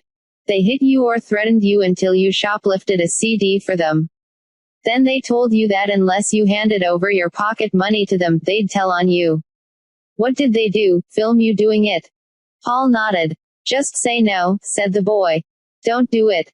They'll kill me. And they said, Tell them that you think the police and school authorities could be a lot more interested in a couple of kids who are getting younger kids to steal for them and then forcing them to hand over their pocket money than they ever would be in one kid forced to steal a CD against his will. That if they touch you again, you'll make the call to the police. And that you've written it all up, and if anything happens to you, anything at all, if you get a black eye or anything, your friends will automatically send it to the school authorities and the police. Paul said, But I can't. Then you'll pay them your pocket money for the rest of your time in this school. And you'll stay scared of them. Paul thought, Why don't I just tell the police anyway? He asked. Can if you like. I'll try it your way first, Paul said. He smiled. It wasn't a big smile, but it was a smile, right enough, his first in 3 weeks. So Paul Singh explained to Nick Farthing just how and why he wouldn't be paying him any longer, and walked away while Nick Farthing just stood and didn't say anything, clenching and unclenching his fists. And the next day another 5 11-year-olds found Nick Farthing in the playground, and told him they wanted their money back, all the pocket money they'd handed over in the previous month, or they'd be going to the police, and now Nick Farthing was an extremely unhappy young man. Mo said, It was him. He started it. If it wasn't for him, they'd never have thought of it on their own. He's the one we have to teach a lesson. Then they'll all behave. Who? Said Nick. The one who's always reading. The one from the library. Bob Owens. Him. Nick nodded slowly. Then he said, Which one is he? I'll point him out to you, said Mo. Bob was used to being ignored, to existing in the shadows. When glances naturally slip from you, you become very aware of eyes upon you, of glances in your direction, of attention. And if you barely exist in people's minds as another living person then being pointed to, being followed around. These things draw attention to themselves. They followed him out of the school and up the road, past the corner newsagent, and across the railway bridge. He took his time, making certain that the two who were following him, a burly boy and a fair, sharp-faced girl, did not lose him. Then he walked into the tiny churchyard at the end of the road, a miniature graveyard behind the local church, and he waited beside the tomb of Roderick Pearson and his wife Amabella, and also his second wife Portunia. They sleep to wake again. You're that kid, said a girl's voice. Bob Owens. Well, you're in really big trouble, Bob Owens. It's Bod, actually, said Bod, and he looked at them. With a D. And you're Jekyll and Hyde. It was you, said the girl. You got to the 7th formers. So we're going to teach you a lesson, said Nick Farthing, and he smiled without humor. I quite like lessons, said Bod. If you paid more attention to yours, you wouldn't have to blackmail younger kids for pocket money. Nick's brow crinkled. Then he said, You're dead, Owens. Bod shook his head, and he gestured around him. I'm not actually, he said. They are. Who are? Said Mo. The people in this place, said Bod. Look, I brought you here to give you a choice. You didn't bring us here, said Nick. You're here, said Bod. I wanted you here. I came here. You followed me. Same thing. Mo looked around nervously. You've got friends here, she asked. Bod said, You're missing the point, I'm afraid. You two need to stop this. Stop behaving like other people don't matter. Stop hurting people. Mo grinned a sharp grin. For heaven's sake, she said to Nick.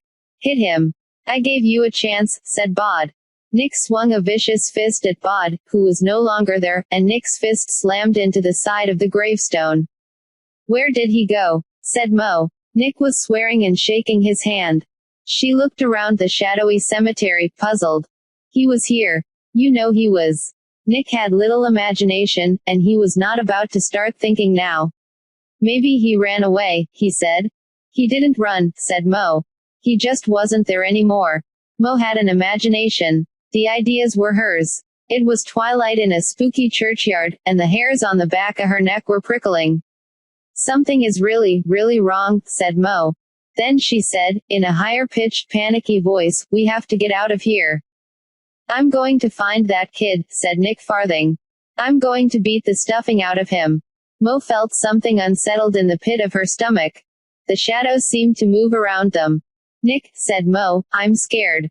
Fear is contagious. You can catch it. Sometimes all it takes is for someone to say that they're scared for the fear to become real.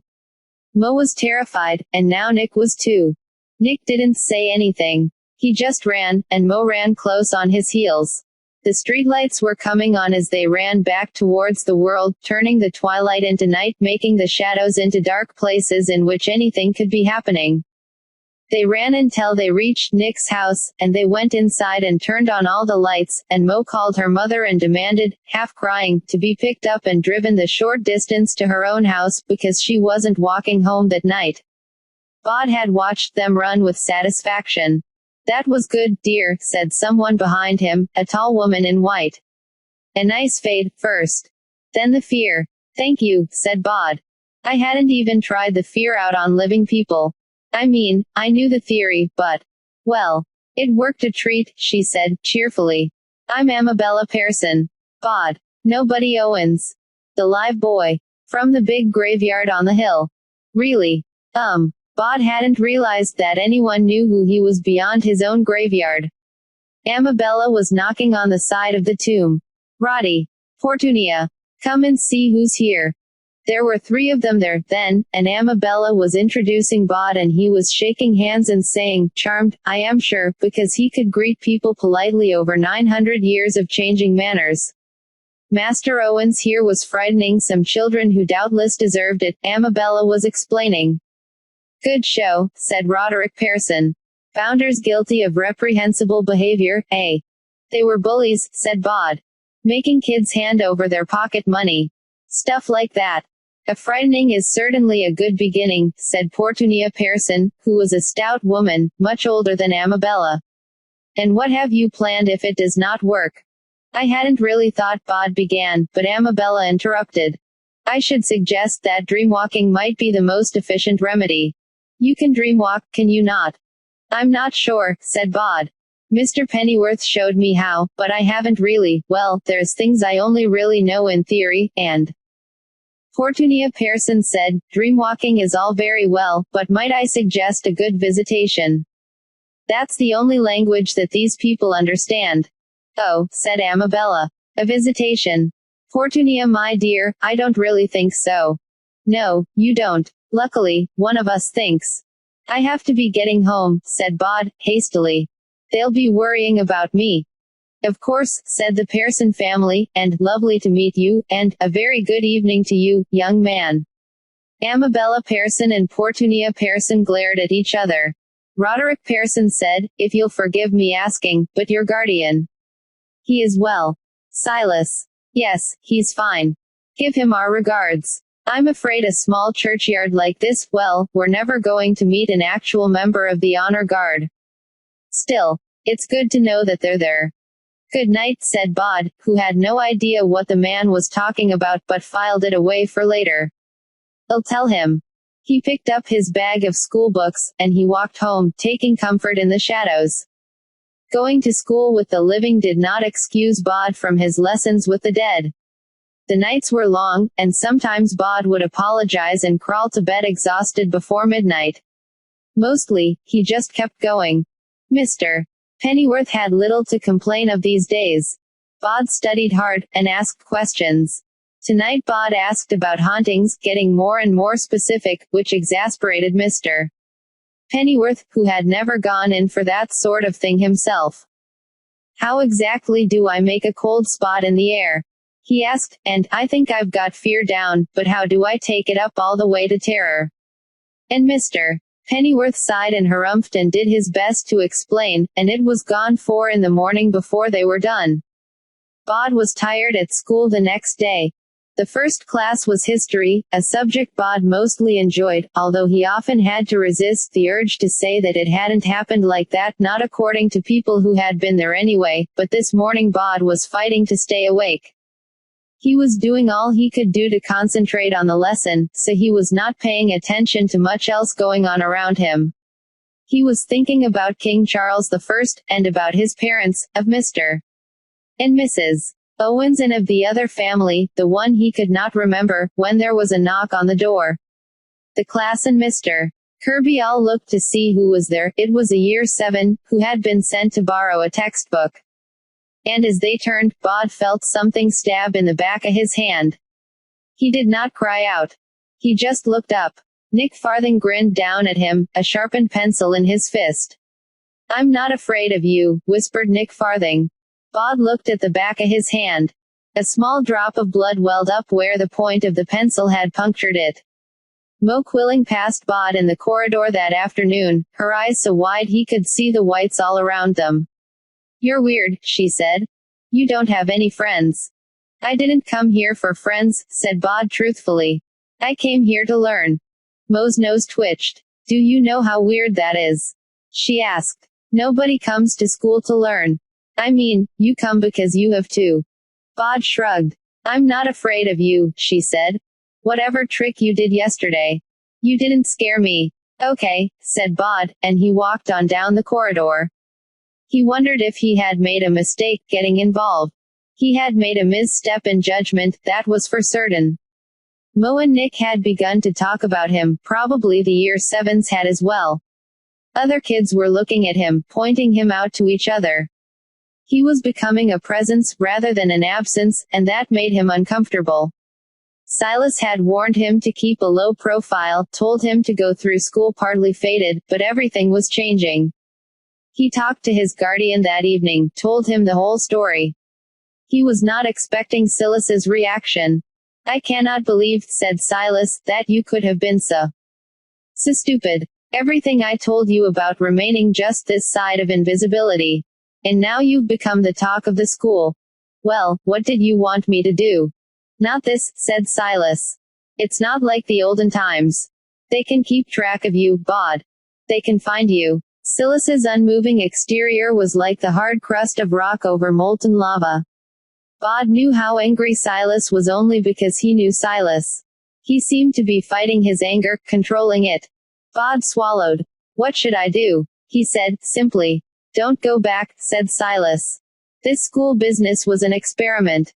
Let us simply acknowledge that it was not a successful one." Bod said nothing. Then he said, "It's not just the learning stuff. It's the other stuff. Do you know how nice it is to be in a room filled with people and for all of them to be breathing?" "It's not something in which I've ever taken pleasure," said Silas. "So, you don't go back to school tomorrow?" "I'm not running away. Not from Mo or Nick or school. I'd leave here first." "You will do as you are told, boy," said Silas, a knot of velvet anger in the darkness. "Or what?" said Bod, his cheeks burning. What would you do to keep me here? Kill me. And he turned on his heel and began to walk down the path that led to the gates and out of the graveyard. Silas began to call the boy back, then he stopped, and stood there in the night alone. At the best of times his face was unreadable. Now his face was a book written in a language long forgotten, in an alphabet unimagined. Silas wrapped the shadows around him like a blanket, and stared after the way the boy had gone, and did not move to follow. Nick Farthing was in his bed, asleep and dreaming of pirates on the sunny blue sea, when it all went wrong.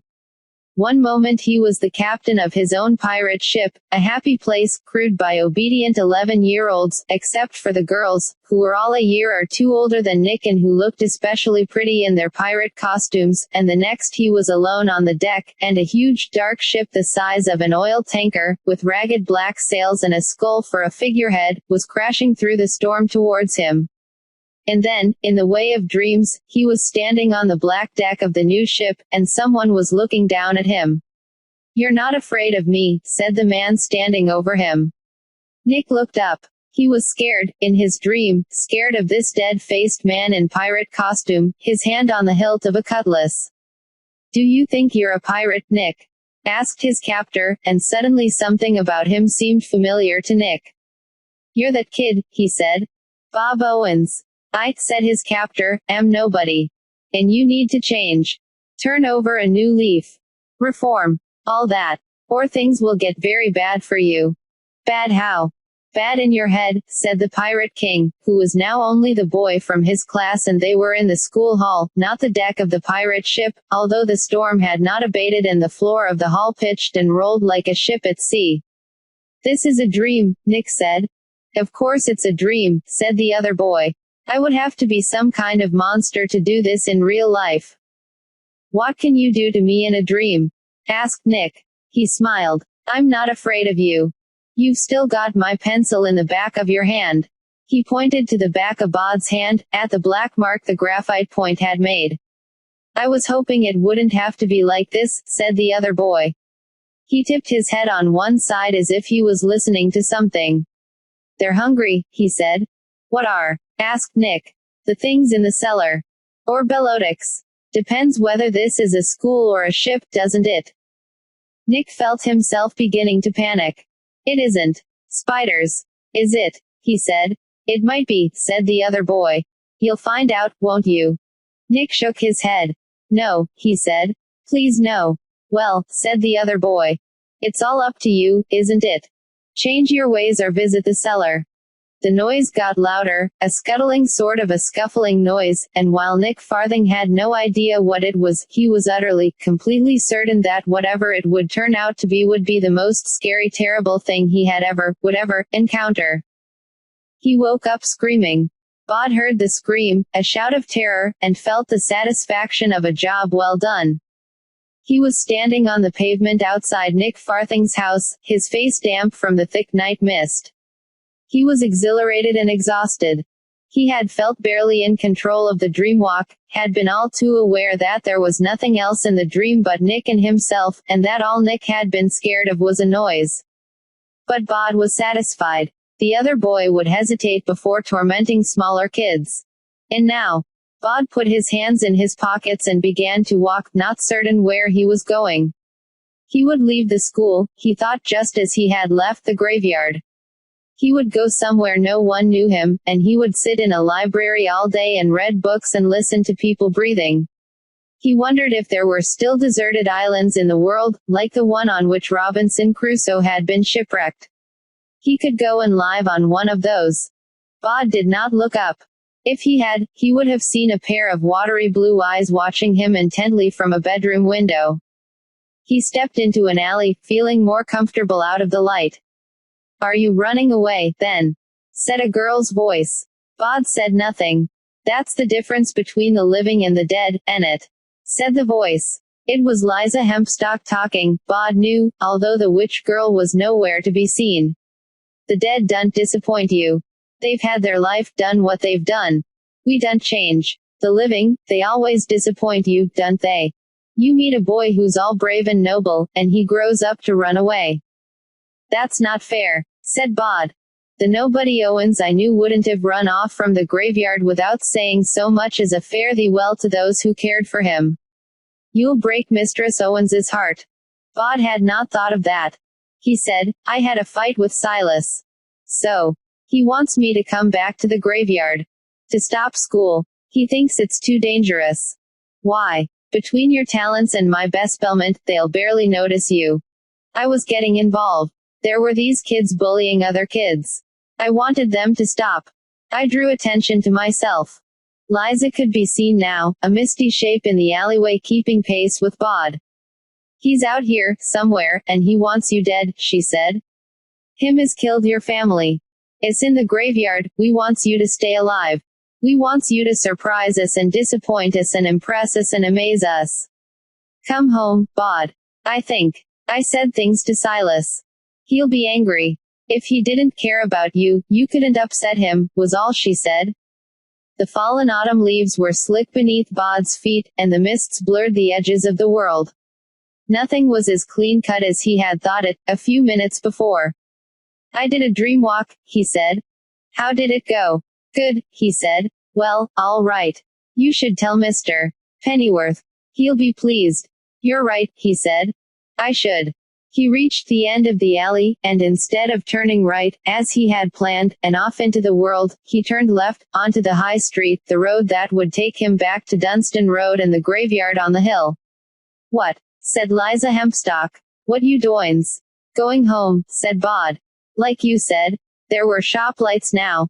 Bod could smell the hot grease from the chip shop on the corner. The paving stones glistened. That's good, said Liza Hempstock, now only a voice once more. Then the voice said, run. Or fade. Something's wrong. Bod was about to tell her that there was nothing wrong, that she was being foolish, when a large car with a light flashing on the top came veering across the road and pulled up in front of him. Two men got out from it.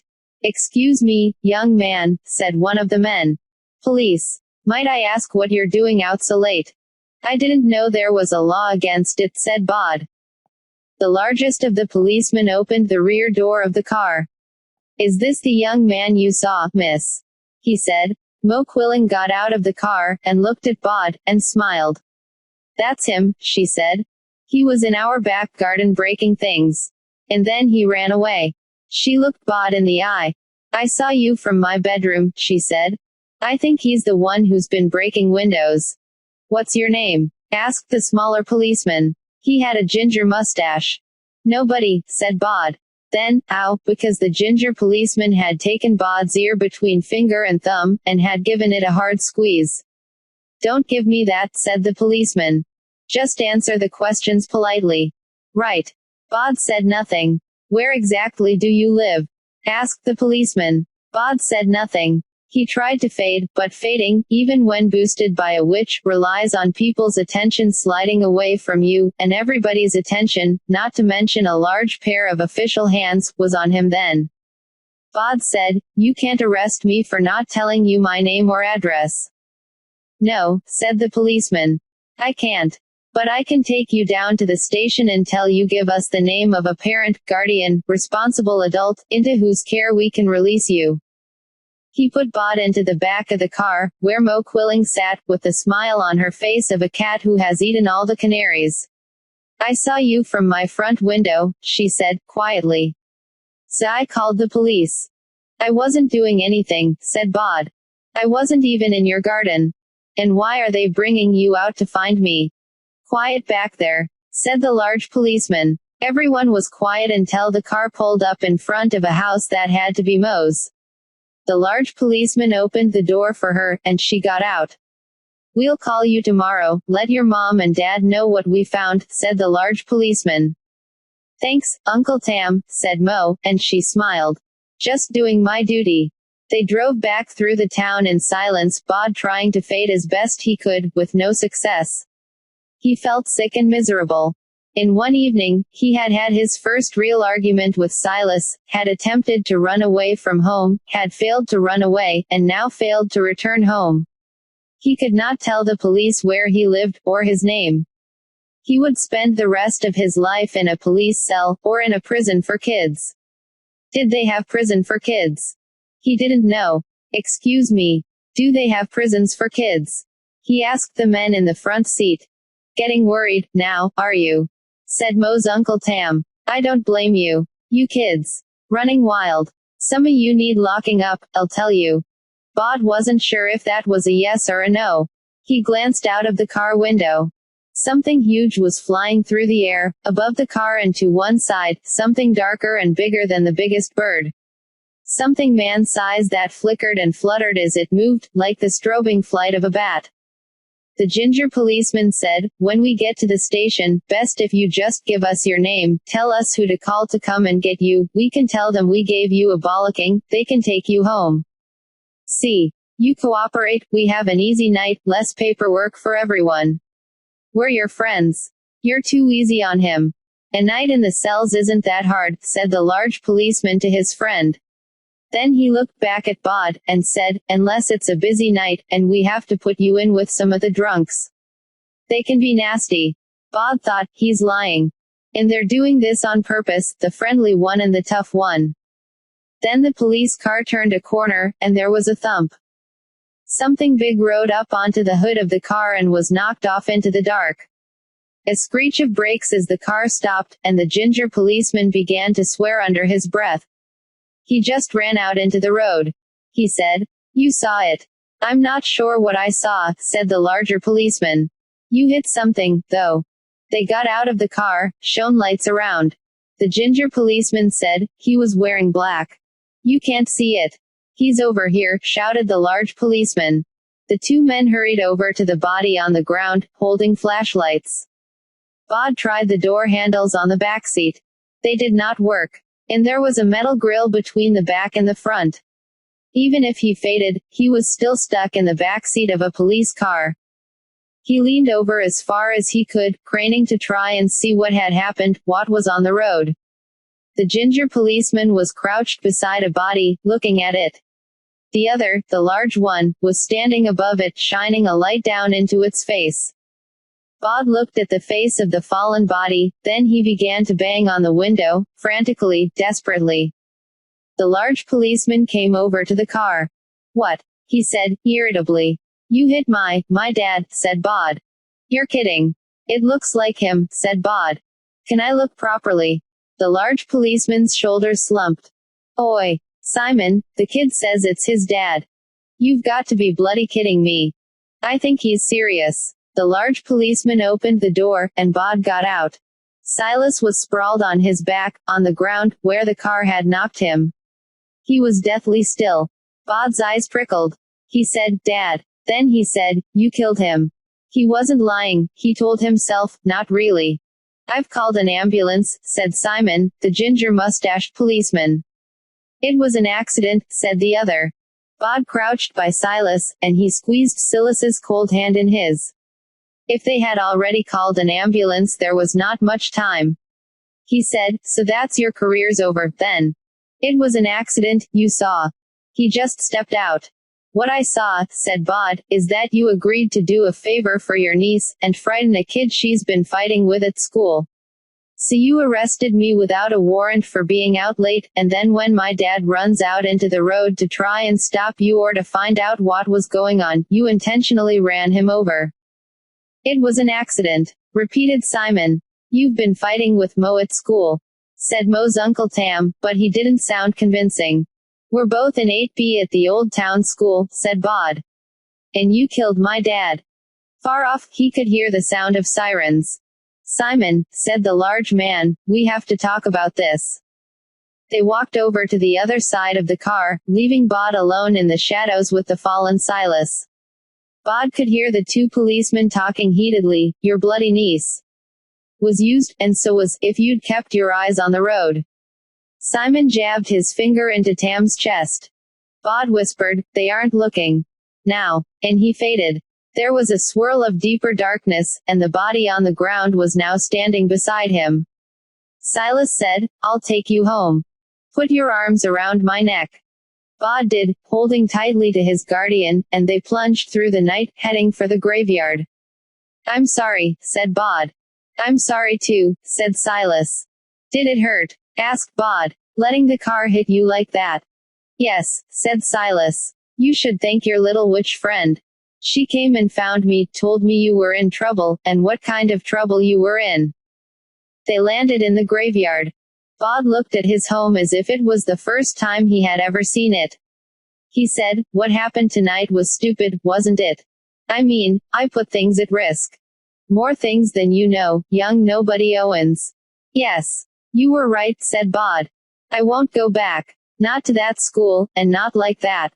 Maureen Quilling had had the worst week of her life. Nick Farthing was no longer speaking to her. Her Uncle Tam had shouted at her about the Owens kid thing, then told her not to mention anything about that evening ever to anyone, as he could lose his job, and he wouldn't want to be in her shoes if that happened. Her parents were furious with her. She felt betrayed by the world. Even the Year 7s weren't scared of her any longer. It was rotten. She wanted to see that Owens kid, who she blamed for everything that had happened to her so far, writhing in miserable agony. If he thought being arrested was bad. And then she would concoct elaborate revenge schemes in her head, complex and vicious. They were the only thing that made her feel better, and even they didn't really help.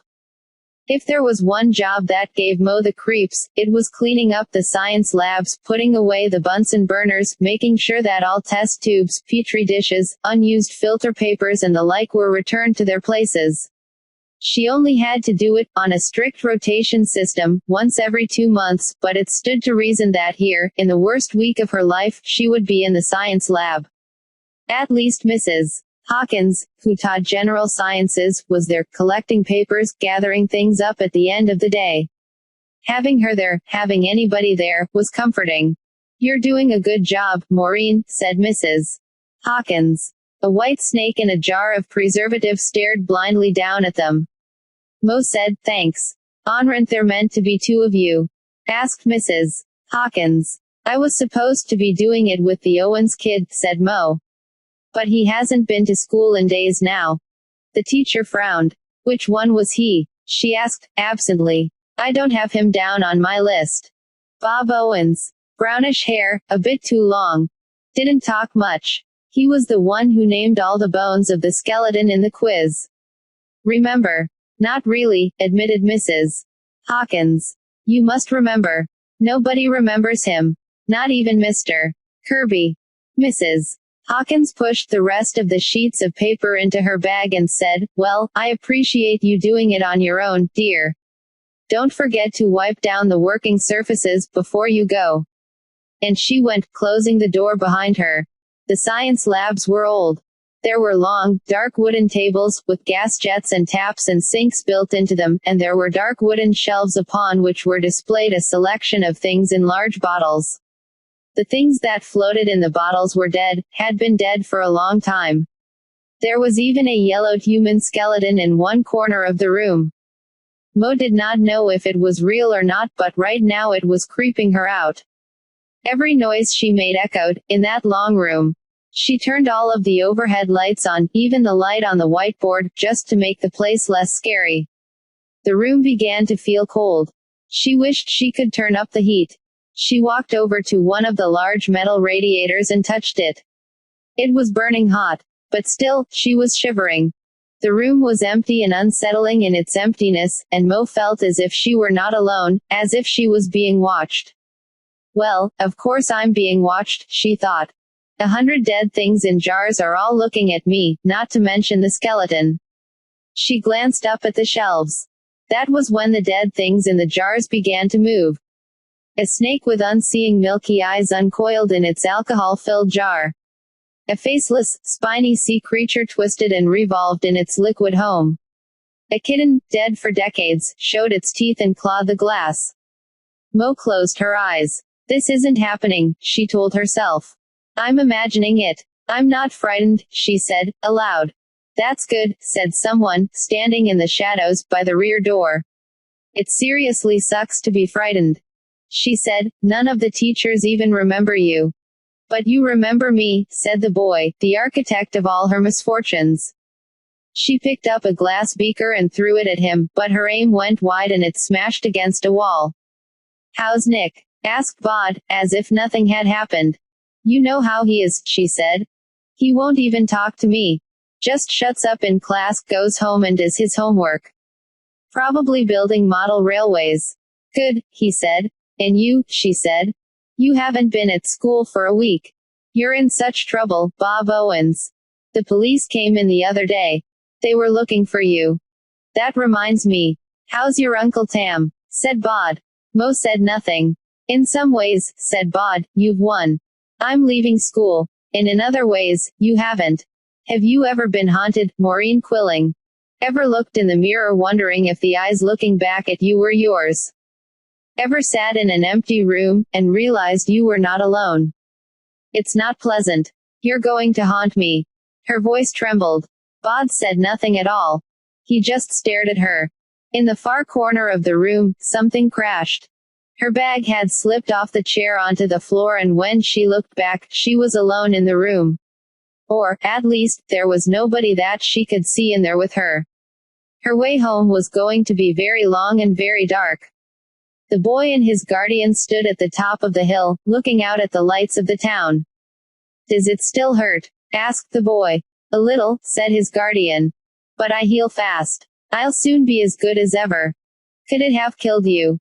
Stepping out in front of that car. His guardian shook his head. There are ways to kill people like me, he said. But they don't involve cars. I am very old and very tough. Bod said, I was wrong, wasn't I? The whole idea was to do it without anybody noticing. And then I had to get involved with the kids in the school, and the next thing you know, there's police and all sorts of stuff. Because I was selfish. Silas raised an eyebrow. You weren't selfish. You need to be among your own kind.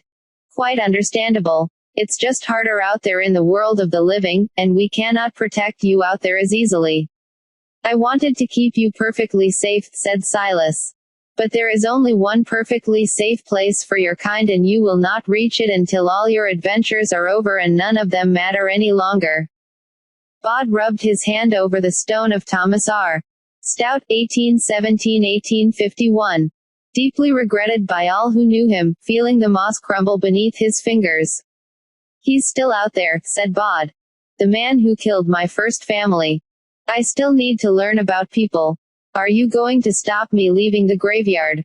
No. That was a mistake, and one that we have both learned from. Then what?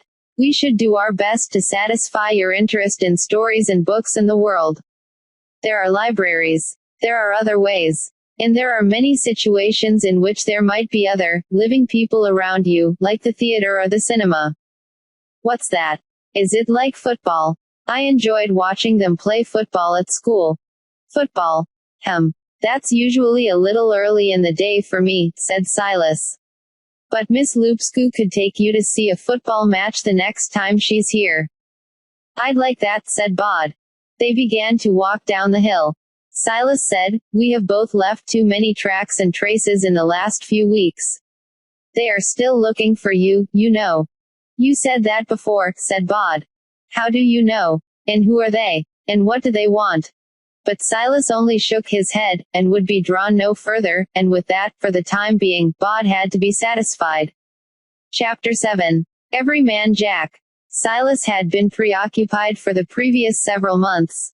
He had begun to leave the graveyard for days, sometimes weeks, at a time. Over Christmas, Miss Loopscoo had come out for 3 weeks in his place, and Bod had shared her meals in her little flat in the old town. She had even taken him to a football match, as Silas had promised that she would, but she had gone back to the place she called the old country, after squeezing Bod's cheeks and calling him Nimini, which had become her pet name for him. Now Silas was gone, and Miss Loopscoo also. Mr. and Mrs. Owens were sitting in Josiah Worthington's tomb talking to Josiah Worthington. None of them was happy. Josiah Worthington said, you mean to say that he did not tell either of you where he was going or how the child was to be cared for? When the Owenses shook their heads, Josiah Worthington said, well, where is he? Neither Owens was able to answer. Master Owens said, he's never been gone for so long before. And he promised, when the child came to us, promised he would be here, or someone else would be here to help us care for him. He promised. Mrs. Owens said, I worry that something must have happened to him. She seemed close to tears, and then her tears turned to anger, and she said, "This is too bad of him. Is there no way to find him, to call him back?" "None that I know," said Josiah Worthington. "But I believe that he's left money in the crypt, for food for the boy." "Money," said Mrs. Owens. "What use is money? Bod will be needing money if he's to go out there to buy food," began Mr. Owens, but Mrs. Owens turned on him. "You're all as bad as each other," she said. She left the Worthington tomb, then, and she went looking for her son, whom she found, as she expected to, at the top of the hill, staring out over the town. "Penny for your thoughts," said Mrs. Owens. "You don't have a penny," said Bod. He was 14, now, and taller than his mother. "I've got 2 in the coffin," said Mrs. Owens. "Probably a bit green by now, but I've still got them right enough." "I was thinking about the world," said Bod. "How do we even know that the person who killed my family is still alive?" "That he's out there. Silas says he is," said Mrs. Owens. "But Silas doesn't tell us anything else." Mrs. Owens said, "He means only the best for you. You know that." "Thanks," said Bod, unimpressed. "So where is he?" Mrs. Owens made no reply. Bod said, "You saw the man who killed my family, didn't you? On the day you adopted me?" Mrs. Owens nodded. "What was he like?" "Mostly, I had eyes for you." "Let me see." "He had dark hair, very dark. And I was frightened of him. He had a sharp face. Hungry and angry all at once, he was." "Silas saw him off." "Why didn't Silas just kill him?" said Bod, fiercely. "He should have just killed him then." Mrs. Owens touched the back of Bod's hand with her cold fingers. She said, "He's not a monster, Bod. If Silas had killed him back then, I would be safe now. I could go anywhere. Silas knows more than you do about all this, more than any of us do. And Silas knows about life and death," said Mrs. Owens. "It's not that easy." Bod said, "What was his name?" "The man who killed them." "He didn't say it. Not then." Bod put his head on one side, and stared at her with eyes as gray as thunderclouds. "But you know it, don't you?" Mrs. Owens said, "There's nothing you can do, Bod." "There is. I can learn. I can learn everything I need to know, all I can. I learned about ghoul gates. I learned to dreamwalk. Miss Loopscoo taught me how to watch the stars. Silas taught me silence. I can haunt. I can fade. I know every inch of this graveyard." Mrs. Owens reached out a hand, touched her son's shoulder. "One day," she said. And then she hesitated. One day, she would not be able to touch him. One day, he would leave them. One day. And then she said, "Silas told me the man who killed your family was called Jack." Bod said nothing. Then he nodded. "Mother. What is it, son? When will Silas come back?" The midnight wind was cold and it came from the north. Mrs. Owens was no longer angry. She feared for her son. She said only, "I wish I knew, my darling boy, I wish I knew." Scarlett Amber Perkins was 15, and, at that moment, sitting on the upper deck of the elderly bus, she was a mass of angry hate. She hated her parents for splitting up. She hated her mother for moving away from Scotland, hated her father because he didn't seem to care that she had gone. She hated this town for being so different, nothing like Glasgow, where she had grown up, and she hated it because every now and again she would turn a corner and see something and the world would all become achingly, horribly familiar. She had lost it with her mother that morning. "At least in Glasgow I had friends," Scarlett had said, and she wasn't quite shouting and she wasn't quite sobbing. "I'll never see them again." All her mother had said in reply was, "At least you're somewhere you've been before. I mean, we lived here when you were little." "I don't remember," said Scarlett. "And it's not like I still know anyone. Do you want me to find my old friends from when I was 5? Is that what you want?" And her mother said, "Well, I'm not stopping you." Scarlett had gone through the whole of the school day angry, and she was angry now. She hated her school and she hated the world, and right now she particularly hated the town bus service. Every day, when school was over, the 97 bus to the city center would take her from her school gates all the way to the end of the street where her mother had rented a small flat. She had waited at the bus stop on that gusty April day for almost half an hour and number 97 buses had appeared, so when she saw a 121 bus with city center as its destination she had climbed aboard. But where her bus always turned right, this one turned left, into the Old Town, past the municipal gardens in the Old Town Square, past the statue of Josiah Worthington, Bart, and then crept up a winding hill lined with high houses, as Scarlett's heart sank and her anger was replaced with misery. She walked downstairs, edged forward, eyed the sign telling her not to speak to the driver when the vehicle was in motion, and said, "Excuse me. I wanted to go to Acacia Avenue." The driver, a large woman, her skin even darker than Scarlett's, said, "You should have got the 97, then. But this goes to the city center. Eventually. But even when you get there, you'll still need to get back." The woman sighed. "Best thing you can do, get off here, walk back down the hill, there's a bus stop in front of the town hall. From there, you can catch the number 4 or the 58, both of them will take you most of the way to Acacia Avenue. You could get off by the sports center and walk up from there. You got all that? The 4 or the 58? I'll let you off here." It was a request stop on the side of the hill, just past a large pair of open iron gates, and it looked uninviting and dismal. Scarlett stood in the open doorway of the bus until the bus driver said, "Go on. Hop it." She stepped down onto the pavement and the bus belched black smoke and roared away. The wind rattled the trees on the other side of the wall. Scarlett began to walk back down the hill. This was why she needed a mobile phone, she thought. If she was so much as 5 minutes late, her mother would freak, but she still wouldn't buy Scarlett a phone of her own.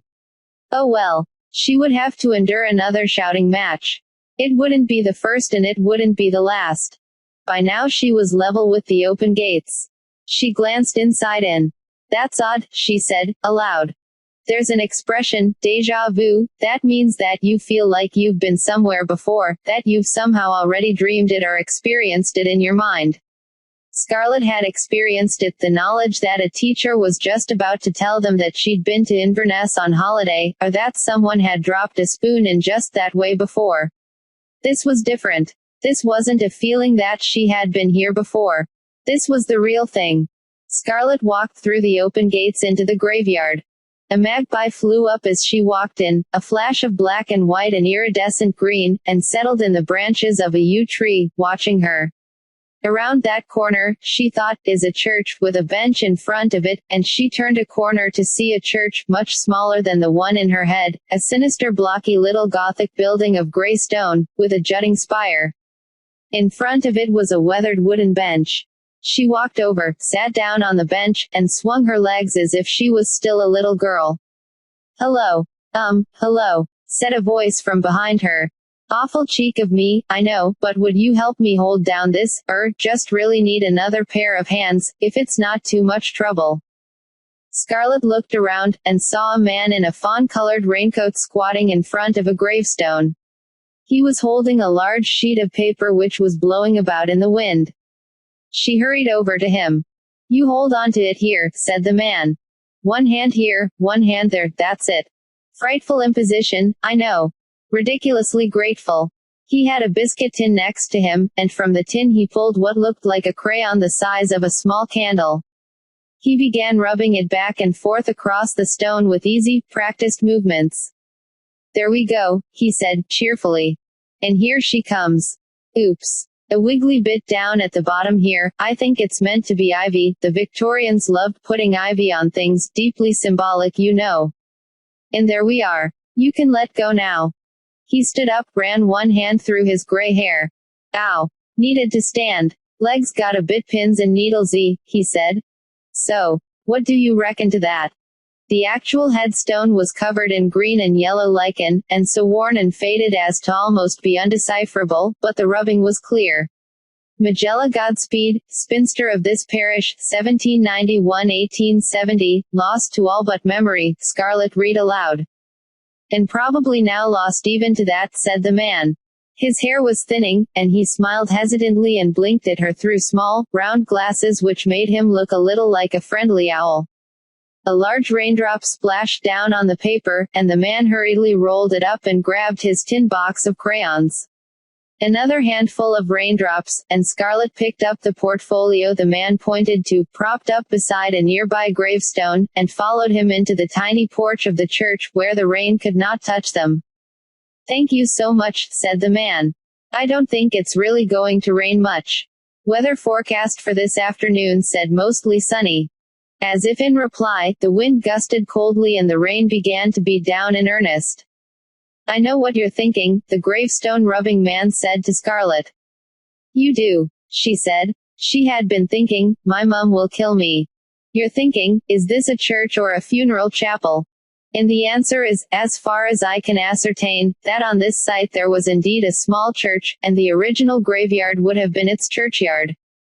That's as long ago as 8, perhaps 900 AD, rebuilt and extended several times in there. But there was a fire here in the 1820s, and by that time it was already much too small for the area. People around here were using St. Dunstan's in the village square as their parish church, so when they came to rebuild here, they made it a funeral chapel, keeping many of the original features. The stained glass windows in the far wall are said to be original. "Actually," said Scarlett, "I was thinking that my mum is going to kill me. I got the wrong bus and I am already so late home." "Good Lord, you poor thing," said the man. "Look, I only live just down the road. You wait here," and with that he thrust his portfolio, his tin of crayons, and his rolled-up sheet of paper into her hands, and he set off at a trot down to the gates, his shoulders hunched against the driving rain. A couple of minutes later, Scarlett saw the lights of a car and heard the sound of a car horn. Scarlett ran down to the gates, where she could see the car, an elderly green Mini. The man she had been talking to was sitting in the driver's seat. He wound down his window. "Come on," he said. "Where exactly am I taking you?" Scarlett stood there, the rain running down her neck. "I don't take rides from strangers," she said. "Quite right too," said the man. "But one good turn deserves, and, all that. Here, put the stuff in the back before it gets soaked."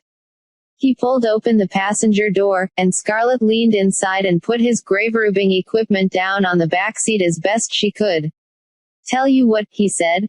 "Why don't you phone your mother? You can use my phone, and tell her my car's number plate. You can do it from inside the car. You're getting soaked out there." Scarlett hesitated. Rain was beginning to plaster her hair down. It was cold. The man reached over and handed her his mobile phone. Scarlett looked at it. She realized she was more afraid of calling her mother than she was of getting into the car. Then she said, "I could call the police too, couldn't I?" "You certainly can, yes. Or you can walk home. Or you can just call your mother and ask her to come and pick you up." Scarlett got into the passenger seat and closed the door. She kept hold of the man's phone. "Where do you live?" the man asked. "You really don't have to. I mean, you could just take me to the bus stop. I'll take you home. Address: 102A Acacia Avenue. It's off the main road, a wee bit past the big sports center. You are out of your way, aren't you? Right. Let's get you home." He took off the handbrake, swung the car around, and drove down the hill. "Been living here long?" he said. "Not really. We moved here just after Christmas. We lived here when I was 5 though. Is that a brogue I detect in your accent? We've been living in Scotland for 10 years. There, I sounded like everyone else, and then I came down here, and now I stick out like a sore thumb." She had wanted it to sound like a joke, but it was true, and she could hear it as she said it. Not funny, just bitter. The man drove to Acacia Avenue, parked in front of the house, then insisted on coming up to the front door with her. When the door was opened, he said, "Frightfully sorry. I took the liberty of bringing your daughter back to you. Obviously, you taught her well, shouldn't accept rides from strangers. But, well, it was raining, she took the wrong bus, wound up on the other side of town. Bit of a mess all around really. Say you can find it in your heart to forgive. Forgive her. And, me. Scarlett expected her mother to shout at both of them, and was surprised and relieved when her mother only said, "Well, you couldn't be too careful these days," and was Mr. A teacher, and would he like a cup of tea? Mr. Said his name was Frost, but she should call him J, and Mrs. Perkins smiled and said he should call her Nuna, and she'd put the kettle on. Over tea, Scarlett told her mother the story of her wrong bus adventure, and how she had found herself at the graveyard, and how she met Mr. Frost by the little church. Mrs. Perkins dropped her teacup. They were sitting around the table in the kitchen, so the cup didn't fall very far, and it didn't break, just spilled tea. Mrs. Perkins apologized awkwardly, and went and got a cloth from the sink to mop it up. Then she said, "The graveyard on the hill, in the old town." "That one. I live over that way," said Mr. Frost. "Been doing a lot of grave rubbings. And you know it's technically a nature reserve." Mrs. Perkins said, "I know," thin-lipped. Then she said, "Thank you so much for giving Scarlett a ride home, Mr. Frost." Each word might have been an ice cube. "Then, I think you should leave now." "I say, that's a bit much," said Frost, amiably. "Didn't mean to hurt your feelings. Was it something I said? The rubbings, they're for a local history project. It's not as if I'm, digging up bones or anything." For a heartbeat, Scarlett thought that her mother was going to strike Mr. Frost, who just looked worried. But Mrs. Perkins shook her head and said, "Sorry, family history. Not your fault." As if she was making a conscious effort, she said, brightly, Scarlett actually used to play in that graveyard when she was little. This is, 10 years ago. She had an imaginary friend, too. A little boy called Nobody. A smile twitched at the corner of Mr. Frost's lips. "A ghostie?" "No, I don't think so. He just lived there." She even pointed out the tomb he lived in. "So I suppose he was a ghost. Do you remember, love?" Scarlett shook her head. "I must have been a funny kid," she said. "I'm sure that you were nothing of the, said Mr. Frost. "You are raising a fine girl here, Nuna. Well, lovely cup of tea. Always a joy to make new friends. I'll be toddling off now. Got to make myself a little dinner, then I've got a meeting of the local history society." "You're making your own dinner?" said Mrs. Perkins. "Yes, making it. Well, defrosting it really. I'm also a master of the boil in the bag. Eating for one. Living on my own. Bit of a crusty old bachelor. Actually, in the papers, that always means gay, doesn't it?" "Not gay, just never met the right woman." And for a moment, he looked rather sad. Mrs. Perkins, who hated to cook, announced that she always cooked too much food at the weekend, and as she ushered Mr. Frost out into the hall, Scarlett heard him agree that he would love to come round for dinner on Saturday night. When Mrs. Perkins came back from the front hall, all she said to Scarlett was, "I hope you've done your homework." Scarlett was thinking about the afternoon's events as she lay in bed that night listening to the sound of the cars grinding their way along the main road. She had been there, in that graveyard, when she was little. That was why everything had seemed so familiar. In her mind she imagined and she remembered, and somewhere in there she fell asleep, but in sleep she still walked the paths of the graveyard. It was night, but she could see everything as clearly as if it were day. She was on the side of a hill. There was a boy of about her own age standing with his back to her, looking at the lights of the city. Scarlett said, "Boy, what are you doing?" He looked around, seemed to have trouble focusing. "Who said that?" And then, "Oh, I can see you, sort of. Are you dreamwalking?" "I think I'm dreaming," she agreed. "Not quite what I meant," said the boy. "Hello. I'm Bod. I'm Scarlett," she said. He looked at her again, as if he were seeing her for the first time. "Of course, you are. I knew you looked familiar. You were in the graveyard today with that man, the one with the paper." "Mr. Frost," she said. "He's really nice. He gave me a lift home." Then she said, "Did you see us?" "Yeah. I keep an eye on most things that happen in the graveyard." "What kind of a name is Bod?" she asked. "It's short for nobody." "Of course," said Scarlett. "That's what this dream is about. You're my imaginary friend, from when I was little, all grown up. He nodded. He was taller than she was. He wore gray, although she could not have described his clothes. His hair was too long, and she thought it had been some time since he had received a haircut. He said, "You were really brave.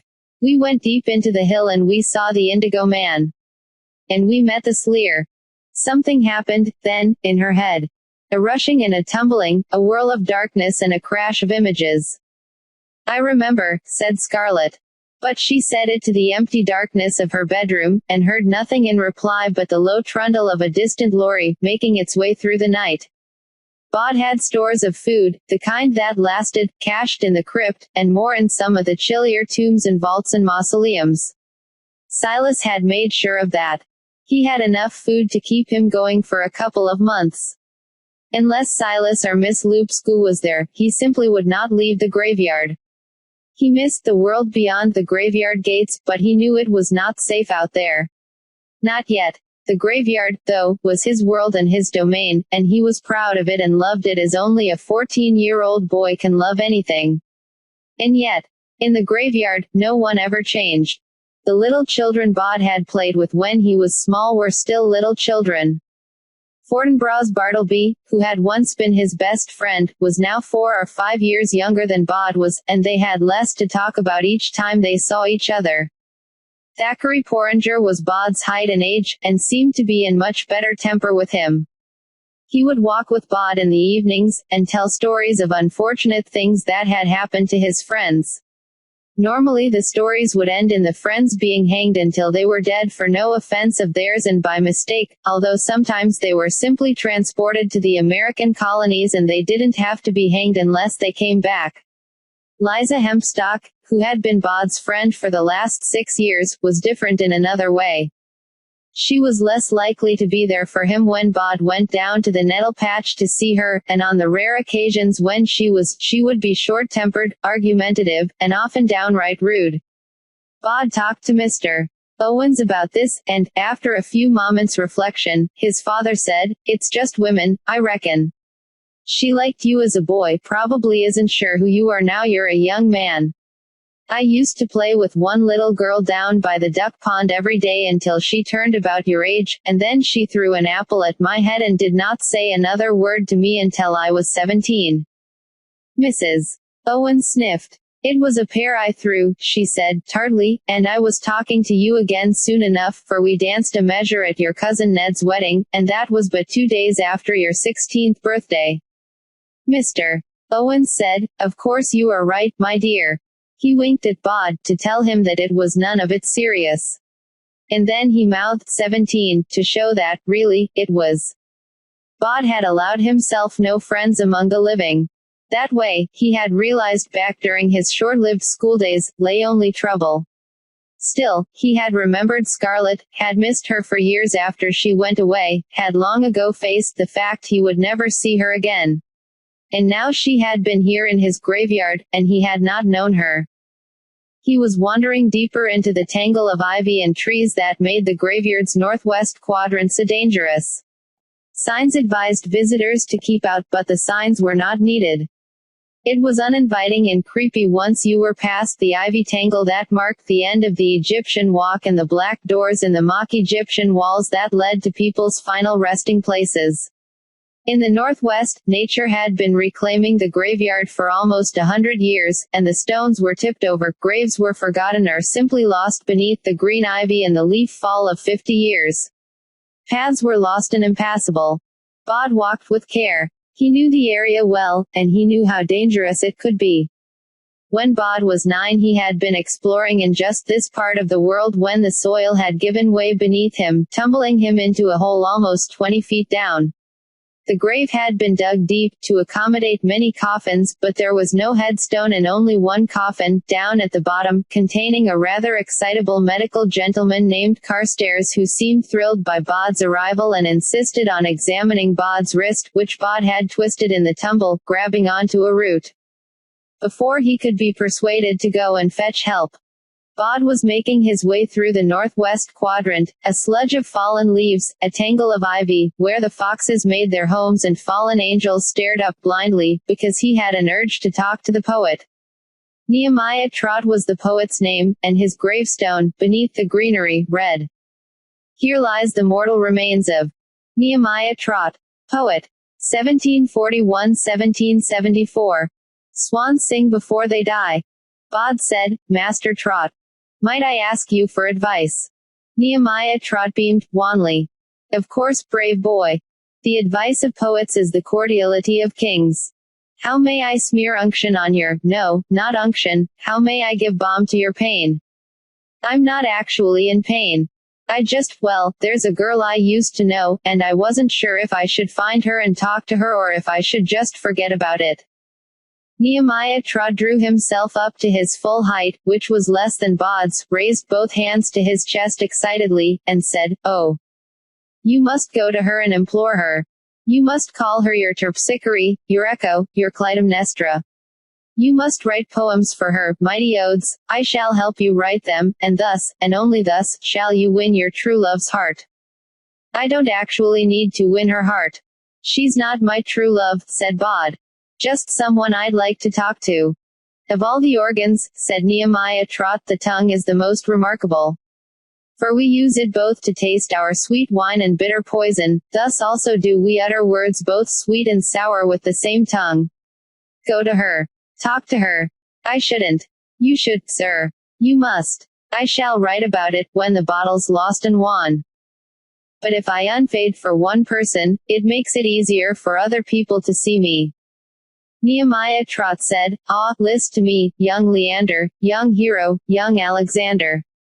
If you dare nothing, then when the day is over, nothing is all you will have gained." Good point. Bod was pleased with himself, and glad he had thought of asking the poet for advice. Really, he thought, if you couldn't trust a poet to offer sensible advice, who could you trust?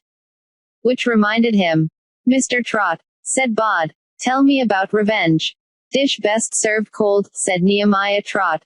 "Do not take revenge in the heat of the moment. Instead, wait until the hour is propitious."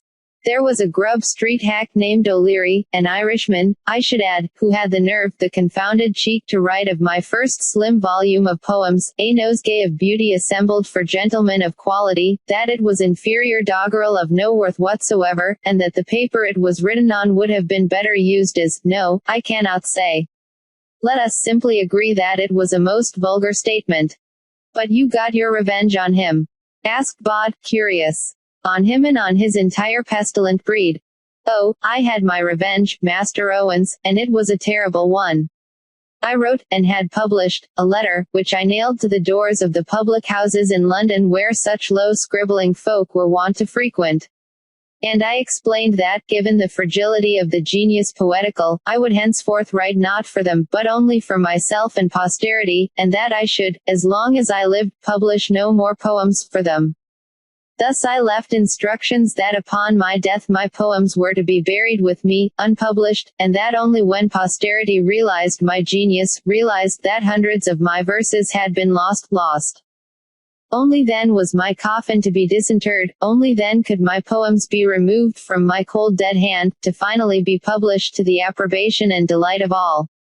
It is a terrible thing to be ahead of your time. And after you died, they dug you up, and they printed the poems. Not yet, no. But there is still plenty of time. Posterity is vast. So, that was your revenge. Indeed. And a mightily powerful and cunning one at that. Yes, said Bod, unconvinced. Best served cold, said Nehemiah Trott proudly. Bod left the northwest of the graveyard, returned through the Egyptian walk to the more orderly paths and untangled ways, and as the dusk fell, he wandered back towards the old chapel, not because he hoped Silas had returned from his travels, but because he had spent his life visiting the chapel at dusk, and it felt good to have a rhythm. And anyway, he was hungry. Bod slipped through the crypt door, down into the crypt.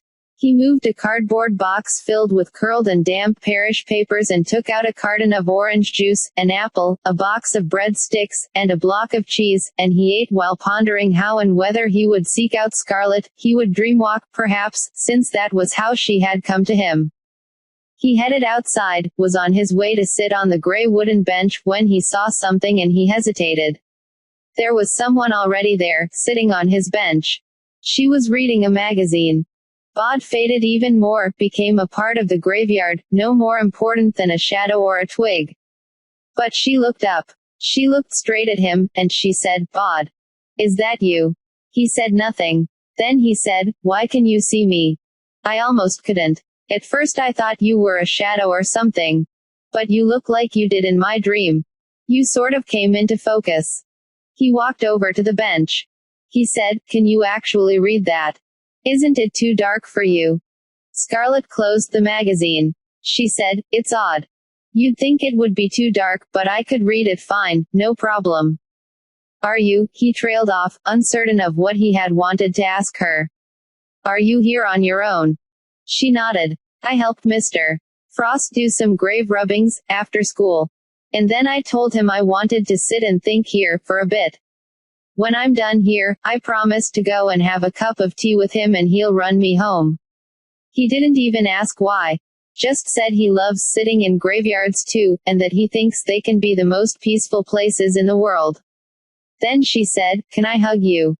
"Do you want to?" said Bod. "Yes." "Well then." He thought for a moment.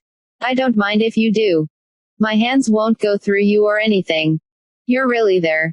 "You won't go through me," he told her, and she threw her arms around him and squeezed him so tightly he could hardly breathe. He said, "That hurts." Scarlett let go. "Sorry. No. It was nice. I mean, you just squeezed more than I was expecting. I just wanted to know if you were real. All these years I thought you were just something in my head. And then I sort of forgot about you. But I didn't make you up, and you're back, you're in my head, and you're in the world too." Bod smiled. He said, "You used to wear a sort of a coat, it was orange, and whenever I saw that particular color orange, I'd think of you. I don't suppose you still have the coat?" "No," she said. "Not for a long time. It would be a wee bit too small for me now." "Yes," said Bod. "Of course. I should go home," said Scarlett. "I thought I could come up on the weekend, though." And then, seeing the expression on Bod's face, she said, "Today's Wednesday. I'd like that." She turned to go. Then she said, "How will I find you, next time?" Bod said, "I'll find you. Don't worry. Just be on your own and I'll find you." She nodded, and was gone. Bod walked back into the graveyard and up the hill, until he reached the Frobisher Mausoleum. He did not enter it. He climbed up the side of the building, using the thick ivy root as a foothold, and he pulled himself up onto the stone roof, where he sat and thought, looking out at the world of moving things beyond the graveyard, and he remembered the way that Scarlett had held him and how safe he had felt, if only for a moment, and how fine it would be to walk safely in the lands beyond the graveyard, and how good it was to be master of his own small world. Scarlett said that she didn't want a cup of tea, thank you. Or a chocolate biscuit. Mr. Frost was concerned. "Honestly," he told her, "you look like you've seen a ghost." "Well, a graveyard, not a bad place to see one, if you were going to, I had an aunt once who claimed her parrot was haunted. She was a scarlet macaw. The parrot. The aunt was an architect. Never knew the details." "I'm fine," said Scarlett. "It was just a long day. I'll give you a lift home then. Any idea what this says?" "Been puzzling over it for half an hour." He indicated a grave rubbing on the little table, held flat by a jam jar in each corner. "Is that name Gladstone, do you think? Could be a relative of the Prime Minister. But I can't make out anything else." "'Fraid not," said Scarlett. "But I'll take another look when I come out on Saturday. Is your mother likely to put in an appearance?" "She said she'd drop me off here in the morning. Then she has to go and get groceries for our dinner. She's cooking a roast chicken." "Do you think?" asked Mr. Frost. "Hopefully, there are likely to be roast potatoes." "I expect so, yes." Mr. Frost looked delighted. Then he said, I wouldn't want to put her out of her way, I mean. She's loving it, said Scarlett, truthfully. Thank you for giving me a lift home. More than welcome, said Mr. Frost. They walked together down the steps in Mr. Frost's high narrow house to the little entrance hall at the bottom of the stairs. In Krakow, on Wawel Hill, there are caves called the Dragon's Den, named after a long-dead dragon. These are the caves that the tourists know about. There are caves beneath those caves that the tourists do not know and do not ever get to visit. They go down a long way, and they are inhabited. Silas went first, followed by the gray hugeness of Miss Lupscu, padding quietly on 4 feet just behind him. Behind them was Kandar, a bandage-wrapped Assyrian mummy with powerful eagle wings and eyes like rubies, who was carrying a small pig. There had originally been 4 of them, but they had lost Haroun in a cave far above, when the Ifrit, as naturally overconfident as are all of its race, had stepped into a space bounded by 3 polished bronze mirrors and had been swallowed up in a blaze of bronze light. In moments the Ifrit could only be seen in the mirrors, and no longer in reality. In the mirrors his fiery eyes were wide open, and his mouth was moving as if he was shouting at them to leave and beware, and then he faded and was lost to them. Silas, who had no problems with mirrors, had covered one of them with his coat, rendering the trap useless. Said Silas. Now there are only 3 of us. And a pig, said Kandar. Why? Asked Miss Lupscu, with a wolf tongue, through wolf teeth. Why the pig? It's lucky, said Kandar. Miss Lupscu growled, unconvinced. Did Haroun have a pig? Asked Kandar, simply. Hush, said Silas. They are coming. From the sound of it there are many of them. Let them come, whispered Kandar. Miss Lupscu's hackles were rising. She said nothing, but she was ready for them, and it was only by an effort of will that she did not throw back her head and howl. It's beautiful up this way, said Scarlett. Yes, said Bod. So, your family were all killed, said Scarlett. Does anyone know who did it? No, not that I know. My guardian only says that the man who did it is still alive, and that he'll tell me the rest of what he knows one day. One day. When I'm ready. What's he scared of? That you'd strap on your gun and ride out to wreak vengeance on the man who killed your family. Bod looked at her seriously. Well, obviously, he said. Not a gun, though. But yes. Something like that. You're joking. Bod said nothing. His lips were tight pressed together. He shook his head. Then he said, I'm not joking. It was a bright and sunny Saturday morning. They were just past the entrance to the Egyptian Walk, out of the direct sunlight, under the pines and the sprawling monkey puzzle tree. Your guardian. Is he a dead person too? Bod said, I don't talk about him. Scarlett looked hurt. Not even to me. Not even to you. Well, she said. Be like that. Bod said, look, I'm sorry, I didn't mean, just as Scarlett said, I promised Mr. Frost I wouldn't be too long. I'd better be getting back. Right, said Bod, worried he had offended her, unsure what he should say to make anything better. He watched Scarlett head off on the winding path back to the chapel. A familiar female voice said, with derision, look at her. Miss High and Mighty. But there was no one to be seen. Bod, feeling awkward, walked back to the Egyptian Walk. Miss Lilibet and Miss Violet had let him store a cardboard box filled with old paperback books in their vault, and he wanted to find something to read. Scarlett helped Mr. Frost with his grave rubbings until midday, when they stopped for lunch. He offered to buy her fish and chips as a thank you, and they walked down to the fish and chip shop at the bottom of the road, and as they walked back up the hill they ate their steaming fish and chips, drenched in vinegar and glittering with salt, out of paper bags. Scarlett said, if you wanted to find out about a murder, where would you look? I already tried the internet. Depends. What kind of murder are we talking about? Something local, I think. About 13 or 14 years ago. A family was killed around here. Crikey, said Mr. Frost. This really happened. Oh yes. Are you all right? Not really. Bit too, well, bit of a wimp, really. Things like that, I mean, local true crime, you don't like to think about it. Things like that, happening here. Not something I'd expect a girl of your age to be interested in. It's not actually for me, admitted Scarlett. It's for a friend. Mr. Frost finished off the last of his fried cod. The library, I suppose. If it's not on the internet, it'll be in their newspaper files. What set you off after this? Oh, Scarlett wanted to lie as little as possible. She said, a boy I know. He was asking about it. Definitely the library, said Mr. Frost. Murder. Brr. Gives me the shivers. Me too, said Scarlett. A bit. Then, hopefully, could you maybe, possibly, drop me off at the library, this afternoon? Mr. Frost bit a large chip in half, chewed it, and looked at the rest of the chip, disappointed. They get cold so fast, don't they, chips? 1 minute, you're burning your mouth on them, the next you're wondering how they cool off so quickly. I'm sorry, said Scarlett. I shouldn't be asking for rides everywhere. Not at all, said Mr. Frost. Just wondering how best to organize this afternoon, and whether or not your mother likes chocolates. Bottle of wine or chocolates? Not really sure. Both maybe. I can make my own way home from the library, said Scarlett. And she loves chocolates. So do I. Chocolates it is, then, said Mr. Frost, relieved. They had reached the middle of the row of high, terraced houses on the hill, and the little green Mini parked outside. Get in. I'll run you over to the library.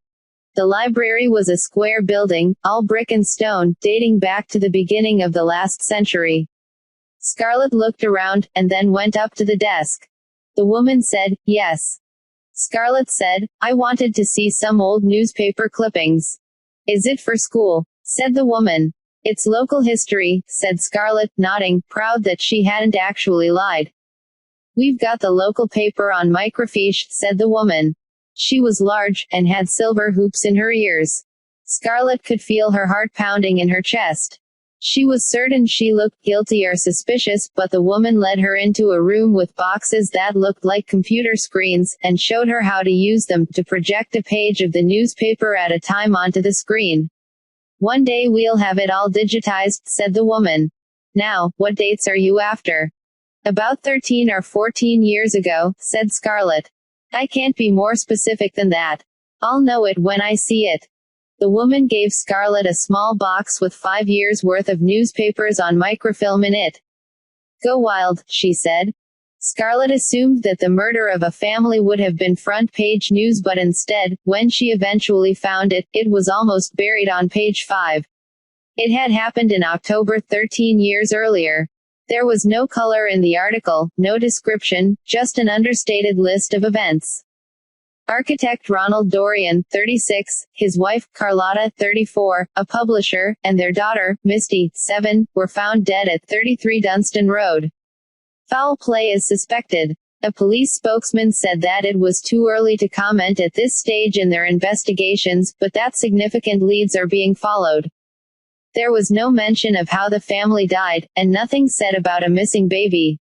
In the weeks that followed, there was no follow-up, and the police did not ever comment, not that Scarlett could see. But that was it. She was certain. 33 Dunstan Road. She knew the house. She had been in there.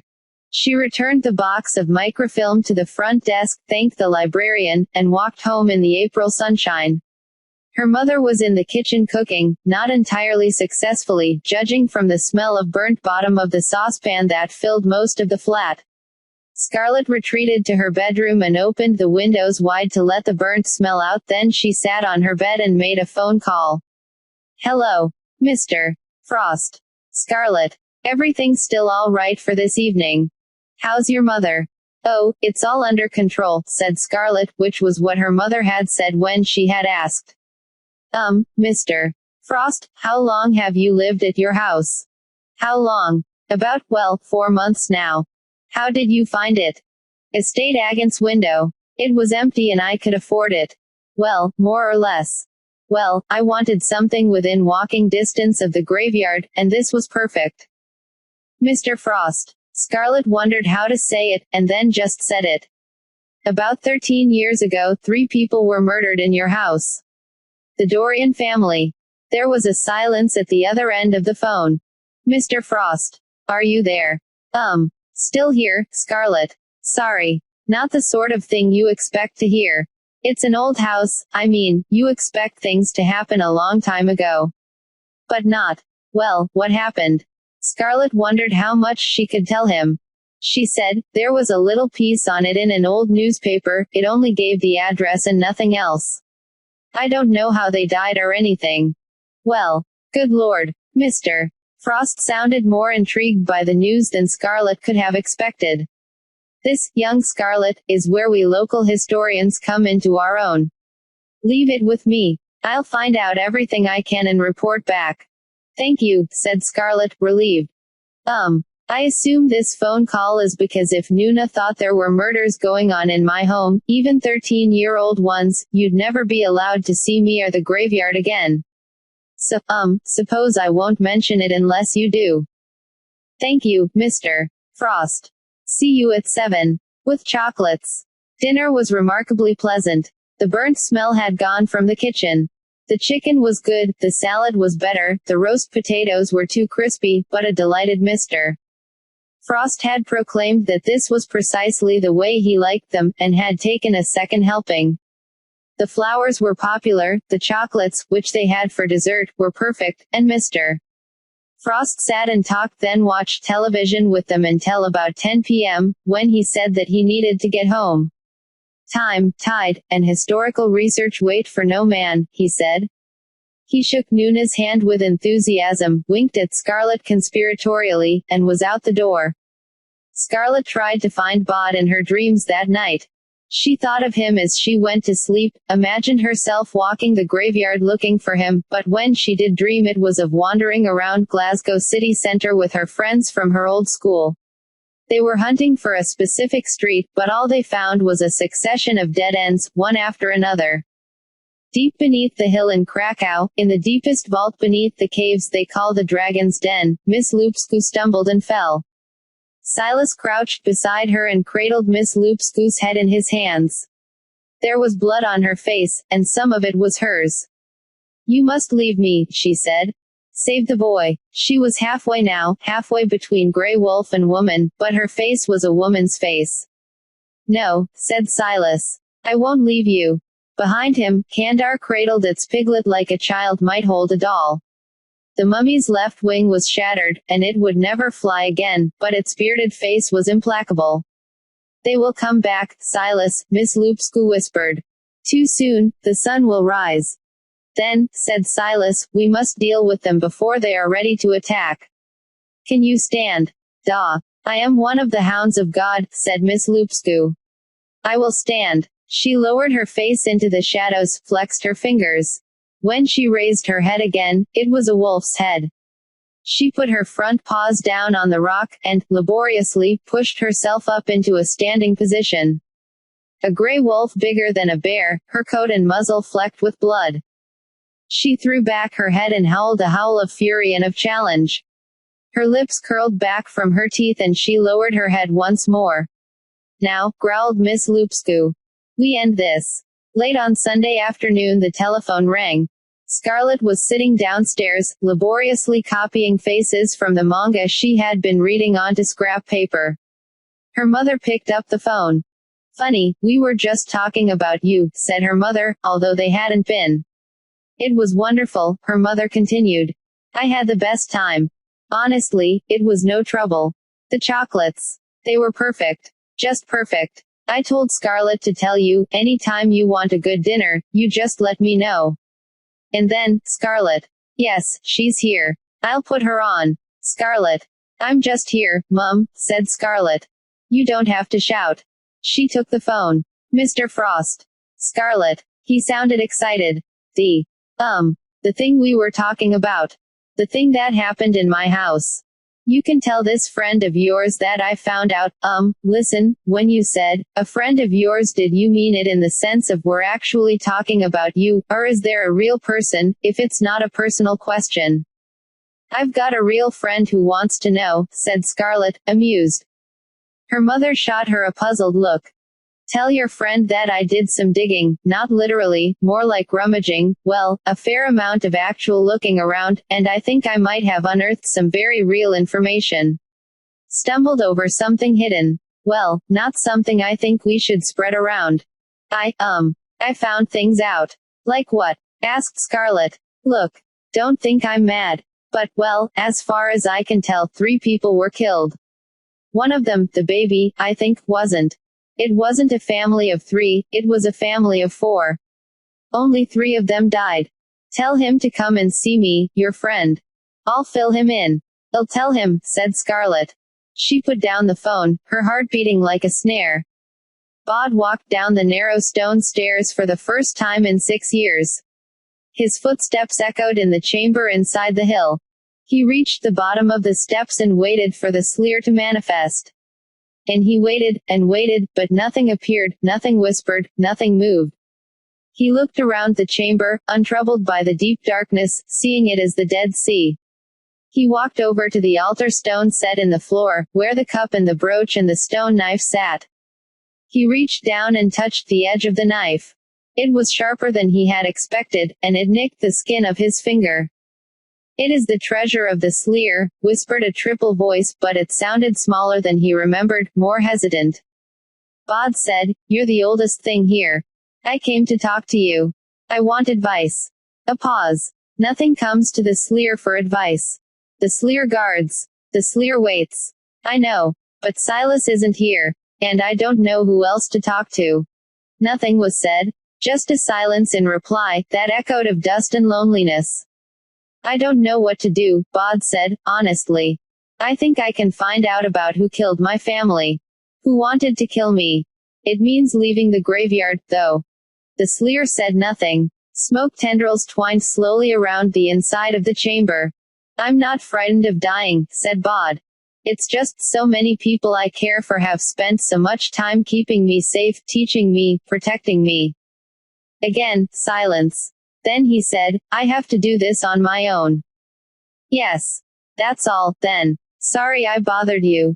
It whispered into Bod's head, then, in a voice that was a sleek insinuating glide, the sleer was set to guard the treasure until our master returned. Are you our master? No, said Bod. And then, with a hopeful whine, will you be our master? I'm afraid not. If you were our master, we could hold you in our coils forever. If you were our master, we would keep you safe and protect you until the end of time and never let you endure the dangers of the world. I am not your master. No. Bod felt the sleer writhing through his mind. It said, then find your name. And his mind was empty, and the room was empty, and Bod was alone. Bod walked back up the stairs carefully yet quickly. He had come to a decision and needed to act fast, while the decision still burned in his mind. Scarlett was waiting for him on the bench by the chapel. Well, she said. I'll do it. Come on, he said, and side by side they walked the path down to the graveyard gates. Number 33 was a tall house, spindly thin, in the middle of a terraced row. It was red brick and unmemorable. Bod looked at it uncertainly, wondering why it did not seem familiar, or special.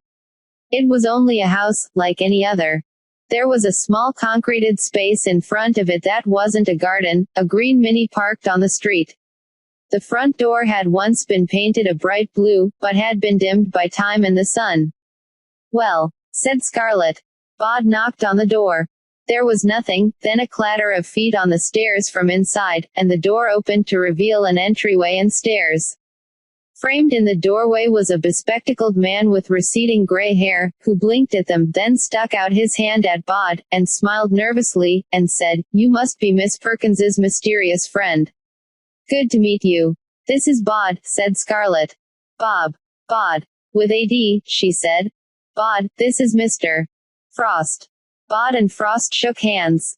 Kettles on, said Mr. Frost. What say we swap information over a cuppa? They followed him up the steps to a kitchen, where he poured 3 mugs of tea, then led them into a small sitting room. The house just keeps going up, he said. The toilet's on the next floor up, and my office, then bedrooms above that. Keeps you fit, all the stairs. They sat on a large, extremely purple sofa, it was already here when I came, and they sipped their tea. Scarlett had worried that Mr. Frost would ask Bod lots of questions, but he didn't. He just seemed excited, as if he had identified the lost gravestone of someone famous and desperately wanted to tell the world.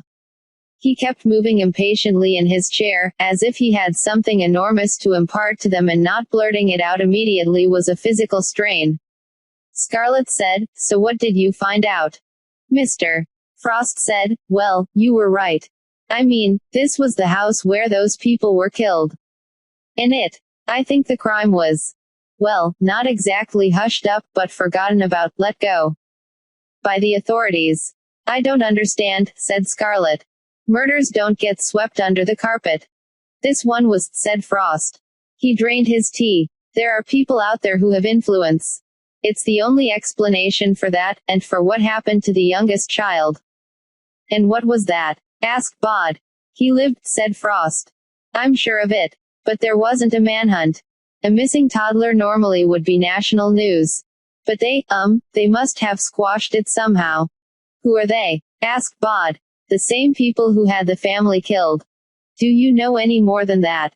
"Yes. Well, a little," Frost trailed off. "I'm sorry. Look. Given what I found. It's all too incredible." Scarlet was starting to feel frustrated. What did you find?" Frost looked shamefaced. "You're right. I'm sorry. Getting into keeping secrets. Not a good idea. Historians don't bury things. We dig them up. Show people. Yes." He stopped, hesitated, then he said, "I found a letter. Upstairs. It was hidden under a loose floorboard." He turned to Bod. "Young man, would I be correct in assuming your interest in this business, this dreadful business, is personal?" Bod nodded. "I won't ask any more," said Mr. Frost, and he stood up. "Come on," he said to Bod. "Not you, though," to Scarlet, "not yet. I'll show him. And if he says it's all right, I'll show you as well." "Deal, said Scarlet. "We won't be long," said Mr. Frost. "Come on, lad." Bod stood up, darted a concerned look at Scarlet. "It's okay," she said, and smiled at him as reassuringly as she could. "I'll wait here for you." She watched their shadows as they walked out of the room and up the stairs. She felt nervous, but expectant. She wondered what Bod would learn, and was happy that he would learn it first. It was his story, after all. It was his right. Out on the stairs, Mr. Frost led the way. Bod looked around as he walked up toward the top of the house, but nothing seemed familiar. It all seemed strange. "All the way to the very top," said Mr. Frost. They went up another flight of stairs. He said, you don't have to answer if you don't want to, but, you're the boy, aren't you?" Bod said nothing. "Here we are," said Mr. Frost. He turned the key in the door at the top of the house, pushed it open, and they went inside. The room was small, an attic room with a sloping ceiling. 13 years before, it had held a crib. It barely held the man and the boy. "Stroke of luck, really," said Mr. Frost. "Under my own nose, so to speak." He crouched down, pulled back the threadbare carpet. "So you know why my family were murdered?" asked Bod. Mr. Frost said, "It's all in here." He reached down to a short length of floorboard and pushed at it until he was able to lever it out. "This would have been the baby's room," said Mr. Frost. "I'll show you the only thing we don't know is just who did it. Nothing at all. We don't have the tiniest clue. We know he has dark hair," said Bod, "in the room that had once been his bedroom. And we know that his name is Jack." Mr. Frost put his hand down into the empty space where the floorboard had been. "It's been almost 13 years, he said. And hair gets thin and goes gray, in 13 years. But yes, that's right. It's Jack." He straightened up. The hand that had been in the hole in the floor was holding a large, sharp knife. "Now," said the man Jack. "Now, boy. Time to finish this." Bod stared at him. It was as if Mr. Frost had been a coat or a hat the man had been wearing, that he had now discarded. The affable exterior had gone. The light glinted on the man's spectacles, and on the blade of the knife. A voice called up to them from further down the stairs, "Scarlet's." "Mr. Frost. There's someone knocking at the front door. Should I get it?" The man Jack only glanced away for a moment, but Bod knew that the moment was all he had, and he faded, as completely, as utterly as he could. The man Jack looked back to where Bod had been, then stared around the room, puzzlement and rage competing on his face. He took a step further into the room, his head swinging from side to side like an old tiger scenting prey. "You're here somewhere," growled the man Jack. "I can smell you." Behind him, the little door to the attic bedroom slammed closed, and as he swung around he heard the key turn in the lock. The man Jack raised his voice. "It buys you moments, but it won't stop me, boy," he called through the locked door. Then added, simply, "We have unfinished business, you and I." Bod threw himself down the stairs, bouncing into the walls, almost tumbling headlong in his rush to reach Scarlet. "Scarlet," he said, when he saw her. "It's him. Come on." "It's who? What are you talking about?" "Him. Frost. He's Jack. He tried to kill me." A bang from above as the man Jack kicked at the door. "But," Scarlet tried to make sense of what she was hearing, "but he's nice." "No," said Bod, grabbing her hand and pulling her down the stairs, into the hallway. "No, he's not." Scarlet pulled open the front door. "Ah. Good evening, young lady," said the man at the door, looking down at her. "We are looking for Mr. Frost. I believe this is his neck of the woods. He had silver white hair, and he smelled of cologne. Are you friends of his?" she asked. "Oh yes," said a smaller man, standing just behind. He had a small black mustache and was the only one of the men to wear a hat. "Certainly are," said a third, a younger man, huge and Nordic blonde. "Every man Jack of us," said the last of the men, wide and bull-like, with a massive head. His skin was brown. Mr. Frost. He had to go out," she said. "But his car's here," said the white-haired man, as the blonde one said, "Who are you, anyway?" "He's a friend of my mum's," said Scarlet. She could see Bod, now, on the other side of the group of men, gesturing frantically to her to leave the men and follow him. She said, as breezily as she could, "He just popped out. Popped out for a newspaper. From the corner shop down there." And she closed the door behind her, stepped around the men and began to walk away. "Where are you going?" asked the man with the mustache. "I've got a bus to catch," she said. Scarlet walked up the hill towards the bus stop and the graveyard, and did not look back. Bod walked beside her. Even to Scarlet he seemed shadowy in the deepening dusk, like something that was almost not there, a shimmer of heat haze, a skittery leaf that for a moment had seemed to be a boy. "Walk faster," said Bod. "They're all looking at you. But don't run." "Who are they?" asked Scarlet, quietly. "I don't know," said Bod. "But they all felt weird. Like they weren't properly people. I want to go back and listen to them." "Of course they're people," said Scarlet, and she walked up the hill as fast as she could without actually running, no longer certain that Bod was by her side. The four men stood at the door to number 33. "I don't like this," said the big man with the bull neck. "You don't like this, Mr. Tar," said the white-haired man. "None of us like it. All wrong. Everything's going wrong. Krakow's gone. They aren't answering. And after Melbourne and Vancouver," said the man with the mustache. "For all we know, we four are all that's left." "Quiet, please, Mr.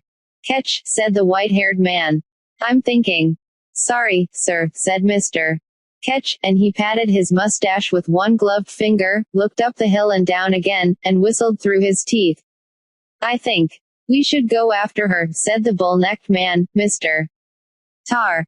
"I think you people should listen to me," said the white-haired man. "I said quiet. And what I meant was quiet." "Sorry, Mr. Dandy," said the blonde man. They were quiet. In the silence, they could hear thumping sounds coming from high inside the house. "I'm going in," said Mr. Dandy. "Mr. Tar, you're with me. Nimble and Ketch, get that girl. Bring her back." "Dead or alive?" asked Mr. Ketch with a smug smile. "Alive, you moron," said Mr. Dandy. "I want to know what she knows." "Maybe she's one of them," said Mr. Tar. "The ones who done for us in Vancouver and Melbourne and." "Get her," said Mr. Dandy. "Get her now." The blond man in the hat and mustache hurried up the hill. Mr. Dandy and Mr. Tar stood outside the door to number 33. Force it, said Mr. Dandy. Mr. Tar put his shoulder against the door and began to lean his weight on it. It's reinforced, he said. Protected. Mr. Dandy said, nothing one jack can do that another can't fix. He pulled off his glove, put his hand against the door, muttered something in a language older than English. Now try it, he said. Tar leaned against the door, grunted and pushed. This time the lock gave and the door swung open. Nicely done, said Mr. Dandy. There was a crashing noise from far above them, up at the top of the house. The man Jack met them halfway down the stairs. Mr. Dandy grinned at him, without any humor but with perfect teeth. Hello, Jack Frost, he said. I thought you had the boy. I did, said the man Jack. He got away. Again. Jack Dandy's smile grew wider and chillier and even more perfect. Once is a mistake, Jack. Twice is a disaster. We'll get him, said the man Jack. This ends tonight. It had better, said Mr. Dandy. He'll be in the graveyard, said the man Jack. The three men hurried down the stairs. The man Jack sniffed the air. He had the scent of the boy in his nostrils, a prickle at the nape of his neck. He felt like all this had happened years before. He paused, pulled on his long black coat, which had hung in the front hall, incongruous beside Mr. Frost's tweed jacket and fawn mackintosh. The front door was open to the street, and the daylight had almost gone. This time the man Jack knew exactly which way to go. He did not pause, but simply walked out of the house, and hurried up the hill towards the graveyard. The graveyard gates were closed when Scarlet reached them. Scarlet pulled at them desperately, but the gates were padlocked for the night. And then Bod was beside her. Do you know where the key is? She asked. We don't have time, said Bod. He pushed close to the metal bars. Put your arms around me. You what? Just put your arms around me and close your eyes.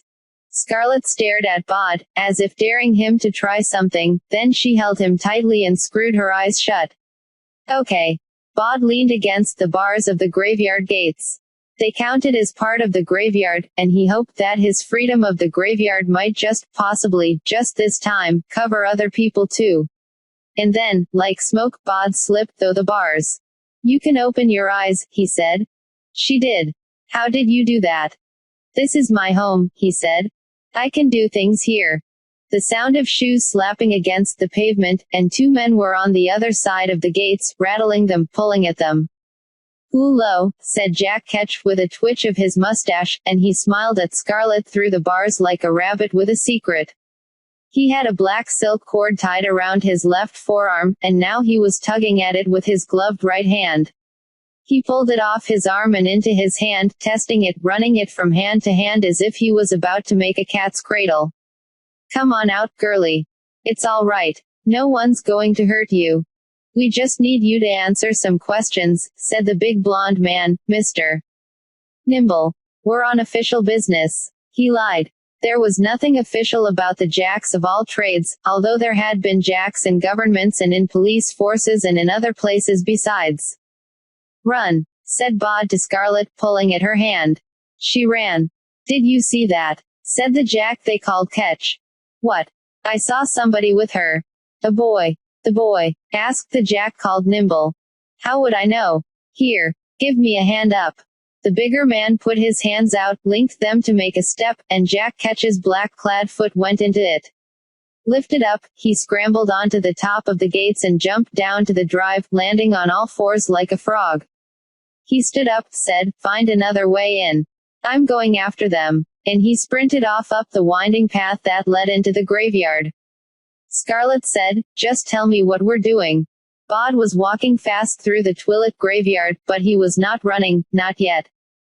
How do you mean? I think that man wanted to kill me. Did you see how he was playing with that black cord? I'm sure he does. That man Jack, your Mr. Frost, he was going to kill me. He's got a knife. He's not my Mr. Frost. Well, I suppose he is, sort of. Sorry. Where are we going? First we put you somewhere safe. Then I deal with them. All around Bod, the inhabitants of the graveyard were waking and gathering, worried and alarmed. Bod, said Keys Pompeius. What is happening? Bad people, said Bod. Can our lot keep an eye on them? Let me know where they are at all times. We have to hide Scarlet. Any ideas? The chapel crypt, said Thackeray Porringer. First place they'll look. Who are you talking to? Asked Scarlet, staring at Bod as if he had gone mad. Keys Pompeius said, inside the hill. Bod thought. Yes. Good call. Scarlet, do you remember the place where we found the Indigo Man? Kind of. A dark place. I remember there wasn't anything to be scared of. I'm taking you up there. They hurried up the path. Scarlet could tell that Bod was talking to people as he went, but could only hear his side of the conversation. It was like hearing someone talk on a phone. Which reminded her. My mum's going to go spare, she said. I'm dead. No, said Bod. You're not. Not yet. Not for a long time. Then, to someone else, two of them, now. Together. Okay. They reached the Frobisher Mausoleum. The entrance is behind the bottom coffin on the left, Bod said. If you hear anyone coming and it's not me, go straight down to the very bottom. Do you have anything to make light? Yeah. A little LED thing on my keyring. Good. He pulled open the door to the mausoleum. And be careful. Don't trip or anything. Where are you going? Asked Scarlet. This is my home, said Bod. I'm going to protect it. Scarlet squeezed the LED keyring, and went down on her hands and knees. The space behind the coffin was tight, but she went through the hole into the hill and pulled the coffin back as best she could. In the dim LED light she could see stone steps. She stood upright, and, hand on the wall, walked down 3 steps, then stopped and sat, hoping that Bod knew what he was doing, and she waited. Bod said, Where are they now?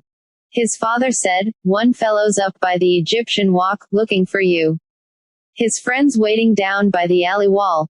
3 others are on their way over, climbing up the alley wall on all the big bins.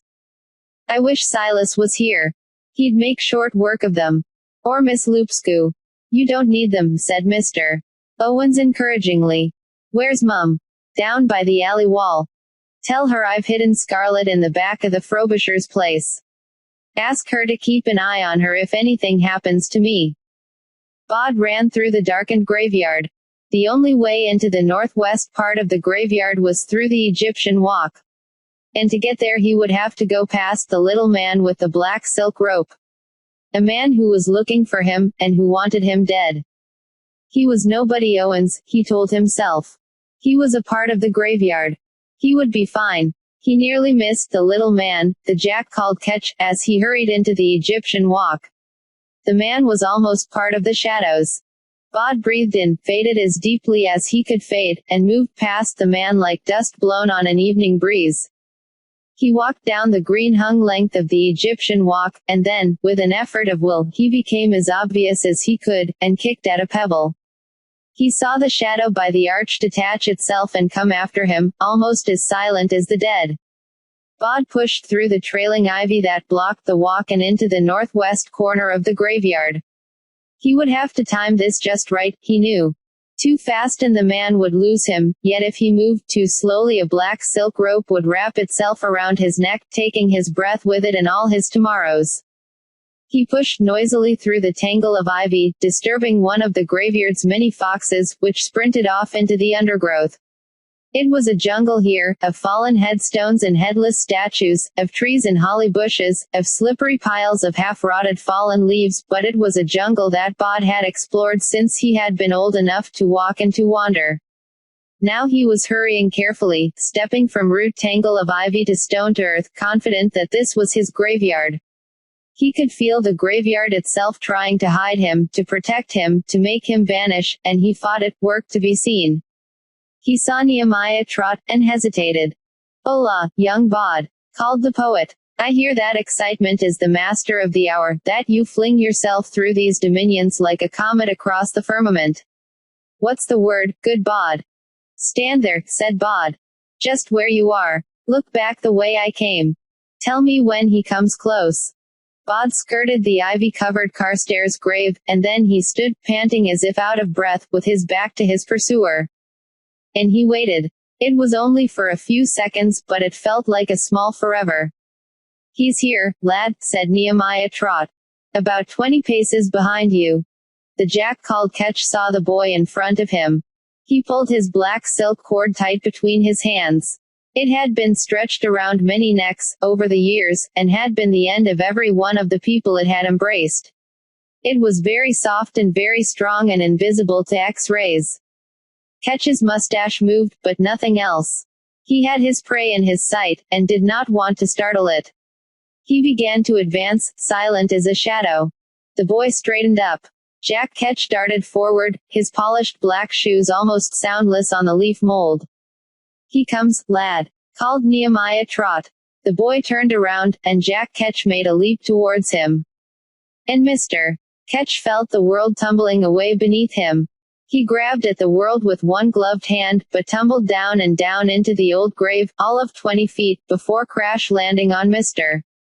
Carstairs' coffin, splintering the coffin lid and his ankle at the same time. "That's one," said Bod, calmly, although he felt anything but calm. "Elegantly accomplished," said Nehemiah Trot. "I shall compose an ode. Would you like to stay and listen?" "No time," said Bod. "Where are the other men?" Euphemia Horsfall said, "3 of them are on the southwestern path, heading up the hill." Tom Sands said, "And there's another. Right now he's just walking around the chapel. He's the one who's been all around the graveyard for the last month. But there's something different about him." Bod said, "Keep an eye on the man in with Mr. Carstairs, and please apologize to Mr. Carstairs for me." He ducked under a pine branch and loped around the hill, on the paths when it suited him, off the paths, jumping from monument to stone, when that was quicker. He passed the old apple tree. "There's 4 of them, still," said a tart female voice. 4 of them, and all killers. And the rest of them won't all of them fall into open graves to oblige you. "Hello, Liza. I thought you were angry at me." "I might be and I mightn't," she said, nothing more than a voice. "But I'm not going to let them cut you up, nohow." "Then trip them for me, trip them and confuse them and slow them down." "Can you do that? While you runs away again?" "Nobody Owens, why don't you just fade, and hide in your mam's nice tomb, where they'll never find you, and soon enough Silas will be back to take care of them." "Maybe he will and maybe he won't," said Bod. "I'll meet you by the lightning tree." "I am still not talking to you," said Liza Hempstock's voice, proud as a peacock and pert as a sparrow. "Actually, you are. I mean, we're talking right now. Only during this emergency. After that, not a word." Bod made for the lightning tree, an oak that had been burned by lightning 20 years ago and now was nothing more than a blackened limb clutching at the sky. He had an idea. It was not fully formed. It depended on whether he could remember Miss Lupsku's lessons, remember everything he had seen and heard as a child. It was harder to find the grave than he had expected, even looking for it, but he found it, an ugly grave tipped at an odd angle, its stone topped by a headless, water-stained angel that had the appearance of a gargantuan fungus. It was only when he touched it, and felt the chill, that he knew it for certain. He sat down on the grave, forced himself to become entirely visible. "You've not faded," said Liza's voice. "Anyone could find you." "Good," said Bod. "I want them to find me." "More no Jack fool than Jack fool knows," said Liza. The moon was rising. It was huge now and low in the sky. Bod wondered if it would be overdoing it if he began to whistle. "I can see him." A man ran towards him, tripping and stumbling, 2 other men close behind. Bod was aware of the dead clustered around them, watching the scene, but he forced himself to ignore them.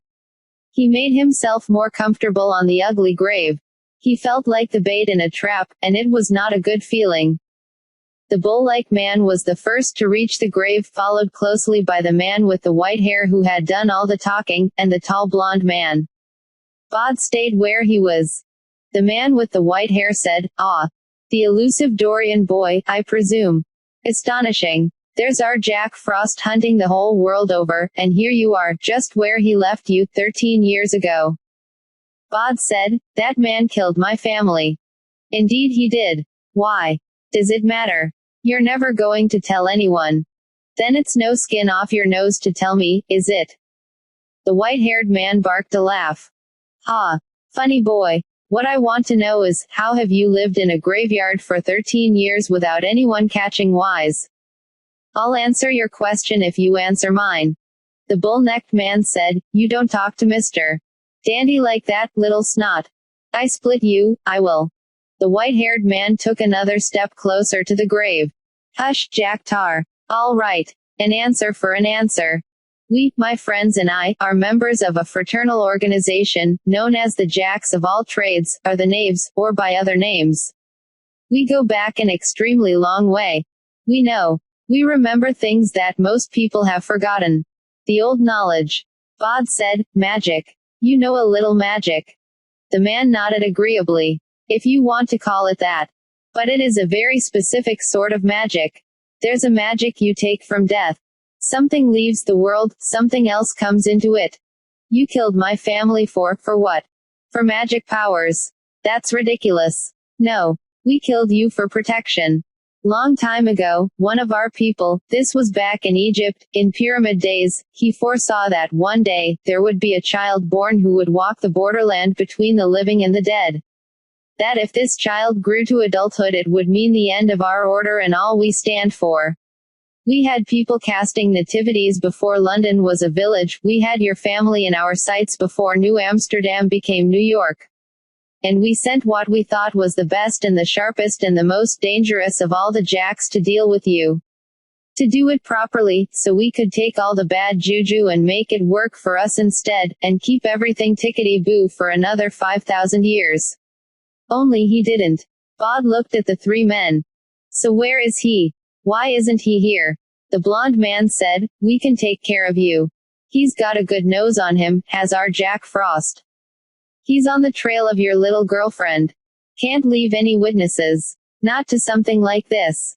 Bod leaned forward, dug his hands into the wild weed grass that grew on the unkempt grave. "Come and get me," was all that he said. The blond man grinned, the bull-necked man lunged, and, yes, even Mr. Dandy took several steps forward. Bod pushed his fingers as deeply as he could into the grass, and he pulled his lips back from his teeth, and he said 3 words in a language that was already ancient before the Indigo Man was born. "Ska. Theg. Kavaga." He opened the ghoul gate. The grave swung up like a trapdoor. In the deep hole below the door Bod could see stars, a darkness filled with glimmering lights. The bull man, Mr. Tar, at the edge of the hole, could not stop, and stumbled, surprised, into the darkness. Mr. Nimble jumped toward Bod, his arms extended, leaping over the hole. Bod watched as the man stopped in the air at the zenith of his spring, and hung there for a moment, before he was sucked through the ghoul gate down and down. Mr. Dandy stood at the edge of the ghoul gate, on a lip of stone and looked down into the darkness beneath. Then he raised his eyes to Bod, and thin-lipped, he smiled. "I don't know what you just did," said Mr. Dandy. "But it didn't work." He pulled his gloved hand out of his pocket, holding a gun, pointed directly at Bod. "I should have just done this 13 years ago," said Mr. Dandy. "You can't trust other people. If it's important, you have to do it yourself." A desert wind came up from the open ghoul gate, hot and dry, with grit in it. Bod said, "There's a desert down there." Mr. Dandy said, "Why are you telling me this?" Bod pointed across the graveyard. "Because of them," he said, and as he said it, as Mr. Dandy glanced away, only for a moment, Bod faded. Mr. Dandy's eyes flickered away and back, but Bod was no longer by the broken statue. From deep in the hole something called, like the lonely wail of a night bird. Mr. Dandy looked around, his forehead a slash, his body a mass of indecision and rage. "Where are you?" he growled. "The deuce take you. Where are you?" He thought he heard a voice say, "Ghoul gates are made to be opened and then closed again. You can't leave them open. They want to close." The lip of the hole shuddered and shook. Mr. Dandy had been in an earthquake once, years before, in Bangladesh. It felt like that. The earth juddered, and Mr. Dandy fell, would have fallen into the darkness, but he caught hold of the fallen headstone, threw his arms about it and locked on. He did not know what was beneath him, only that he had no wish to find out. The earth shook, and he felt the headstone begin to shift beneath his weight. He looked up. The boy was there, looking down at him curiously. "I'm going to let the gate close now," he said. "I think if you keep holding on to that thing, it might close on you, and crush you, or it might just absorb you and make you into part of the gate. Don't know. But I'm giving you a chance, more than you ever gave my family." A ragged judder. "Mister." Dandy looked up into the boy's gray eyes, and he swore. Then he said, "You can't ever escape us. We're the jacks of all trades. We're everywhere. It's not over. It is for you," said Bod. "The end of your people and all you stand for. Like your man in Egypt predicted. You didn't kill me. You were everywhere. Now it's all over." Then Bod smiled. "That's what Silas is doing, isn't it? That's where he is, mister." Dandy's face confirmed everything that Bod had suspected. And what Mr. Dandy might have said to that Bod would never know, because the man let go of the headstone and tumbled slowly down into the open ghoul gate. Bod said, "Weg Karatos."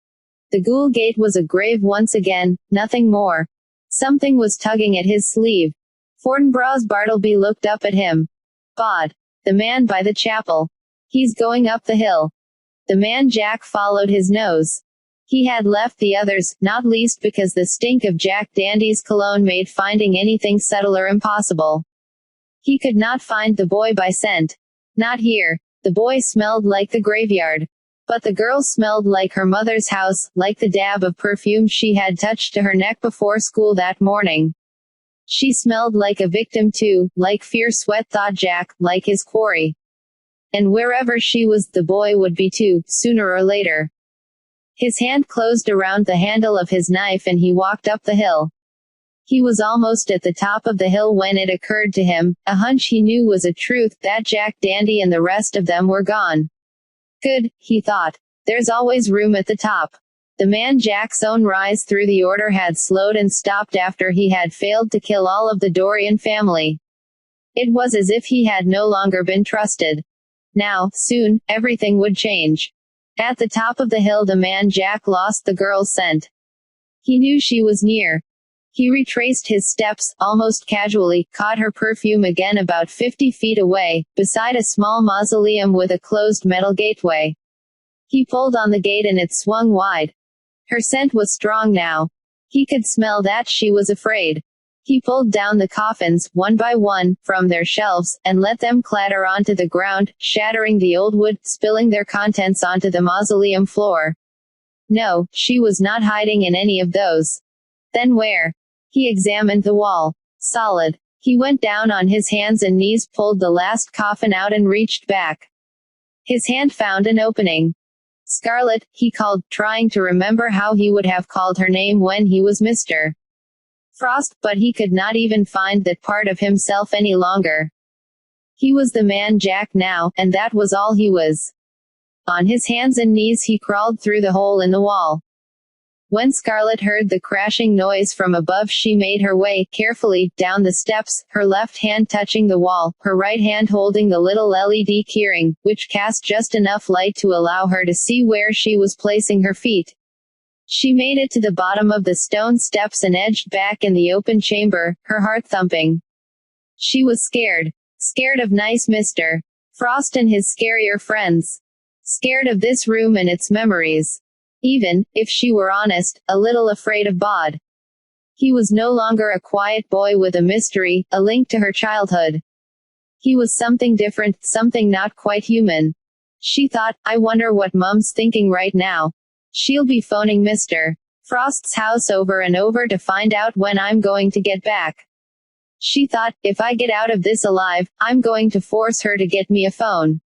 It's ridiculous. I'm the only person in my year who doesn't have her own phone, practically. She thought, I miss my mum. She had not thought anyone human could move that silently through the dark, but a gloved hand closed upon her mouth, and a voice that was only barely recognizable as Mr. Frost said, without emotion, do anything clever, do anything at all, and I will cut your throat. Not if you understand me. Scarlet nodded. Bod saw the chaos on the floor of the Frobisher mausoleum, the fallen coffins with their contents scattered across over the aisle. There were many Frobishers and Frobishers, and several Pettifers, all in various states of upset and consternation. He is already down there, said Ephraim. Thank you, said Bod. He clambered through the hole into the inside of the hill, and he went down the stairs. Bod saw as the Dead Sea. He saw the steps, and he saw the chamber at the bottom. And when he got halfway down the steps, he saw the man Jack holding Scarlet. He had her arm twisted up behind her back, and a large, wicked, boning knife at her neck. The man Jack looked up in the darkness. Hello, boy, he said. Bod said nothing. He concentrated on his fate, took another step. You think I can't see you, said the man Jack. And you're right. I can't. Not really. But I can smell your fear. And I can hear you move and hear you breathe. And now that I know about your clever vanishing trick, I can feel you. Say something now. Say it so I can hear it, or I start to cut little pieces out of the young lady. Do you understand me? Yes, said Bod, his voice echoing in the chamber room. I understand. Good, said Jack. Now, come here. Let's have a little chat. Bod began to walk down the steps. He concentrated on the fear, on raising the level of panic in the room, of making the terror something tangible. Stop that, said the man Jack. Whatever it is you're doing. Don't do it. Bod let it go. You think, said Jack, that you can do your little magics on me. Do you know what I am, boy? Bod said, you're a Jack. You killed my family. And you should have killed me. Jack raised an eyebrow. He said, I should have killed you. Oh yes. The old man said that if you let me grow to adulthood your order would be destroyed. I did. You failed and you lost. My order goes back before Babylon. Nothing can harm it. They didn't tell you, did they? Bod was standing 5 paces from the man Jack. Those 4. They were the last of the Jacks. What was it? Krakow and Vancouver and Melbourne. All gone. Scarlet said, please, Bod. Make him let go of me. Don't worry, said Bod, with a calm he did not feel. He said to Jack, there's no point in hurting her. There's no point in killing me. Don't you understand? There isn't even an order of Jacks of all trades. Not anymore. Jack nodded thoughtfully. If this is true, said Jack, and if I am now a Jack all alone, then I have an excellent reason for killing you both. Bod said nothing. Pride, said the man Jack. Pride in my work. Pride in finishing what I began. And then he said, what are you doing? Bod's hair prickled. He could feel a smoke tendril presence twining through the room. He said, it's not me. It's the Sleer. It guards the treasure that's buried here. Don't lie. Scarlet said, he's not lying. It's true. Jack said, true. Buried treasure. Don't make me. The Sleer guards the treasure for the master. Who said that? Asked the man Jack, looking around. You heard it. Asked Bod, puzzled. I heard it, said Jack. Yes. Scarlet said, I didn't hear anything. The man Jack said, what is this place, boy? Where are we? Before Bod could speak, the Sleer's voice spoke, echoing through the chamber, this is the place of the treasure. This is the place of power. This is where the Sleer guards and waits for its master to return. Bod said, Jack. The man Jack tilted his head on one side. He said, it's good to hear my name in your mouth, boy. If you'd used it before, I could have found you sooner. Jack. What was my real name? What did my family call me? Why should that matter to you now? Bod said, the Sleer told me to find my name. What was it? Jack said, let me see. Was it Peter? Or Paul? Or Roderick? You look like a Roderick. Maybe you were a Stephen. He was playing with the boy. You might as well tell me. You're going to kill me anyway, said Bod. Jack shrugged and nodded in the darkness, as if to say obviously. I want you to let the girl go, said Bod. Let Scarlet go. Jack peered into the darkness, then said, that's an altar stone, isn't it? I suppose so. And a knife. And a cup. And a brooch. He was smiling now, in the darkness. Bod could see it on his face. A strange, delighted smile that seemed out of place on that face, a smile of discovery and of understanding. Scarlet couldn't see anything but a blackness that sometimes erupted in flashes inside her eyeballs, but she could hear the delight in Jack's voice. The man Jack said, so the brotherhood is over and the convocation is at an end. And yet, if there are no more Jacks of all trades but me, what does it matter? There can be a new brotherhood, more powerful than the last. Power, echoed the Sleer. This is perfect, said the man Jack. Look at us. We are in a place for which my people have hunted for thousands of years, with everything necessary for the ceremony waiting for us. It makes you believe in Providence, doesn't it? Or in the massed prayers of all the Jacks who have gone before us, that at our lowest ebb, we are given this. Bod could feel the Sleer listening to Jack's words, could feel a low susurrus of excitement building in the chamber. The man Jack said, I am going to put out my hand, boy. Scarlet, my knife is still at your throat, do not try to run when I let go of you. Boy, you will place the cup and the knife and the brooch in my hand. The treasure of the Sleer, whispered the triple voice. It always comes back. We guard it for the master. Bod bent down, took the objects from the altar stone, put them in Jack's open-gloved hand. Jack grinned. Scarlet, I am going to release you. When I take the knife away, I want you to lie face down, on the ground, with your hands behind your head. Move or try anything, and I will kill you painfully. Do you understand? She gulped. Her mouth was dry, but she took one shaky step forward. Her right arm, which had been twisted up to the small of her back, was now numb, and she felt only pins and needles in her shoulder. She lay down, her cheek resting on the packed earth. We are dead, she thought, and it was not even tinged with emotion. It felt as if she were watching something happening to other people, a surreal drama that had turned into a game of murder in the dark. She heard the noise of Jack taking hold of Bod. Bod's voice said, let her go. The man Jack's voice. If you do everything I say, I won't kill her. I won't even hurt her. I don't believe you. She can identify you. No. The adult voice seemed certain. She can't. And then it said, 10,000 years, and the knife is still sharp. The admiration in the voice was palpable. Boy, go and kneel on that altar stone. Hands behind your back. Now. It has been so long, said the Sleer, but all Scarlet heard was a slithering noise, as if of enormous coils winding around the chamber. But the man Jack heard. You want to know your name, boy, before I spill your blood on the stone. Bod felt the cold of the knife at his neck. And in that moment, Bod understood. Everything slowed. Everything came into focus. I know my name, he said. I'm nobody Owens. That's who I am. And, kneeling on the cold altar stone, it all seemed very simple. Sleer, he said to the chamber. Do you still want a master? The Sleer guards the treasure until the master returns.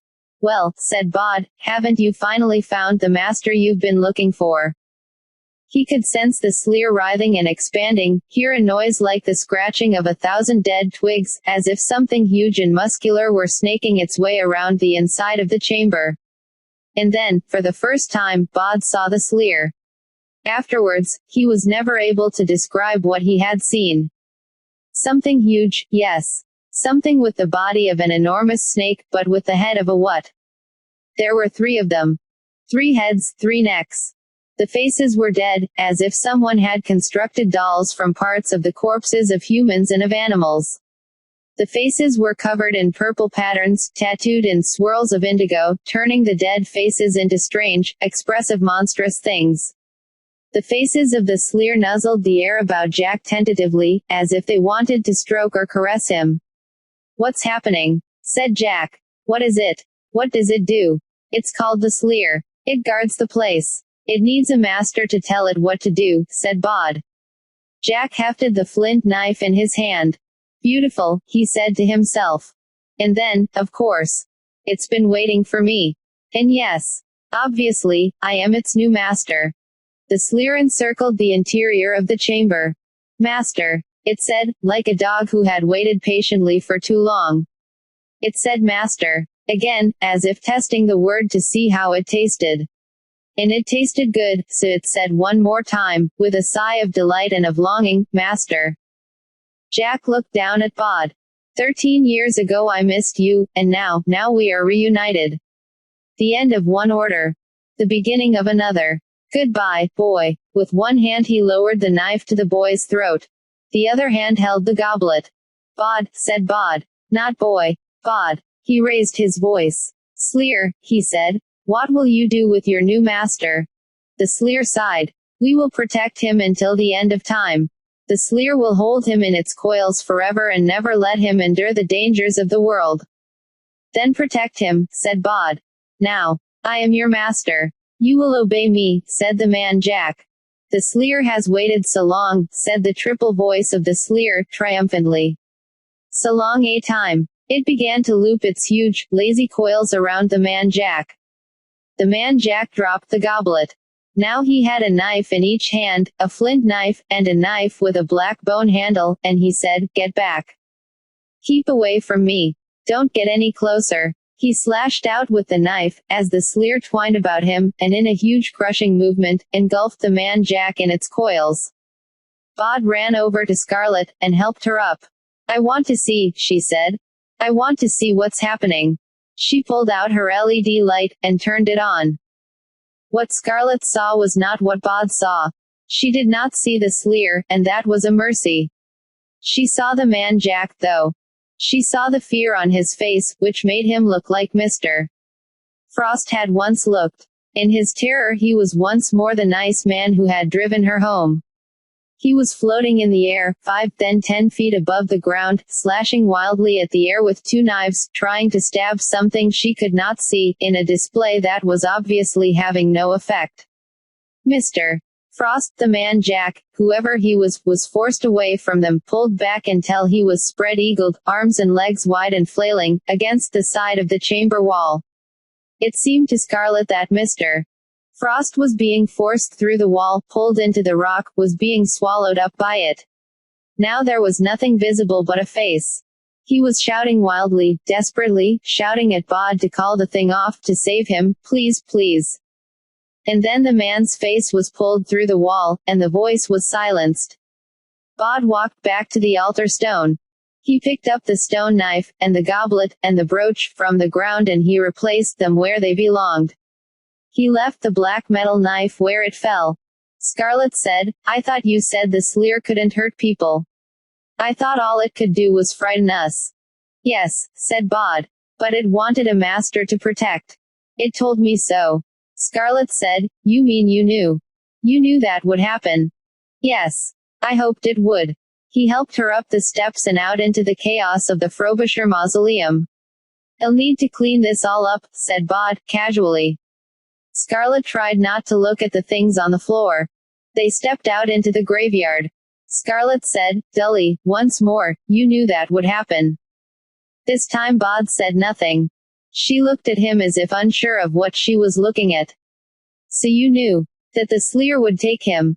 Was that why you hid me down there? Was it? What was I, then, bait? Bod said, it wasn't like that. Then he said, we're still alive, aren't we? And he won't trouble us any longer. Scarlet could feel the anger and the rage welling up inside her. The fear had gone, and now all she was left with was the need to lash out, to shout. She fought the urge. And what about those other men? Did you kill them too? I didn't kill anyone. Then where are they? One of them's at the bottom of a deep grave, with a broken ankle.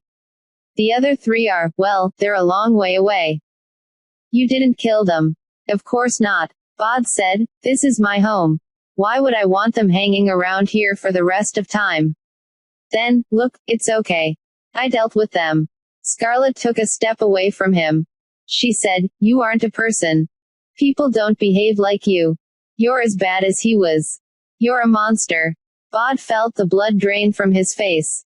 After everything he had been through that night, after everything that had happened, this was somehow the hardest thing to take. No, he said. It wasn't like that. Scarlet began to back away from Bod. She took 1 step, 2 steps, and was about to flee, to turn and run madly, desperately away through the moonlit graveyard, when a tall man in black velvet put a hand on her arm, and said, "I am afraid you do Bod an injustice. But you will undoubtedly be happier if you remember none of this.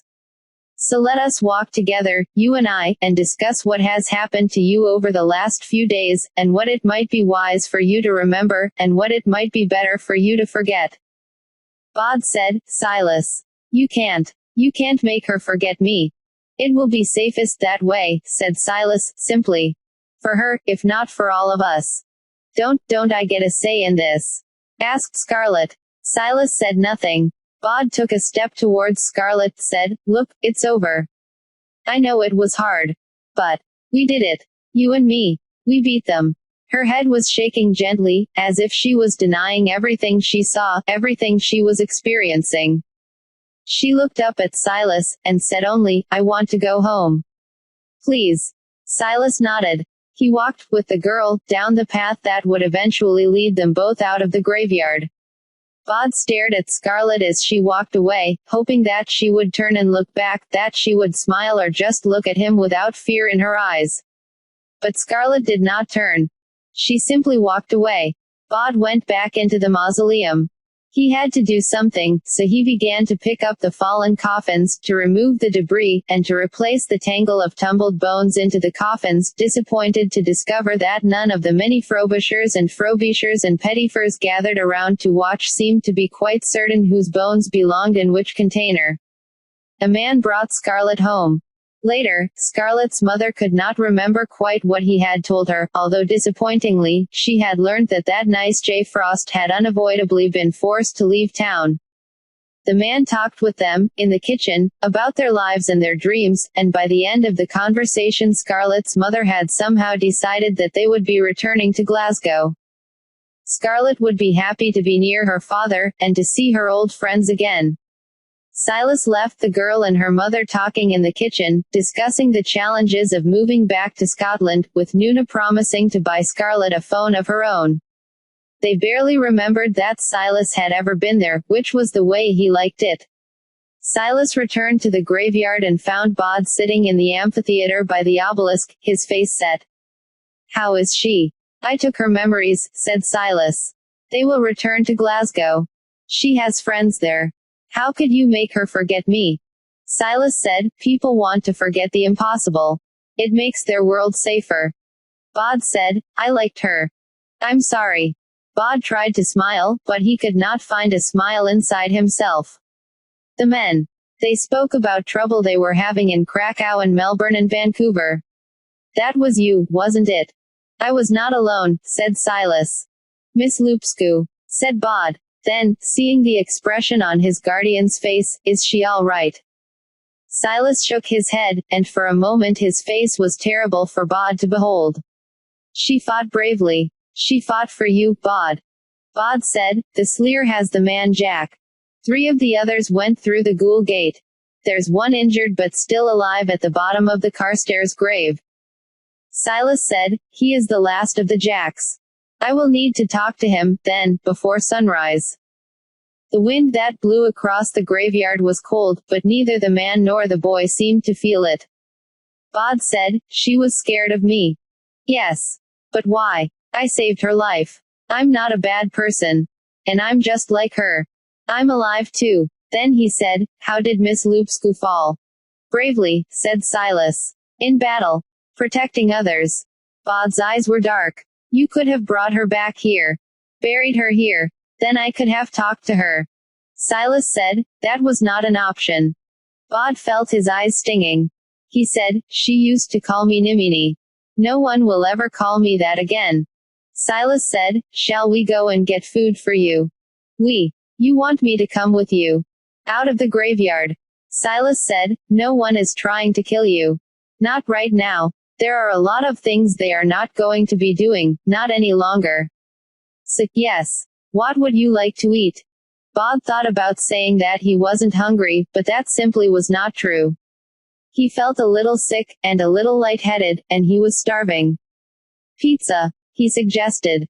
They walked through the graveyard, down to the gates. As Bod walked, he saw the inhabitants of the graveyard, but they let the boy and his guardian pass among them without a word. They only watched. Bod tried to thank them for their help, to call out his gratitude, but the dead said nothing. The lights of the pizza restaurant were brighter than Bod was comfortable with. He and Silas sat near the back, and Silas showed him how to use a menu, how to order food. Silas ordered a glass of water and a small salad for himself, which he pushed around the bowl with his fork but never actually put to his lips. Bod ate his pizza with his fingers and enthusiasm. He did not ask questions. Silas would talk in his own time, or he would not. Silas said, "We had known of them. Of the Jacks. For a long time, but we knew of them only from the results of their activities. We suspected there was an organization behind it, but they hid too well. And then they came after you, and they killed your family. And, slowly, I was able to follow their trail." "Is we you and Miss Loopscoo?" asked Bod. "Is and others like us?" "The honor guard," said Bod. "How did you hear about?"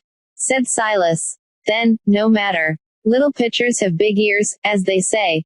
"Yes. The honor guard." Silas picked up his glass of water. He put the water glass to his lips, moistened them, then put it down on the polished black tabletop. The surface of the tabletop was almost mirrored, and, had anyone cared to look, they might have observed that the tall man had no reflection.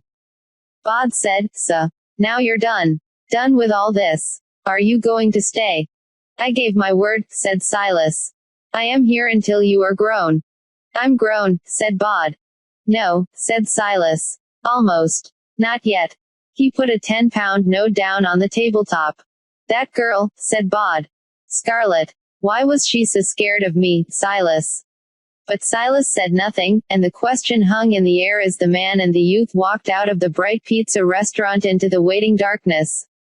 And soon enough they were swallowed by the night.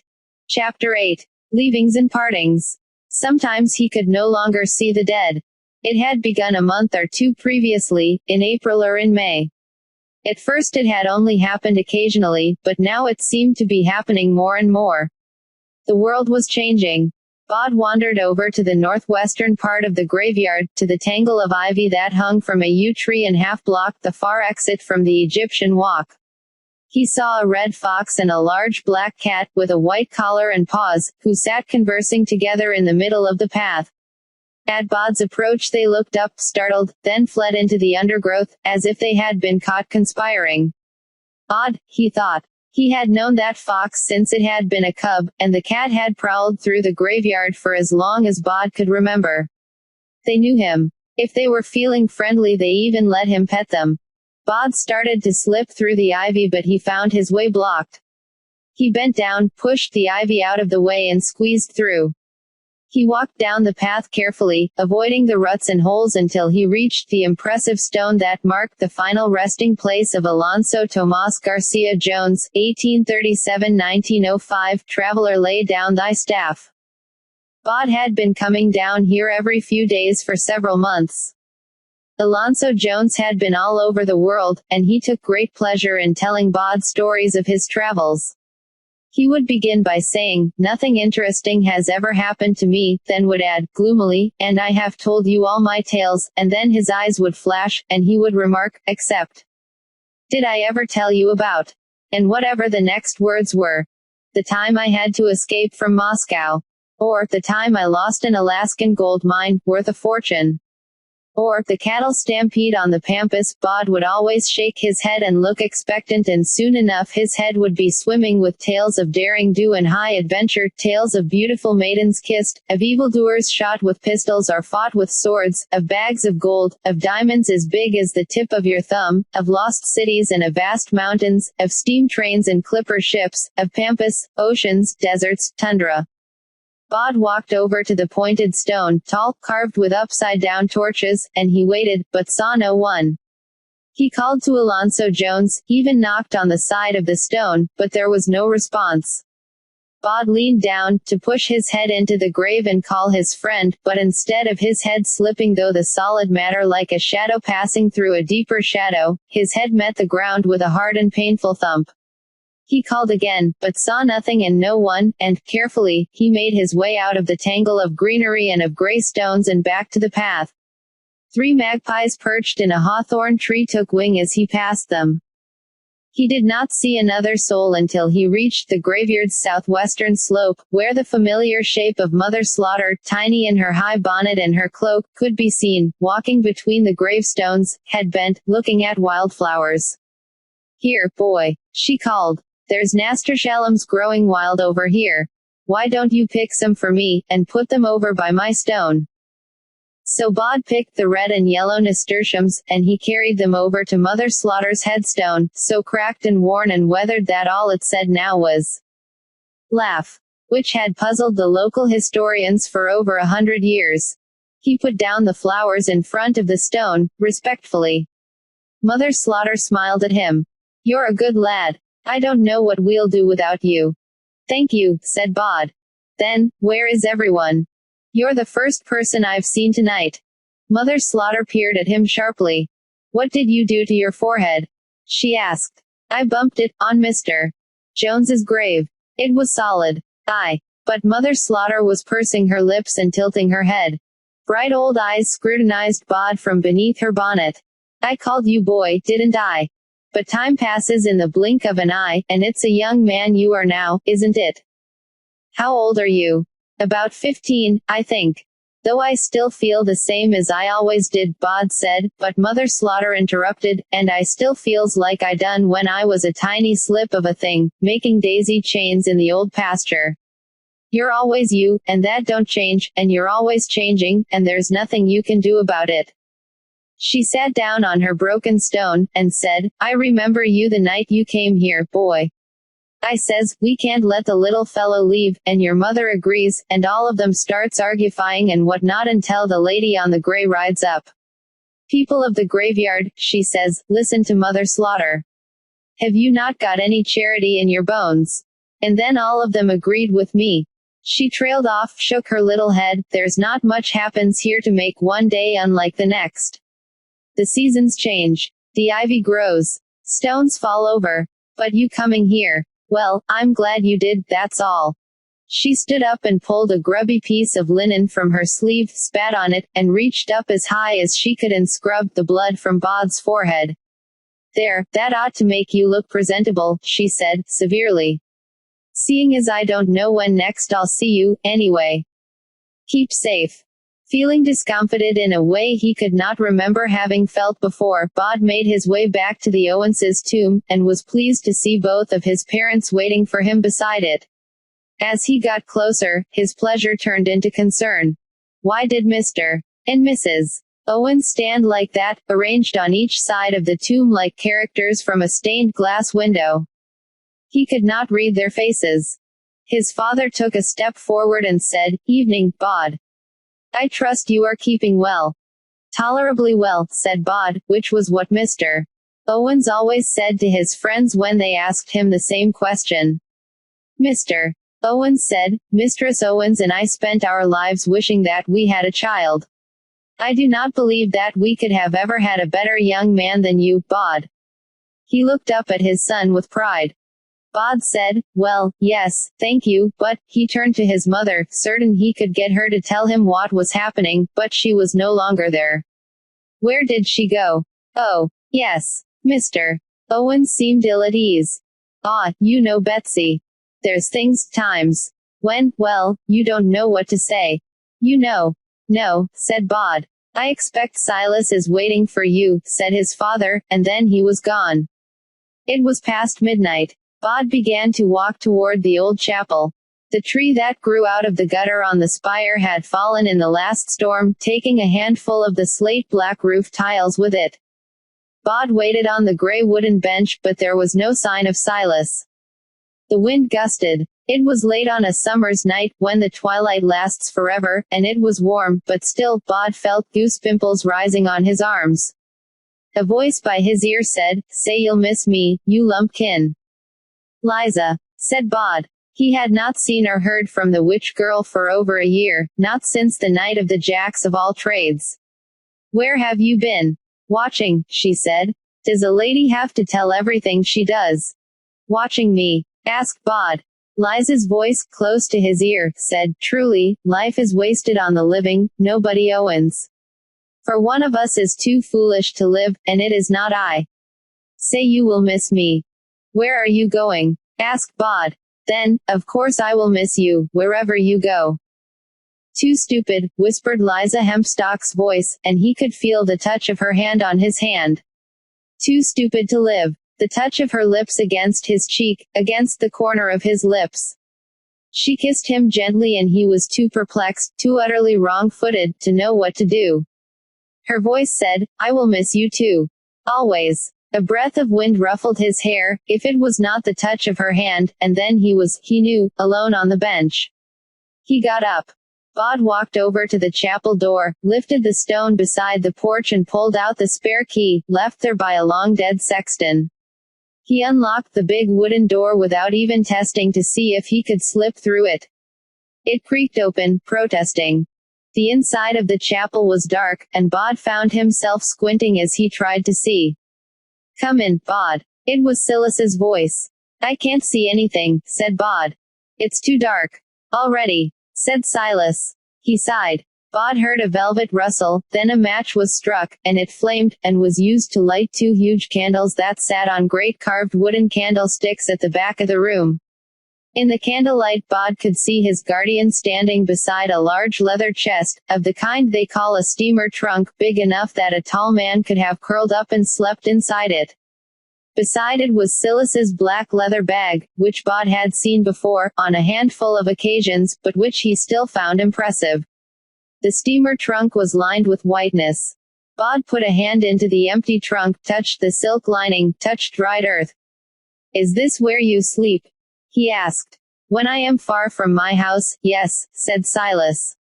Bod was taken aback. Silas had been here as long as he could remember and before. Isn't this your home? Silas shook his head. My house is a long, long way from here, said Silas. That is, if it is still habitable. There have been problems in my native land, and I am far from certain what I will find on my return. You're going back? Asked Bod. Things that had been immutable were changing. You're really leaving. But, you're my guardian. I was your guardian. But you are old enough to guard yourself. I have other things to protect.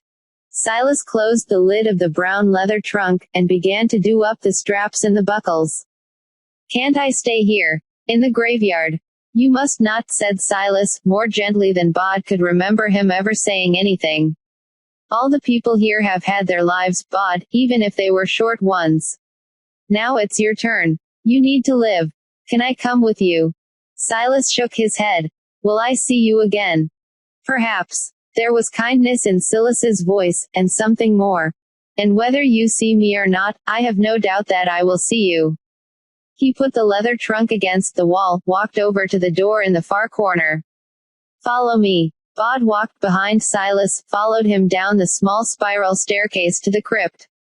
I took the liberty of packing a case for you, Silas explained, as they reached the bottom. On top of the box of mildewed hymn books was a small leather suitcase, a miniature twin to Silas's own. Your possessions are all in there, said Silas. Bod said, tell me about the honor guard, Silas. You're in it. Miss Loopsku was. Who else? Are there a lot of you? What do you do? We don't do enough, said Silas. And mostly, we guard the borderlands. We protect the borders of things.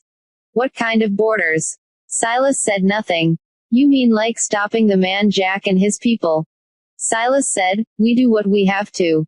He sounded weary. But you did the right thing. I mean, stopping the Jacks. They were terrible. They were monsters. Silas took a step closer to Bod, which made the youth tilt back his head to look up at the tall man's pale face.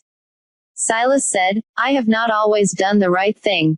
When I was younger, I did worse things than Jack. Worse than any of them. I was the monster, then, Bod, and worse than any monster. It did not even cross Bod's mind to wonder if his guardian was lying or joking.